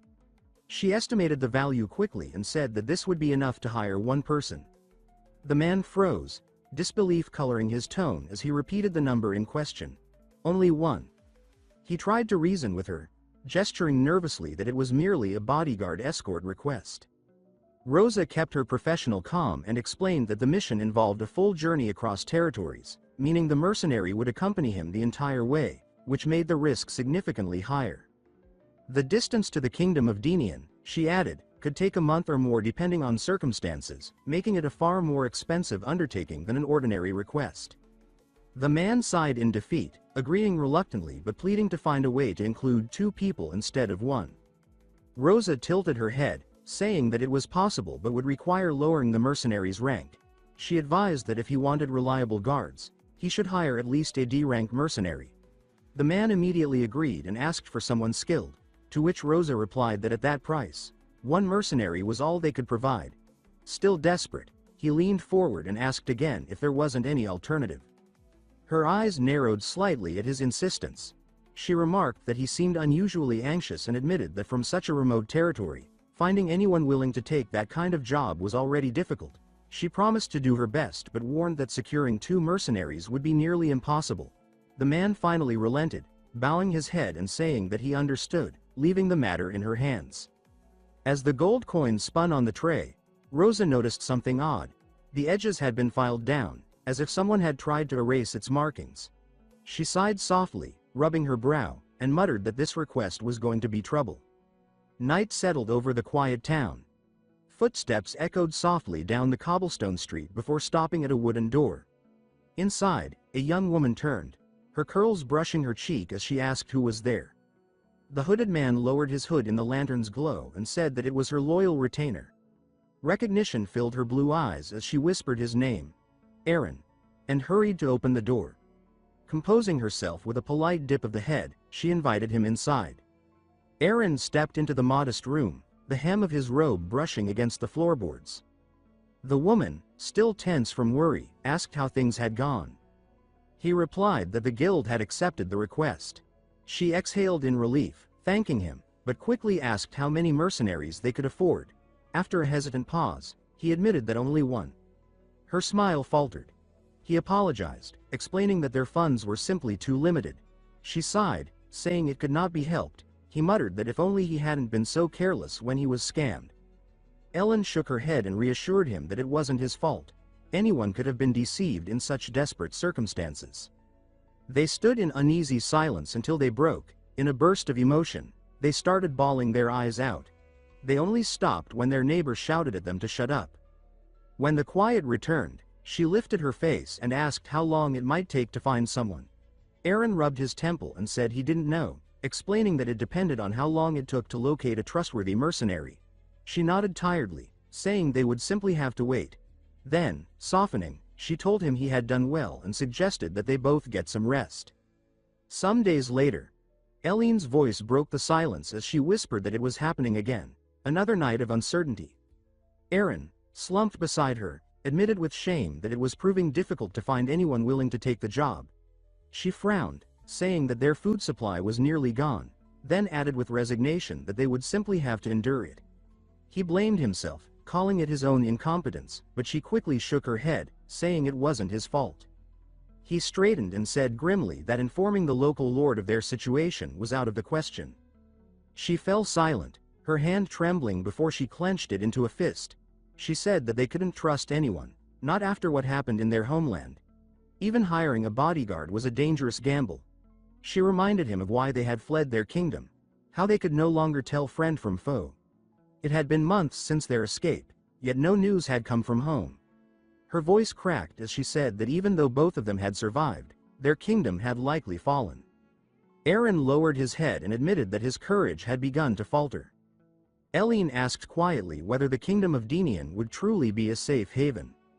He replied that yes, the king of Denian had once sworn an oath to protect her when she was born. Aaron's eyes hardened as he said that perhaps they might even find allies there to avenge their fallen home. He urged her to survive, calling her by her true name, Eileen Mavrochi, Princess of the Fallen Kingdom. Eileen whispered that if she were to die as well, then all would be lost. Her voice wavered as she confessed her doubt, wondering if a mercenary could really be trusted with her life. Aaron reassured her that they had paid in gold for precisely that reason. The guild would assign someone dependable. She nodded faintly, saying that she hoped he was right, though her thoughts wandered. She imagined her protector as a gallant, noble figure. A knight with gleaming armor and calm eyes. Elsewhere, Kettle lay sprawled on his bed, arms folded behind his head. He said to himself that there was nothing to do and wondered idly what his old comrades in the white snowfield were doing. He thought of the reckless warriors who had never feared him, unlike most others, and chuckled that they were probably still living their same foolish lives. Then he blinked, remembering something. The quest. He sat up and frowned, recalling that ever since he had awoken in the white snowfield, the strange quest window had followed him. At first, he thought it a dream, but the biting cold and monstrous battles had quickly convinced him otherwise. The first quest had simply been to survive a week. That glowing window had become his only guide through the frozen hell. Yet after leaving the snowfield, the window had vanished. No new quests, no objectives. Sitting in the quiet room, he admitted to himself that he almost missed it. He looked out the window, frowning slightly, and wondered if the quests had existed only within that frozen land. Then, with a faint smirk, he muttered that it didn't matter. He would live freely and enjoy this world however he pleased. When morning came, sunlight spilled across the mercenary guild counter as Kettle picked up a sheet of paper. His gaze caught the words written at the top. An escort request. The receptionist, Rosa, instantly brightened, clasping the paper in delight as she told him that this might be just the job for him. Rosa explains that the request is an escort mission meant to bring a client safely to their destination. She adds that the details list the target as a woman and an elderly person, the destination is the capital of the Kingdom of Dinian, and the job is D rank. Kettle asks if that is truly everything. She confirms it, then clarifies that the trip will take several days and that all preparations fall on the mercenary. He realizes it will demand far more effort than he expected, but she adds that the reward matches the burden. She admits plainly that the request feels suspicious and says he is free to refuse. He smiles and tells her she does not understand, that this exact suspicion makes it a worthwhile job. He looks over the request again and pauses at the mention of the Kingdom of Dinian. The name stirs something in his memory. Then he recalls Milena of the Akasha family, the merchant he met on the snow plains, and how she had told him he would be welcome if he ever visited. He decides the timing is perfect and declares that he will accept the request. A sudden electronic window flashes into existence before him, its bright blue light startling him. Mission number 785 appears, stating its goal clearly. Escort the client to the Kingdom of Dinian. He freezes, confused by the sudden appearance of the mission window. Rosa notices his odd reaction and calls out to him with concern. The scene shifts to Eileen. She hears hurried footsteps, then a sharp knock. She wonders who could be there. The door opens and Aaron rushes in, panting. She calls his name and asks what has happened, fearing the trackers have found them. He smiles and tells her that the request has been accepted. She is confused, so he explains excitedly that the only C-rank mercenary in the region has taken their job. Her eyes brighten as she asks happily if he truly means a C-rank mercenary. He confirms it, tells her the meeting is set for tomorrow, and asks her to rest well tonight. She agrees with relief. Meanwhile, he keeps glancing at the mission window that has appeared before him, numbered 785, repeating its single task. Escort the client to the Kingdom of Dinian. He sits deep in thought, wondering why the missions are appearing again after so long without a single notification. He questions whether the missions were supposed to be limited to the white snowfield and senses something hidden beneath all of this. As he considers it, thunder rolls across the sky outside. That night, Eileen and Aaron sit quietly inside the mercenary building. She cannot sleep. She keeps thinking about the mercenary, imagining what kind of person he might be. She wonders if he will have sharp features or be covered in scars. She blushes at herself, unsure why she keeps assuming he might look impressive. Footsteps echo toward them. She stands to greet whoever is approaching. When she turns, she freezes. The mercenary has finally arrived. He stands framed in the bright doorway like a dark silhouette. A sudden wave of fear surges through her before he steps inside. He greets them with a calm voice. She asks shakily if he is the mercenary mister, then collapses. Eren yells at him, demanding to know who he thinks he is. Kettle studies the scene and remarks that it has been a long time since anyone reacted to him like this, not since the day he defeated the demon. He turns to Rosa and asks if these are the two clients. She confirms it and prepares to introduce them. She announces that the one assigned to escort them is Barbarian Kettle. Eren shouts in shock, demanding to know what she just said. Rage fills him as he screams that he will not travel with a barbarian and demands an immediate replacement. Rosa fixes him with a cold stare and asks if he intends to question the judgment of the mercenary guild. He quickly denies it. She warns him that if he doubts the guild's decision, they will void the contract and return his payment. As he stammers, he feels his temper becoming something dangerous. But before he can answer, Eileen speaks. She says that she accepts. Her certainty stuns him. She steps forward, extends her hand to Kettle, introduces herself as Eileen, and tells him she looks forward to relying on him. Later, as they travel through the forest, Kettle stops and asks Eileen and Eren if he is walking too far ahead. Both look tense. Eren mutters a quiet denial. Kettle suggests that maybe he should stay closer, while Eileen insists they are fine as they are. Their nervous laughter fills the air. Eren adds that no one has shown up so far anyway. Kettle nods and says he can see that, and though he does not fully understand why they are so uneasy, he is fine with whatever makes them more comfortable. He moves ahead again, keeping a large distance, while the two follow behind, watching him in wary silence. Eileen studies his back, thinking that things have finally reached this point.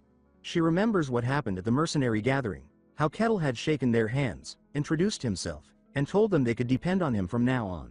She wonders if everything will truly be all right.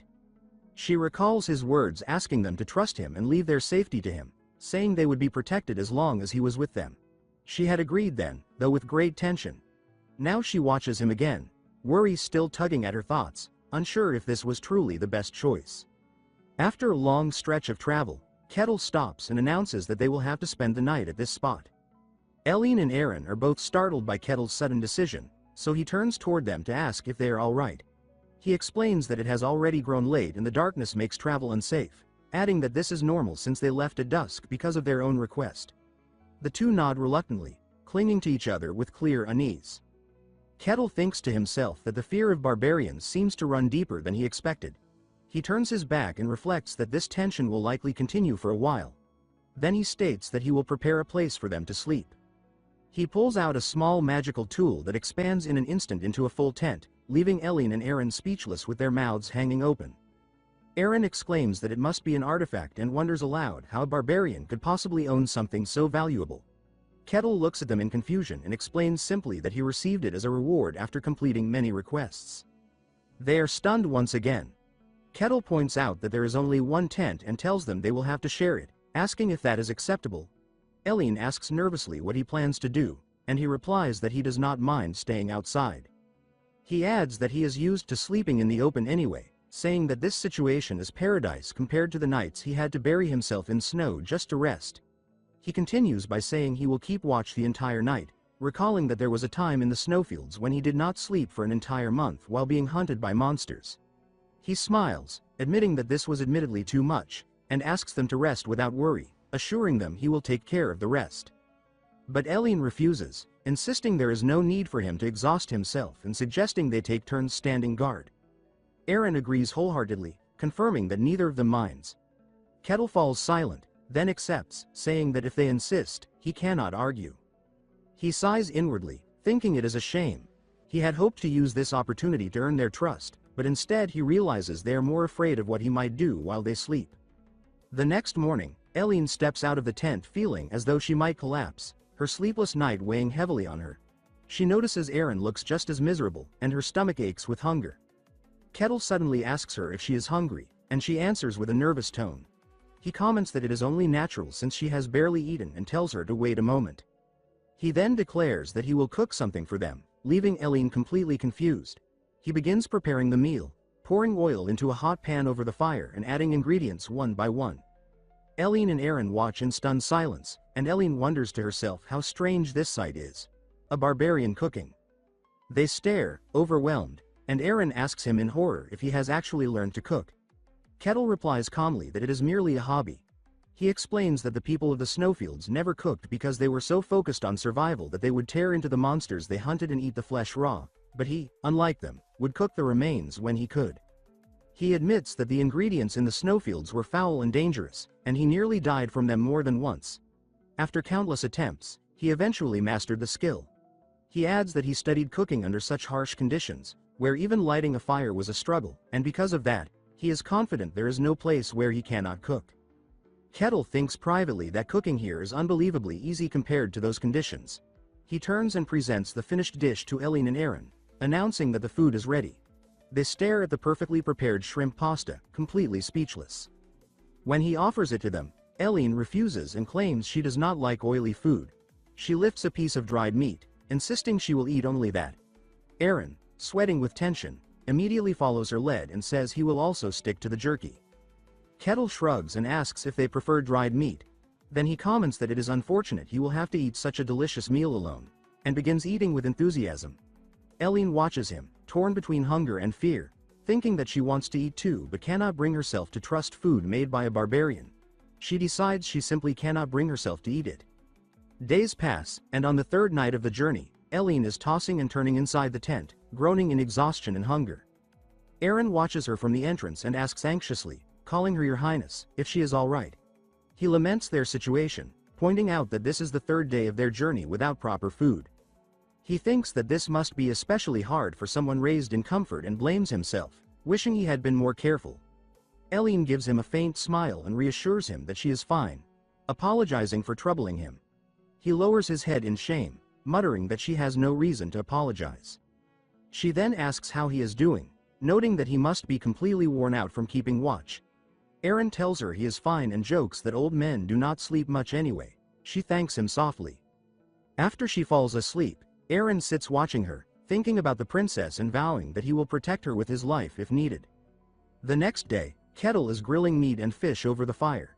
Eileen and Aaron stare silently, their hunger impossible to hide. Their stomachs growl loudly. Eileen suddenly rises with a flushed face and tells Kettle she will step away for a moment. He asks curiously if she is going to the restroom. Eileen freezes, mortified, thinking about how rude he is. He immediately realizes what he said and apologizes. Eileen waves her hands in a flustered panic and tells him it is fine, astonished that a barbarian is apologizing to her. She then walks toward the forest. Aaron watches her go, then looks toward Kettle, who continues cooking quietly. Before Aaron can speak, Kettle says that he knows they do not trust him, but reminds him that he is their companion on this journey. He continues flipping the meat and adds that he is human just like them, and his feelings can be hurt as well. He gives a faint smile and says he would appreciate it if they offered him a bit of trust. Aaron stands frozen by his words, then lowers his head and mutters that he understands. Kettle hands him a plate of grilled venison. Aaron stares at it with wide eyes and asks if he truly expects him to eat it.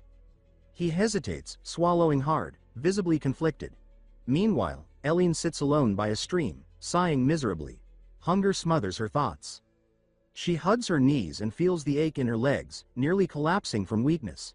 She forces herself up, thinking she must bear it and that Aaron must be suffering even more. But when she returns, she is stunned by what she sees. Aaron and Kettle are sitting together, eating the meat Kettle prepared. Eileen stops in disbelief, muttering Aaron's name. Kettle notices her gaze. Aaron leaps to his feet in panic, dropping the meat and shouting "Princess," insisting that this is all just a misunderstanding. Kettle looks at both of them calmly and repeats the word princess with curiosity. Eileen rushes toward Aaron and demands to know what exactly he is trying to say is not true. She remembers the promise they made to stay alert, to be wary of barbarians, and to protect each other. Aaron cuts her off, explaining that it is not what she thinks, and adds that he actually believes Kettle may not be as threatening as they first assumed. Eileen is stunned by his words. At that moment, Kettle steps toward them and tells them to calm down. Eileen agrees in a shaky voice. Kettle concludes that the reason they refused his cooking and insisted on splitting the night watch was simply because they did not trust him. Eileen feels guilty and mutters that she misjudged him, while Aaron flusters and tries to deny it. Kettle thinks quietly about how to resolve this. He realizes there is a deep prejudice in this world toward barbarians. Being a barbarian from the White Tundra, he does not understand all the details, but he assumes the barbarians outside the tundra must have done enough to warrant this level of fear. He reflects that even if he said he was not a barbarian, no one would believe him. Then an idea strikes him, and he smiles. He steps closer and tells them there is one thing they are misunderstanding. Both look at him in confusion. Kettle smiles with confidence and states that he is not a barbarian. He gives them a steady, calm smile and repeats himself, saying he is not a barbarian at all.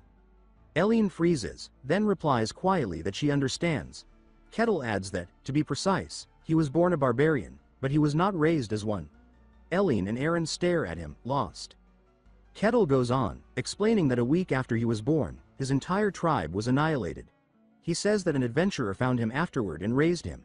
In Eileen's mind, an image appears of a tall adventurer carrying a small infant Kettle. Then he admits privately that this story about being raised by an adventurer is something he made up on the spot, but insists aloud that it does not matter. He thinks that even lies can be medicine when used correctly. He concludes that although he is technically a barbarian by blood, he was raised as a civilized man. Eileen tries to absorb this, responding hesitantly that she sees. Kettle continues gently, saying he knows it is difficult to believe, but he hopes they understand that he is no different from them. He adds that he wants them to see that. Meanwhile, in his thoughts, he mutters that it is all nonsense. But look, he thinks, they are already starting to pity me. Eileen and Aaron tense at once, startled by the truth finally hitting them. Eileen suddenly understands. Her eyes widen as she realizes the source of her fear. It was never something Kettle did. It was the word barbarian. That single word made her stiffen, even though he had shown them nothing but kindness. She recalls how he cooked for them, protected them, respected their space, and still she could not trust him. Shame covers her face as she admits softly that she is sorry, and that she could not trust him until now. Kettle does not become angry. Instead, he smiles gently and says that it is all right. He understands why she felt that way. The tension drains from her, and she looks relieved.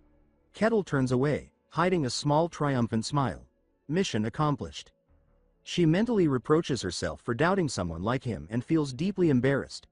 Then Kettle raises his hand slightly toward her and says he will be counting on her from now on. Eileen freezes, startled by the gesture. Her eyes soften, and color rises in her cheeks. She clasps her hands together, shy yet pleased. A faint red aura flickers around them. Watching from within the bushes, a man with sharp red eyes observes the scene. He notes how close the princess and Kettle seem, though he complains quietly to himself that his ability to hear them is lacking. Even so, his curiosity grows. He admits he never expected someone like Kettle to exist among the barbarians. From afar, he wonders what exists in that white wasteland to produce a barbarian like him. How could someone born in that place be more refined and composed than the barbarians outside it? He even appears more civilized. The thought unsettles him, and he moves forward quietly, hoping for a better vantage point. But the moment he shifts, Kettle suddenly turns his head, his eyes narrowing with an eerie glow, staring directly toward the hidden figure. The watcher stiffens, unsure whether Kettle truly saw him or if he imagined it.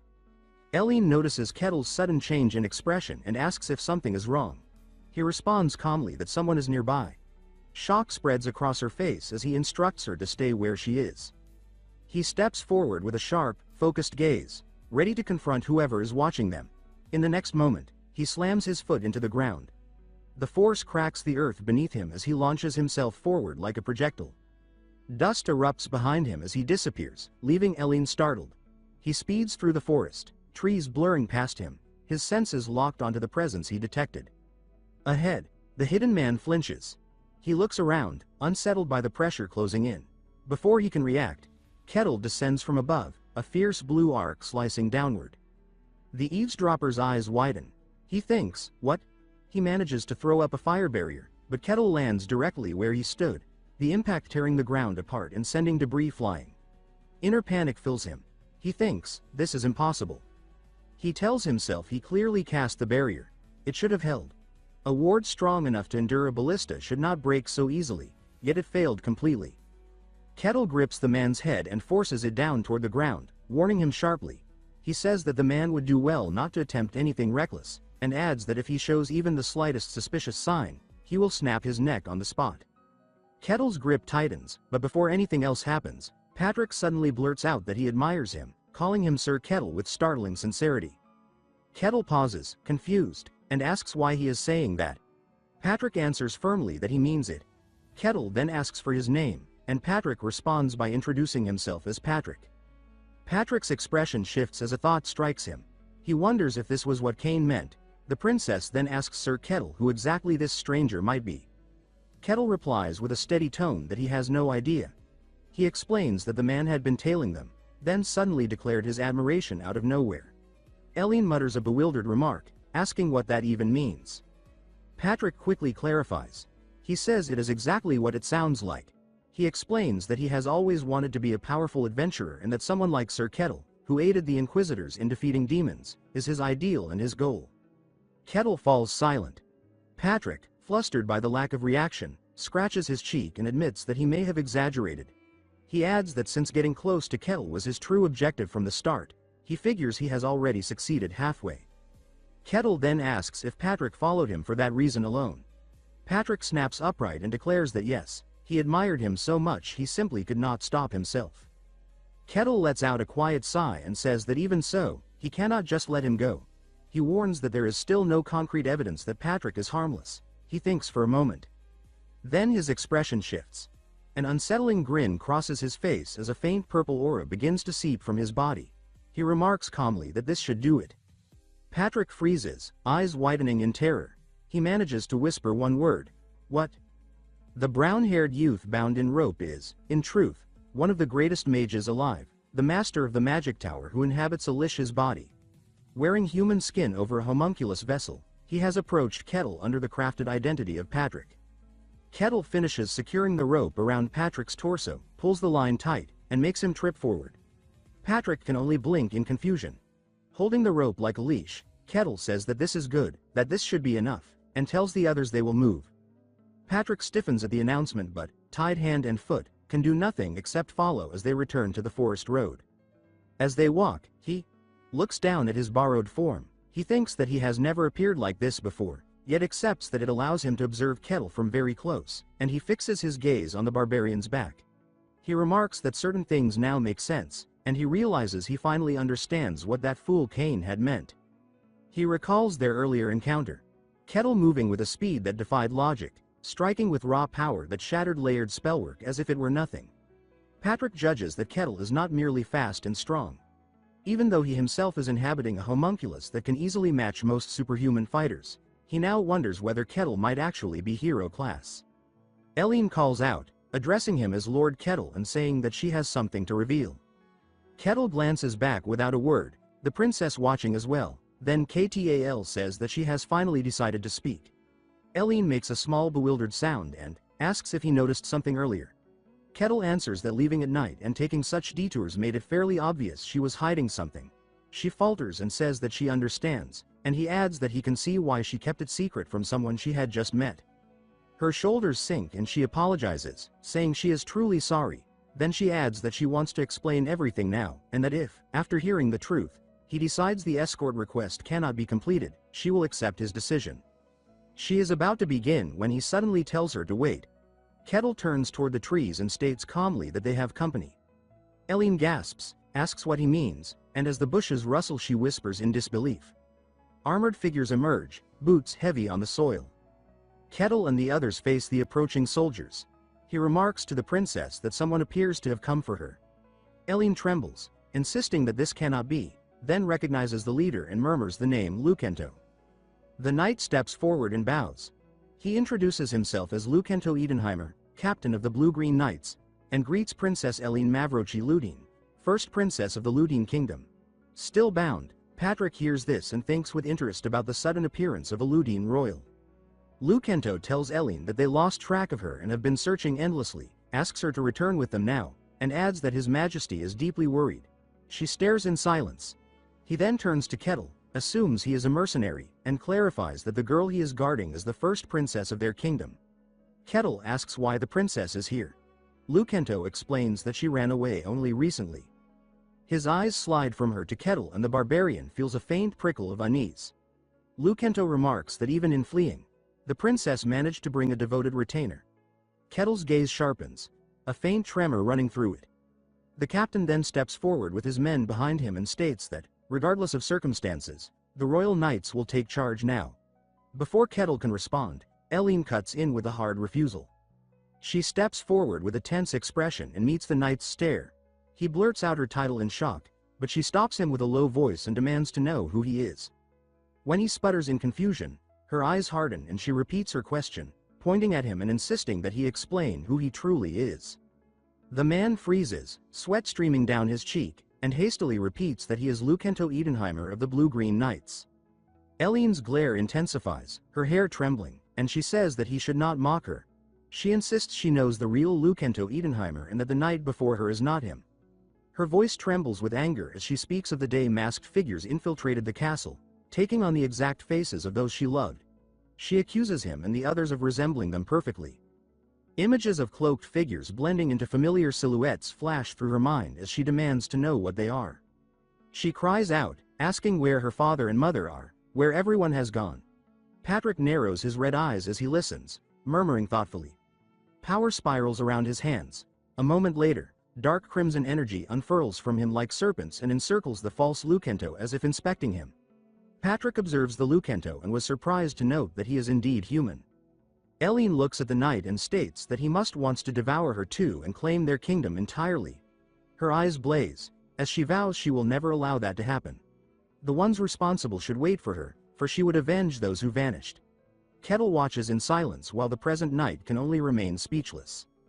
Lucento exhales shakily and asks another soldier if he heard her, then claims that the princess is delusional. Eileen flinches and protests, asking if he truly thinks that of her. He waves a hand and urges her not to speak nonsense, telling her to be rational. He says she is claiming everyone except herself has changed, and asks if she believes such a thing is even possible. Her gaze falters, unable to respond. He declares that she needs immediate treatment, and reaches out a gloved hand, and says that Her Highness clearly needs immediate treatment. Eileen steps back as he insists they must put an end to this confusion and demands she come quietly. She trembles and whispers that she cannot let everything end here. Standing alone before the line of armored men, she clasps her hands tightly and pleads inwardly for someone to help her. A calm voice then asks what they think they are doing. Eileen turns in shock. Kettle moves forward, placing his broad back between her and the knights, forcing Lucento to halt.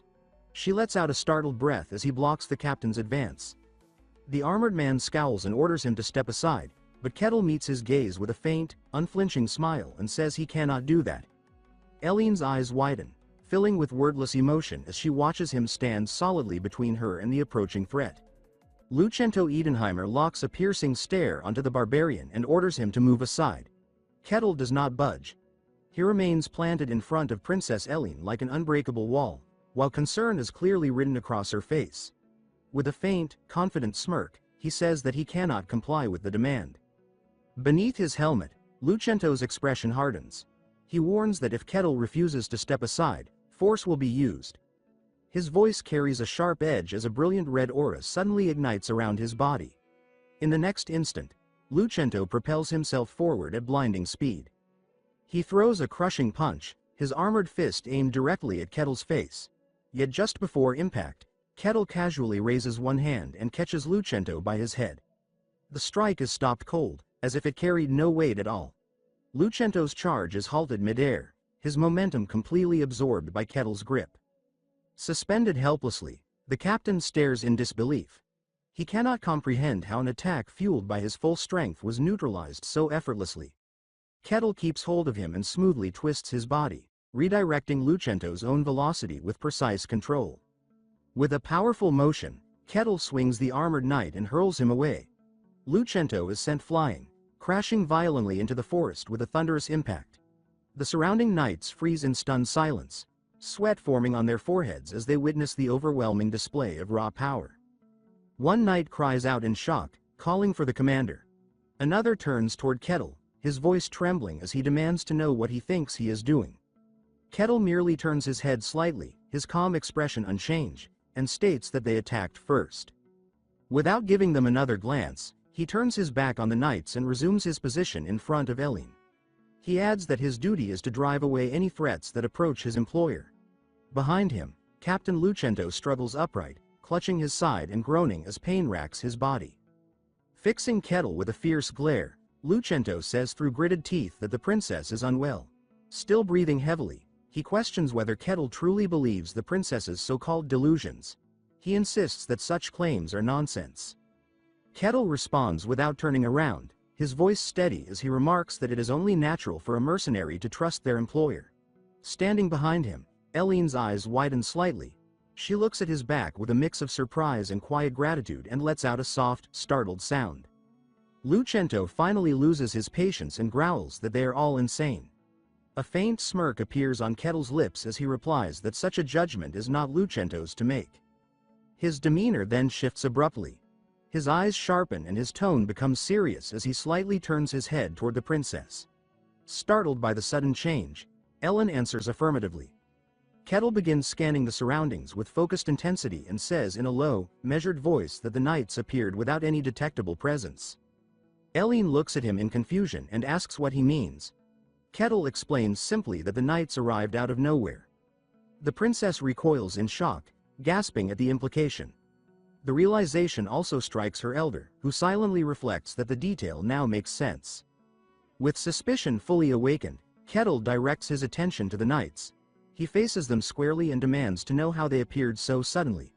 Captain Lucento and his men remain motionless, refusing to answer. After a tense pause, Lucento responds with irritation, dismissing the question as irrelevant. He says they came to retrieve the princess and accuses Kettle of fixating on meaningless details. Kettle narrows his eyes, studying their avoidance. He quietly notes that they refuse to answer, and as his suspicions solidify, he makes his choice. He declares that he will personally escort her to the kingdom of Danayan. Ellen is overwhelmed. A gentle blue light begins to shimmer around her as memories of long-held pain surface. In her trembling thoughts, she realizes that no one had ever believed her until now. The tension finally snaps when one knight slowly reaches for his sword. The others follow, patience completely exhausted. They spread out, forming a tightening circle around the group. Lucento states flatly that there is no reason to continue the discussion. Kettle remains calm and tells everyone to step back for a moment. With her hands clasped tightly, Ellen watches him with anxious eyes and silently begs him to be careful. Fear grips her as she reminds herself that these are the strongest knights in the kingdom. Lucento raises his voice and issues a clear command for all units to draw their swords. In perfect unison, the knights unsheathe their blades. A low hum fills the air as each weapon begins to glow with a faint green light. They assume formation, fully prepared to strike. Observing their stance, Kettle allows a slight smirk to form, murmuring that it is interesting. Nearby, the bound tower master Lich silently observes the escalating standoff. A dim red light pulses within his eye as he scoffs inwardly at the knights' display. He judges them as second-rate, noting their glowing blades, before acknowledging that they can all manipulate mystic arts. His gaze settles on their leader, whom he silently recognizes as first-rate. Captain Lucento points his glowing sword at Kettle and shouts the order to take down the barbarian, granting permission to kill him. At once, the knights move as one. They rush in from every direction, surrounding Kettle and striking in perfect coordination. Just as their enchanted blades are about to connect, an immense surge of energy explodes outward from Kettle's unmoving body. The shockwave rips through the formation, violently throwing the knights back and completely obliterating their combined assault. Kettle stands exactly where he had been, completely untouched. A brilliant ring of light slowly dissipates around him as the dust settles back to the forest floor. Without allowing the knights even a moment to recover, Kettle vanishes from his spot and closes the distance in an instant. He slips past a kick aimed at his side and answers with a single, crushing counter.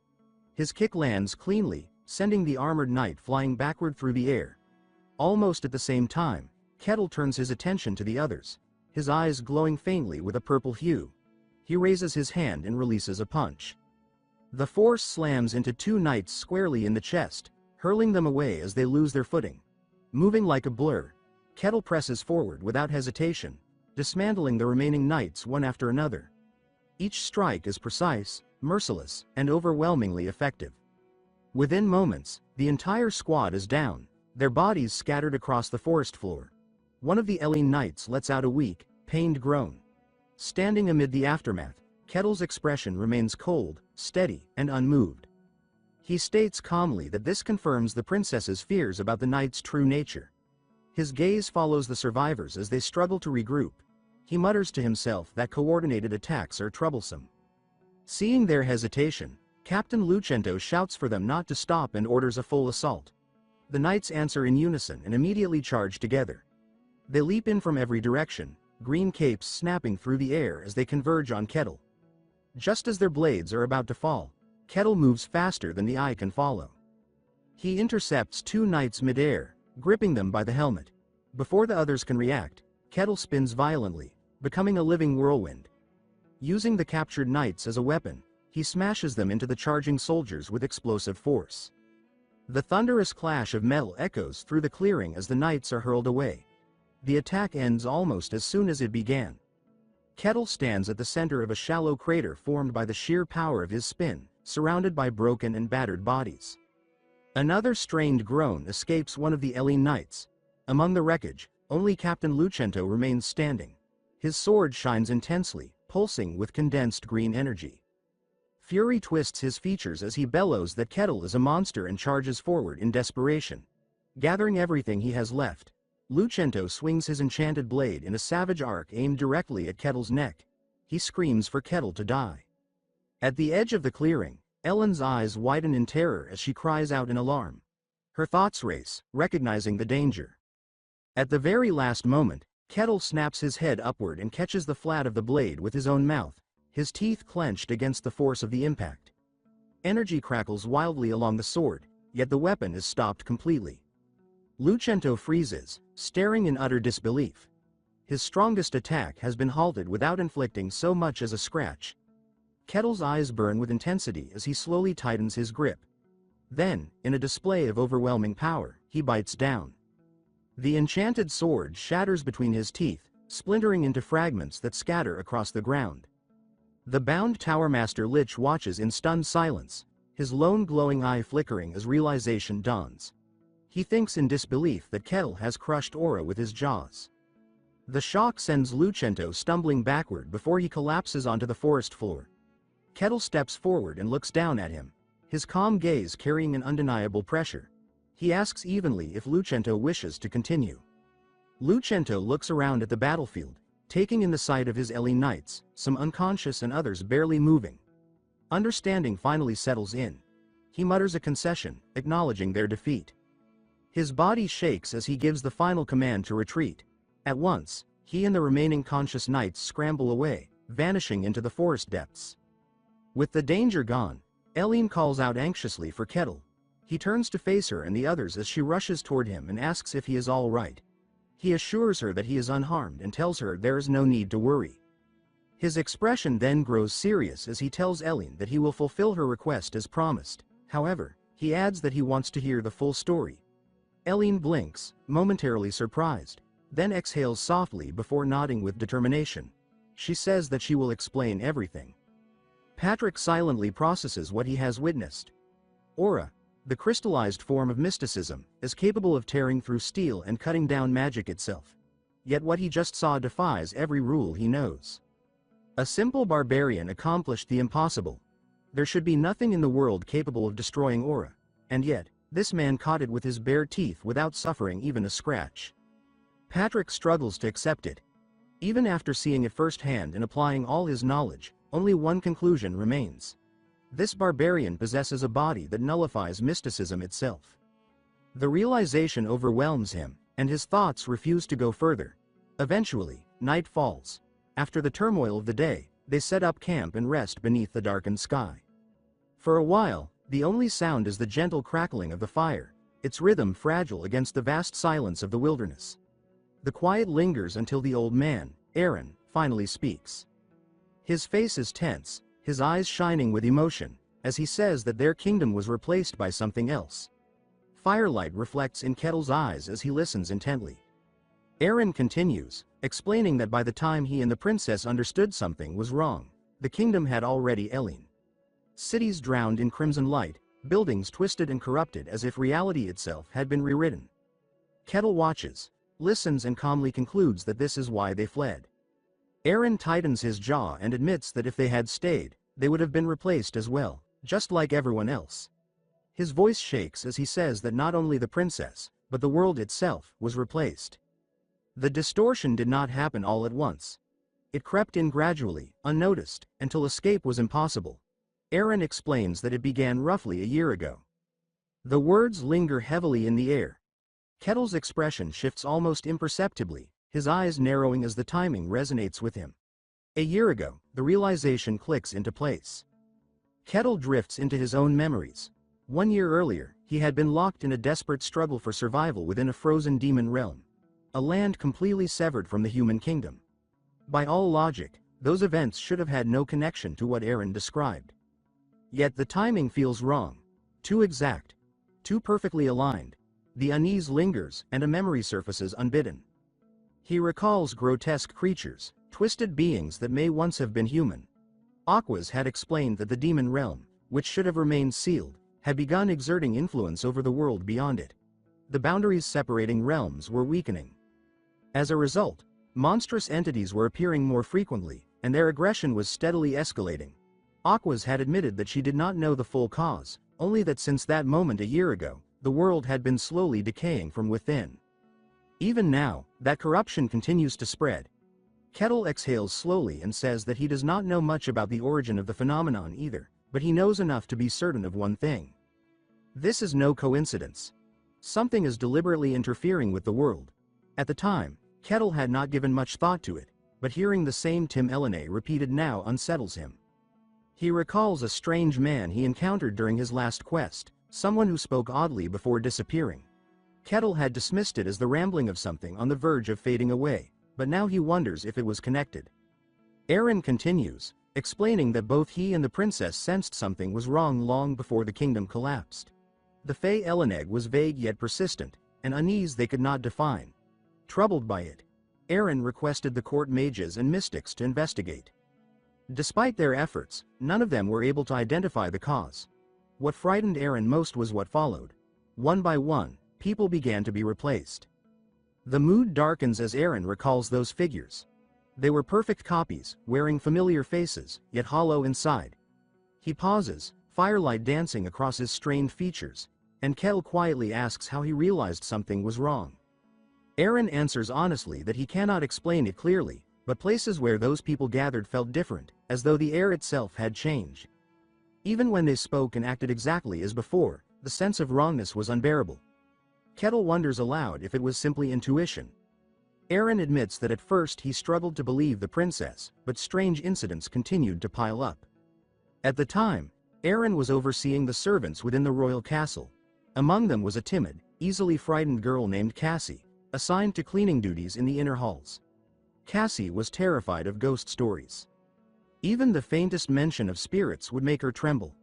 Aaron admits that he sometimes teased her with frightening tales, finding her reactions oddly amusing. Then, without warning, something changed. Cassie suddenly stopped reacting to ghost stories altogether. Aaron recalls that he initially thought nothing of it, assuming she had grown braver or simply tired of his teasing. Everything shifted after a particular incident in the castle. Cassie was responsible for maintaining a massive stone statue.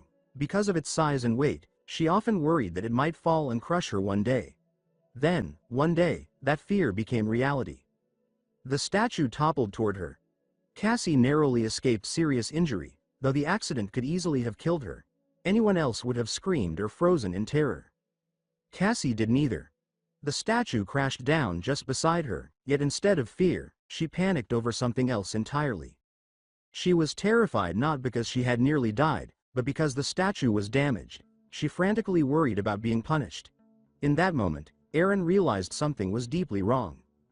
Cassie showed no fear of death at all. Her only concern was discipline. As Aaron watched her, a chilling realization took hold. The Cassie standing before him was no longer the same girl he had known. The timid, fearful servant was gone. Outwardly, nothing seemed different. She laughed, chatted, and spoke as usual, but Aaron could no longer believe she was truly Cassie. From that moment on, he began quietly observing others. He tested them subtly, watching for reactions, searching for the same emptiness he had seen in her eyes. What he discovered shook him deeply. Many people he had known for years, friends, servants, colleagues, were no longer themselves. They behaved normally. They spoke normally, but inside, they were hollow. Kettle notes that this explains why they fled. Aaron confirms that he feared he might be replaced as well. Kettle then asks why they insisted on heading to the Danaan kingdom, pointing out that other places could offer protection. Aaron explains that only those with Danaan blood can perform what is known as the Human Declaration, an ancient concept most now consider a myth. Kettle asks what it is. The princess begins to explain. Long ago, humans lived alongside other races. There was one man who wished to create a kingdom solely for humans. He approached an unknown god and spoke his desire. The god granted him a single power. That power allowed him to distinguish humans from non-humans. With it, he founded a kingdom. Kettle concludes that this kingdom was Danaan. The princess nods in confirmation and adds that only those of Danaan royal blood can perform the Human Declaration. Kettle smiles faintly, surprised that such a thing truly exists, and remarks that the world never ceases to be strange.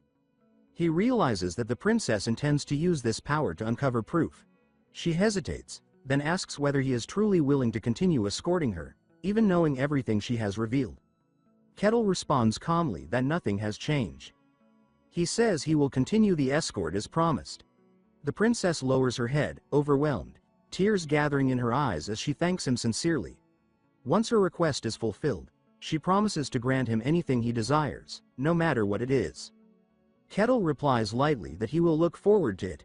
Eren reacts sharply, clearly displeased with the promise she has made.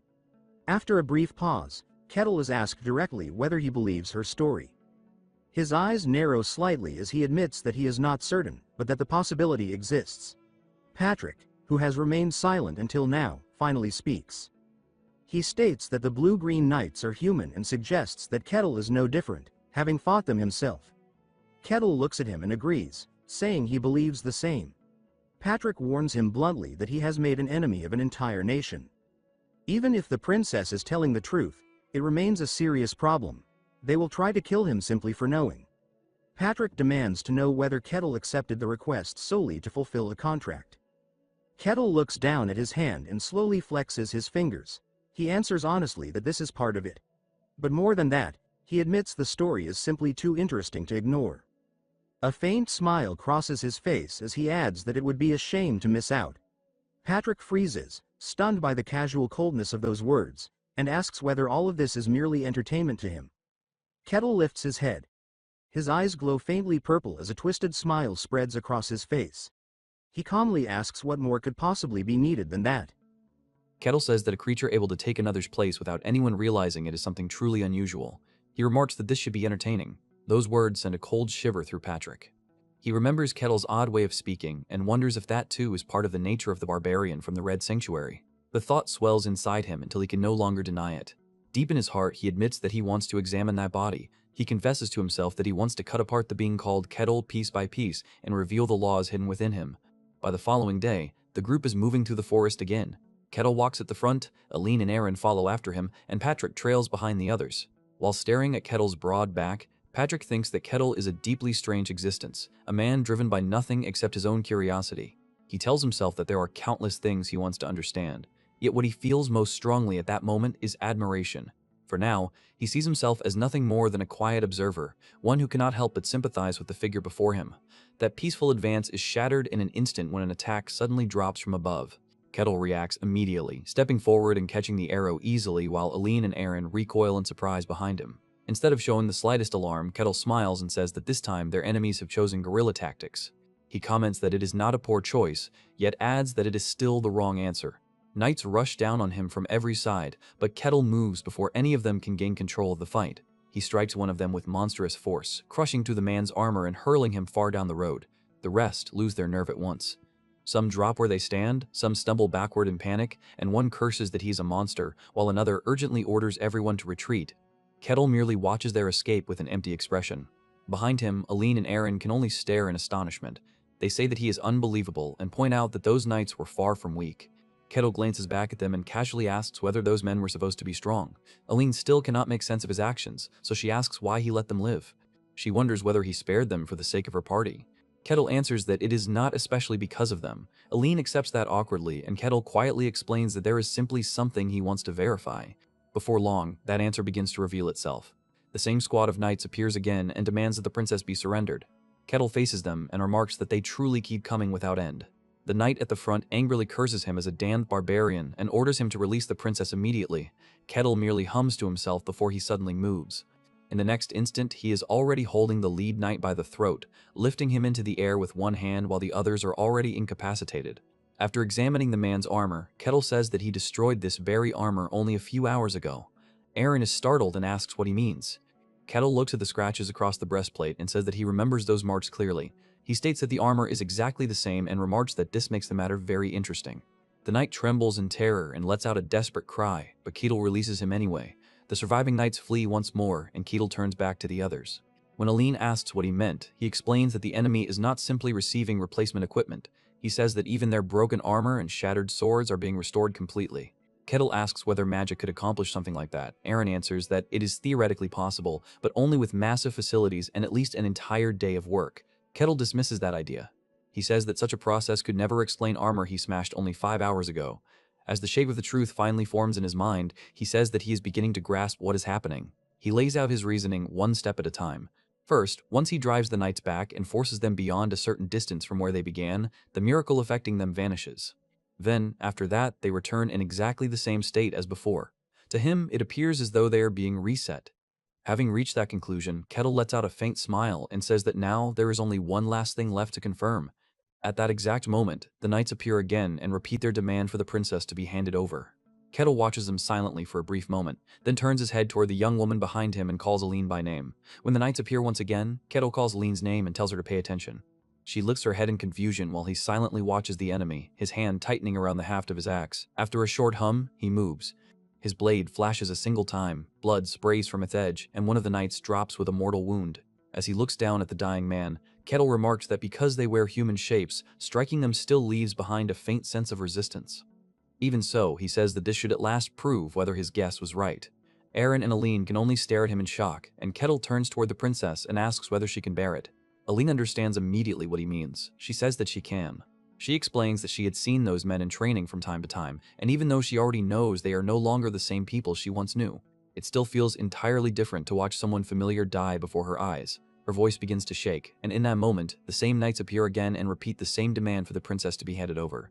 The sight makes Aline freeze. Erin's face turns pale and she stammers that she clearly saw them die earlier. Kettle gives a faint smile and says that this is exactly what he expected.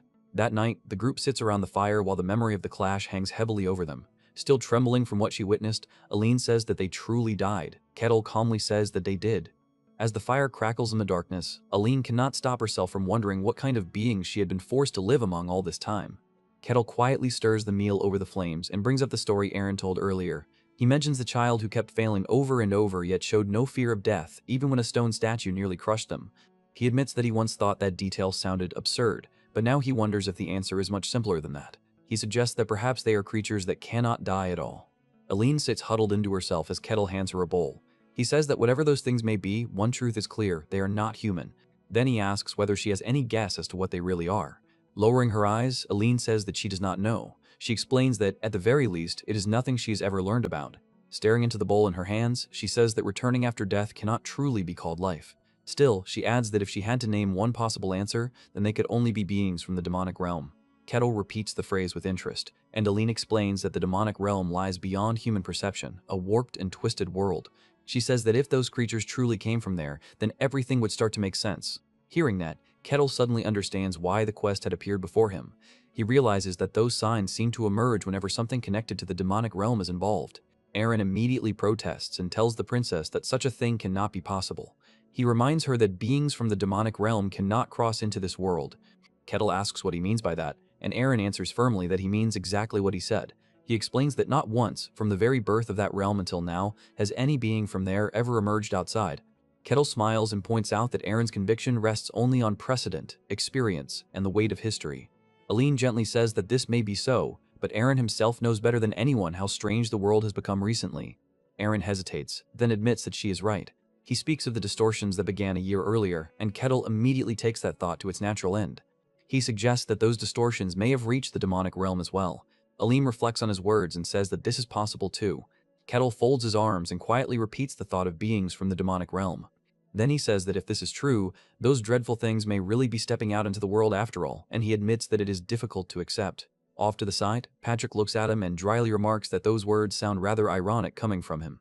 By the next morning, the answer presents itself again. The knights return once more and shout for the princess to be handed over. Kettle looks at the now familiar scene, lets out a faint amused smile, and says that they have come back again. Kettle looks down at yet another fallen knight and says that this makes 3 deaths already, and yet every time they return without a single wound on them. Aline trembles with disgust and calls them vile monsters. As the group stands on the forest road with another corpse lying at their feet, Kettle says that at this point he is beginning to question what their true purpose really is. Though shaken, Aline steadies herself and says that their plan must have been to secretly consume the kingdom from within, quietly increase their numbers, and use that as the first foothold before swallowing the entire continent. Kettle listens to her, then says that he is not convinced and does not think the truth is so straightforward. Even while speaking, he casually knocks aside another incoming attack and says that if their true goal were simply to devour the kingdom, then killing Aline would have been enough. He points out that there would be no reason for them to go this far just to retrieve her. He adds that during the last 4 days they had more than enough opportunities to kill her, yet they never did. He also notes that they never move at night, behaving instead like ordinary humans who rest, eat, and remain hidden in darkness. Then, while batting away more charging knights, he says that even their guerrilla tactics are irrational. If they were truly immortal monsters, there would be no need to divide their forces. They could have attacked all at once, and even if they died, they would only return again. He concludes that these creatures do not act like monsters at all. Turning back to Aline, Kettle says that their words and behavior never go beyond the bounds of humanity. He says that it is almost as though they genuinely believe themselves to be human, and because of that, he has come up with a very interesting idea. Aaron and Aline both fall silent. Then another knight appears and angrily demands that the princess be handed over immediately. Off to the side, the bound young man watches as Kettle clasps his hands together with bright enthusiasm and says that it is time for them to have a conversation. Kettle even remarks that it is tragic for enemies to continue clashing when both sides already know what the other wants. The bound Patrick can only think that Kettle has completely lost his senses. Aaron shouts and asks what Kettle thinks he is doing. Kettle calmly answers that he already said he wants a sincere conversation. Aaron, horrified, cries out that trying to speak with a monster is pure madness. The captured knight is just as shaken and hurriedly says that he is not a monster at all. He insists that he is human, that they know who he is, and that he is not some creature to be feared. Before he can continue, Aline sharply orders him to be silent. Fury and grief twist together inside her as she says that some disgusting monster dares to wear that familiar voice. She says that she has already watched him die and return to life several times with her own eyes, so there is no possible way she could believe he is human. The kneeling knight desperately says that this is not the important part. He insists once more that they are human and says that the princess is mistaken. Aline refuses to let herself be treated as though she is delusional. She says that she already understands their scheme, that they devoured her father and mother, and that in the end they intend to turn her into a monster as well. She accuses them of wanting to replace everyone before conquering the continent. The knight hurriedly denies everything and says that none of that is true. He says that the princess will remain exactly as she is now. Those words make Aline stop cold, and she asks what he means by that. The knight admits that he does not know the full details, but says that one thing is certain, both she and Aaron must return to the kingdom. Aline rejects him immediately. She says that there is no reason to continue the conversation because he has done nothing but spout nonsense. She concludes that, just as she expected, there was never any point in trying to speak with monsters like them. Kettle quietly watches her, then lets out a low hum. When Aline notices and asks what is wrong, he says that it really is just like that and that this makes the matter even more interesting. Then he asks her a strange question and wonders whether she considers herself human. Aline is left stunned. She asks what he means, then says that the answer should be obvious. Kettle's eye begins to glow with a purple light as he says that he sees. Aline starts to reply that perhaps he had suspected she had turned into something like them. Before she can finish, a brutal impact suddenly strikes. Blood splashes across her chest. Black cracks spread from the wound in a grotesque pattern and her eyes widen in utter shock. Kettle stands directly before her with a cold expression and a purple gleam burning in one eye. Aline lowers her gaze to the blood soaking her body, too stunned to form words, and all that escapes her is a small, broken sound. In the darkness, Aline hears Aaron calling her name over and over, and the sound finally drags her back to consciousness. Her eyes fly open. She jerks upright in bed, breath shaking, while Aaron rushes to her side and asks whether she is awake. Still half lost in confusion, she murmurs that it is Aaron and asks where they are. Then the memory crashes back into her mind. She hurriedly looks down at her body, touches the spot where she had been struck down, and falters when she finds no wound at all. Before she can make sense of it, Kettle appears and says that she is awakened. Aline stares at him in disbelief and begins asking what happened, because she is certain that he killed her. Kettle calmly says that he did. Kettle explains that she had unquestionably received a fatal injury, one no ordinary human could have survived. Kettle then says that the result is exactly what she is seeing now. When Aline asks what he means, he tells her without hesitation that she's been restored as if nothing had happened, exactly the same way as the knights. He adds that while she was unconscious, he also confirmed that Aaron is in the same state. Aline recoils and says that cannot be true, only to realize with horror what that means. If so, then she may already be no different from them. Later, Kettle steps outside and Patrick asks him how Aline is handling the truth. Kettle replies that she's in chaos, just as anyone would expect, though mentally she seems steadier than he had imagined. He then asks Kettle when he first realized that Aline was the same kind of being as the knights. Kettle answers vaguely that who can say, then muses that perhaps he knew from the very beginning. He explains that the moment he first saw the stone, he felt a faint but familiar presence clinging to Aline and Aaron, though at the time he could not identify it. He says that once he noticed the same presence in the knights, his suspicion turned into certainty. Patrick reflects that even with the eye of observation, he was unable to detect anything like that, and he wonders if it is something only beings of the demonic realm can sense in one another. Kettle replies that this was not the only thing that bothered him. He recalls that Aline had feared him from the start and refused the food he offered. For 3 entire days, she had barely eaten more than a strip of jerky the size of a finger, all while enduring a grueling march that would have worn down even grown men. Kettle says that for a princess raised in comfort, such endurance cannot be explained by willpower alone. Patrick is impressed that Kettle noticed details so small and admits that the more he sees, the harder it becomes to believe Kettle is merely a barbarian. At that moment, Aline steps outside and calls for Sir Kettle. She says that they should continue on toward the kingdom of Danayan. Kettle looks at her and says that it seems her thoughts are somewhat organized now. Then his gaze shifts toward the forest, and he says that before anything else, it is time for the Hidden Watcher to reveal himself. Although Kettle says that he senses no trace of magic, the night air ripples, and a concealed figure steps out into view. Kettle remarks that it was skillful and wonders whether it was magic or simple instinct that allowed him to notice the presence at all. The old man repeats the word instinct and fully reveals himself. Kettle asks whether he had been using an invisibility spell. The old man then introduces himself as Adamant Ragesh, a member of the Seven-Colored Jewel Society and the chief mage of the Kingdom of Lutein. Adamant Ragesh says that he has come to bring Aline home. Kettle studies him and asks whether that means he has not come to fight. Adamant lowers his gaze and says that such a thing should not be necessary. He explains that Kettle and the others have already told the princess everything she needed to know. Then he turns to Aline, extends a hand toward her, and says that it is time for her to return to the royal palace. He adds that if a princess of Lutein crosses into another kingdom, it could become a diplomatic problem. Aline trembles and thinks that those words no longer mean anything to her, because she is only a monster pretending to be Aline in the first place. Adamant quietly repeats the word monster and admits that they have certainly changed from what they once were. Even so, he says that this does not mean they have ceased to be themselves. He declares that he is still Adamant Ragesh, chief mage of the Kingdom of Lutein. Aline looks at him in confusion, and Adamant says that if anything has changed, it is only that they have become more complete. He tells her that she is still the princess of Lutein and that she is destined to become the flawless queen of their country. Kettle thinks of the story of Theseus' ship. He explains that the people of Athens preserved the hero's vessel for a long time, and whenever its planks decayed, they replaced them with stronger ones. He asks whether after every part had eventually been replaced, it could still be called Theseus' ship. Kettle understands at once and realizes that the Kingdom of Lutein in its current state is nothing less than an enormous ship of Theseus. Adamant once again tells Aline to return. He says that the place where she belongs is the Kingdom of Lutein. Aline can only stammer helplessly in response. Adamant watches her quietly and asks what she intends to do. At that moment, Kettle steps forward and says that if she does not want this, then he will drive the man away. Adamant's gaze immediately sharpens. He tells Kettle to step aside and says that, as Kettle himself already revealed, they are of the same kind, so there is no reason for him to interfere. Kettle answers with complete indifference and asks what that has to do with anything. He says that he does not care what Adamant truly is. He is only standing there to protect his employer. Those words shake Aline deeply. She lowers her head and says that she is not Aline. She tries to say that she is only an imitation, but Kettle cuts her off and tells her no. He says that to him, she is Aline. He explains that he does not know the Aline from before, only the woman who hired him and traveled alongside him. He says that the person he wants to protect is the Aline standing here now, then looks straight at her and asks what she wants. Aline trembles, clutches at her chest, and struggles to force the words out. After a long silence, she finally says that she does not want to go back. A grin slowly spreads across Kettle's face. He says that his employer has made her choice.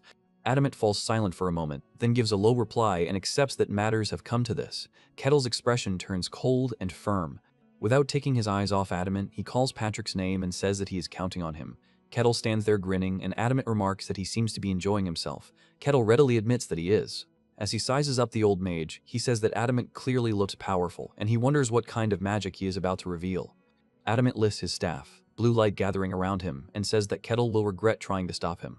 The incantation has barely begun when Kettle disappears forward. Adamant's eyes widen in shock, but he has no time to react. In the very next instant, Kettle's fist punches straight through him in a savage blow, sending blood spraying across the ground. Pulling back his bloody hand, Kettle calmly says that the first rule for dealing with a mage is simple: kill them before they can finish casting. Yet the battle does not end there. Adamant's blood and torn flesh do not fall lifelessly to the earth, but instead break apart into crimson light. Kettle watches as those red particles gather again and rebuild Adamant's body, then says that, just as he expected, Adamant cannot be killed by ordinary means. Adamant himself is left badly shaken, unable to understand what just happened. He realizes that Kettle moved far too quickly for him to respond, and the sheer absurdity of that fact fills him with horror. The fight resumes at once. Kettle suddenly senses movement below, and in the next moment, jagged stone bursts from the ground in a violent earth spell. Instead of panicking, he looks upward with interest and says that this works as well. Adamant keeps the pressure on without pause, unleashing one spell after another in rapid succession. His staff twists and changes into a mass of living wood, and he roars that his enemy should be burned to ashes. Fire rushes around the transformed wood and erupts across the clearing in a violent blaze. From the rear, Aline cries out for Kettle, while Patrick watches the battle with narrowed eyes. He thinks that Adamant is throwing out spells that should consume a tremendous amount of mana, and he begins to wonder if the man's mana is somehow returning to its original state every time. That possibility sends a chill through him. He realizes that Adamant may be a mage with infinite mana, and that such a truth would be enough to shake the entire world. Even so, Patrick grimly concludes that Adamant has chosen the worst possible opponent, because Kettle is an abnormal monster in his own right. Kettle tears straight through the sea of flames and charges once more. Wearing a delighted smile, he asks whether mages are truly this strong, and says that this is getting interesting. Adamant barely has time to hear those words before Kettle appears behind him and crashes into him with another merciless strike. Blood bursts out again, and Adamant is hurled away one more time. Then Kettle briefly slows and looks down at the blood on his fingers, murmuring that something about this is strange. Adamant, breathing heavily and staring in disbelief, calls him a monster and demands to know what he really is. Kettle answers with an easy smile that he is only a normal barbarian. Adamant can do nothing but say that such a claim is a ridiculous joke. At last, Adamant abandons all restraint. He says that they should stop testing one another and declares that from this point onward he will fight with his full strength. Blue currents spiral upward as his body rises into the air, while raging mana surges around him like a towering pillar. Looking up at that overwhelming display, Kettle's smile only widens, and he says that now there is finally something worth looking forward to.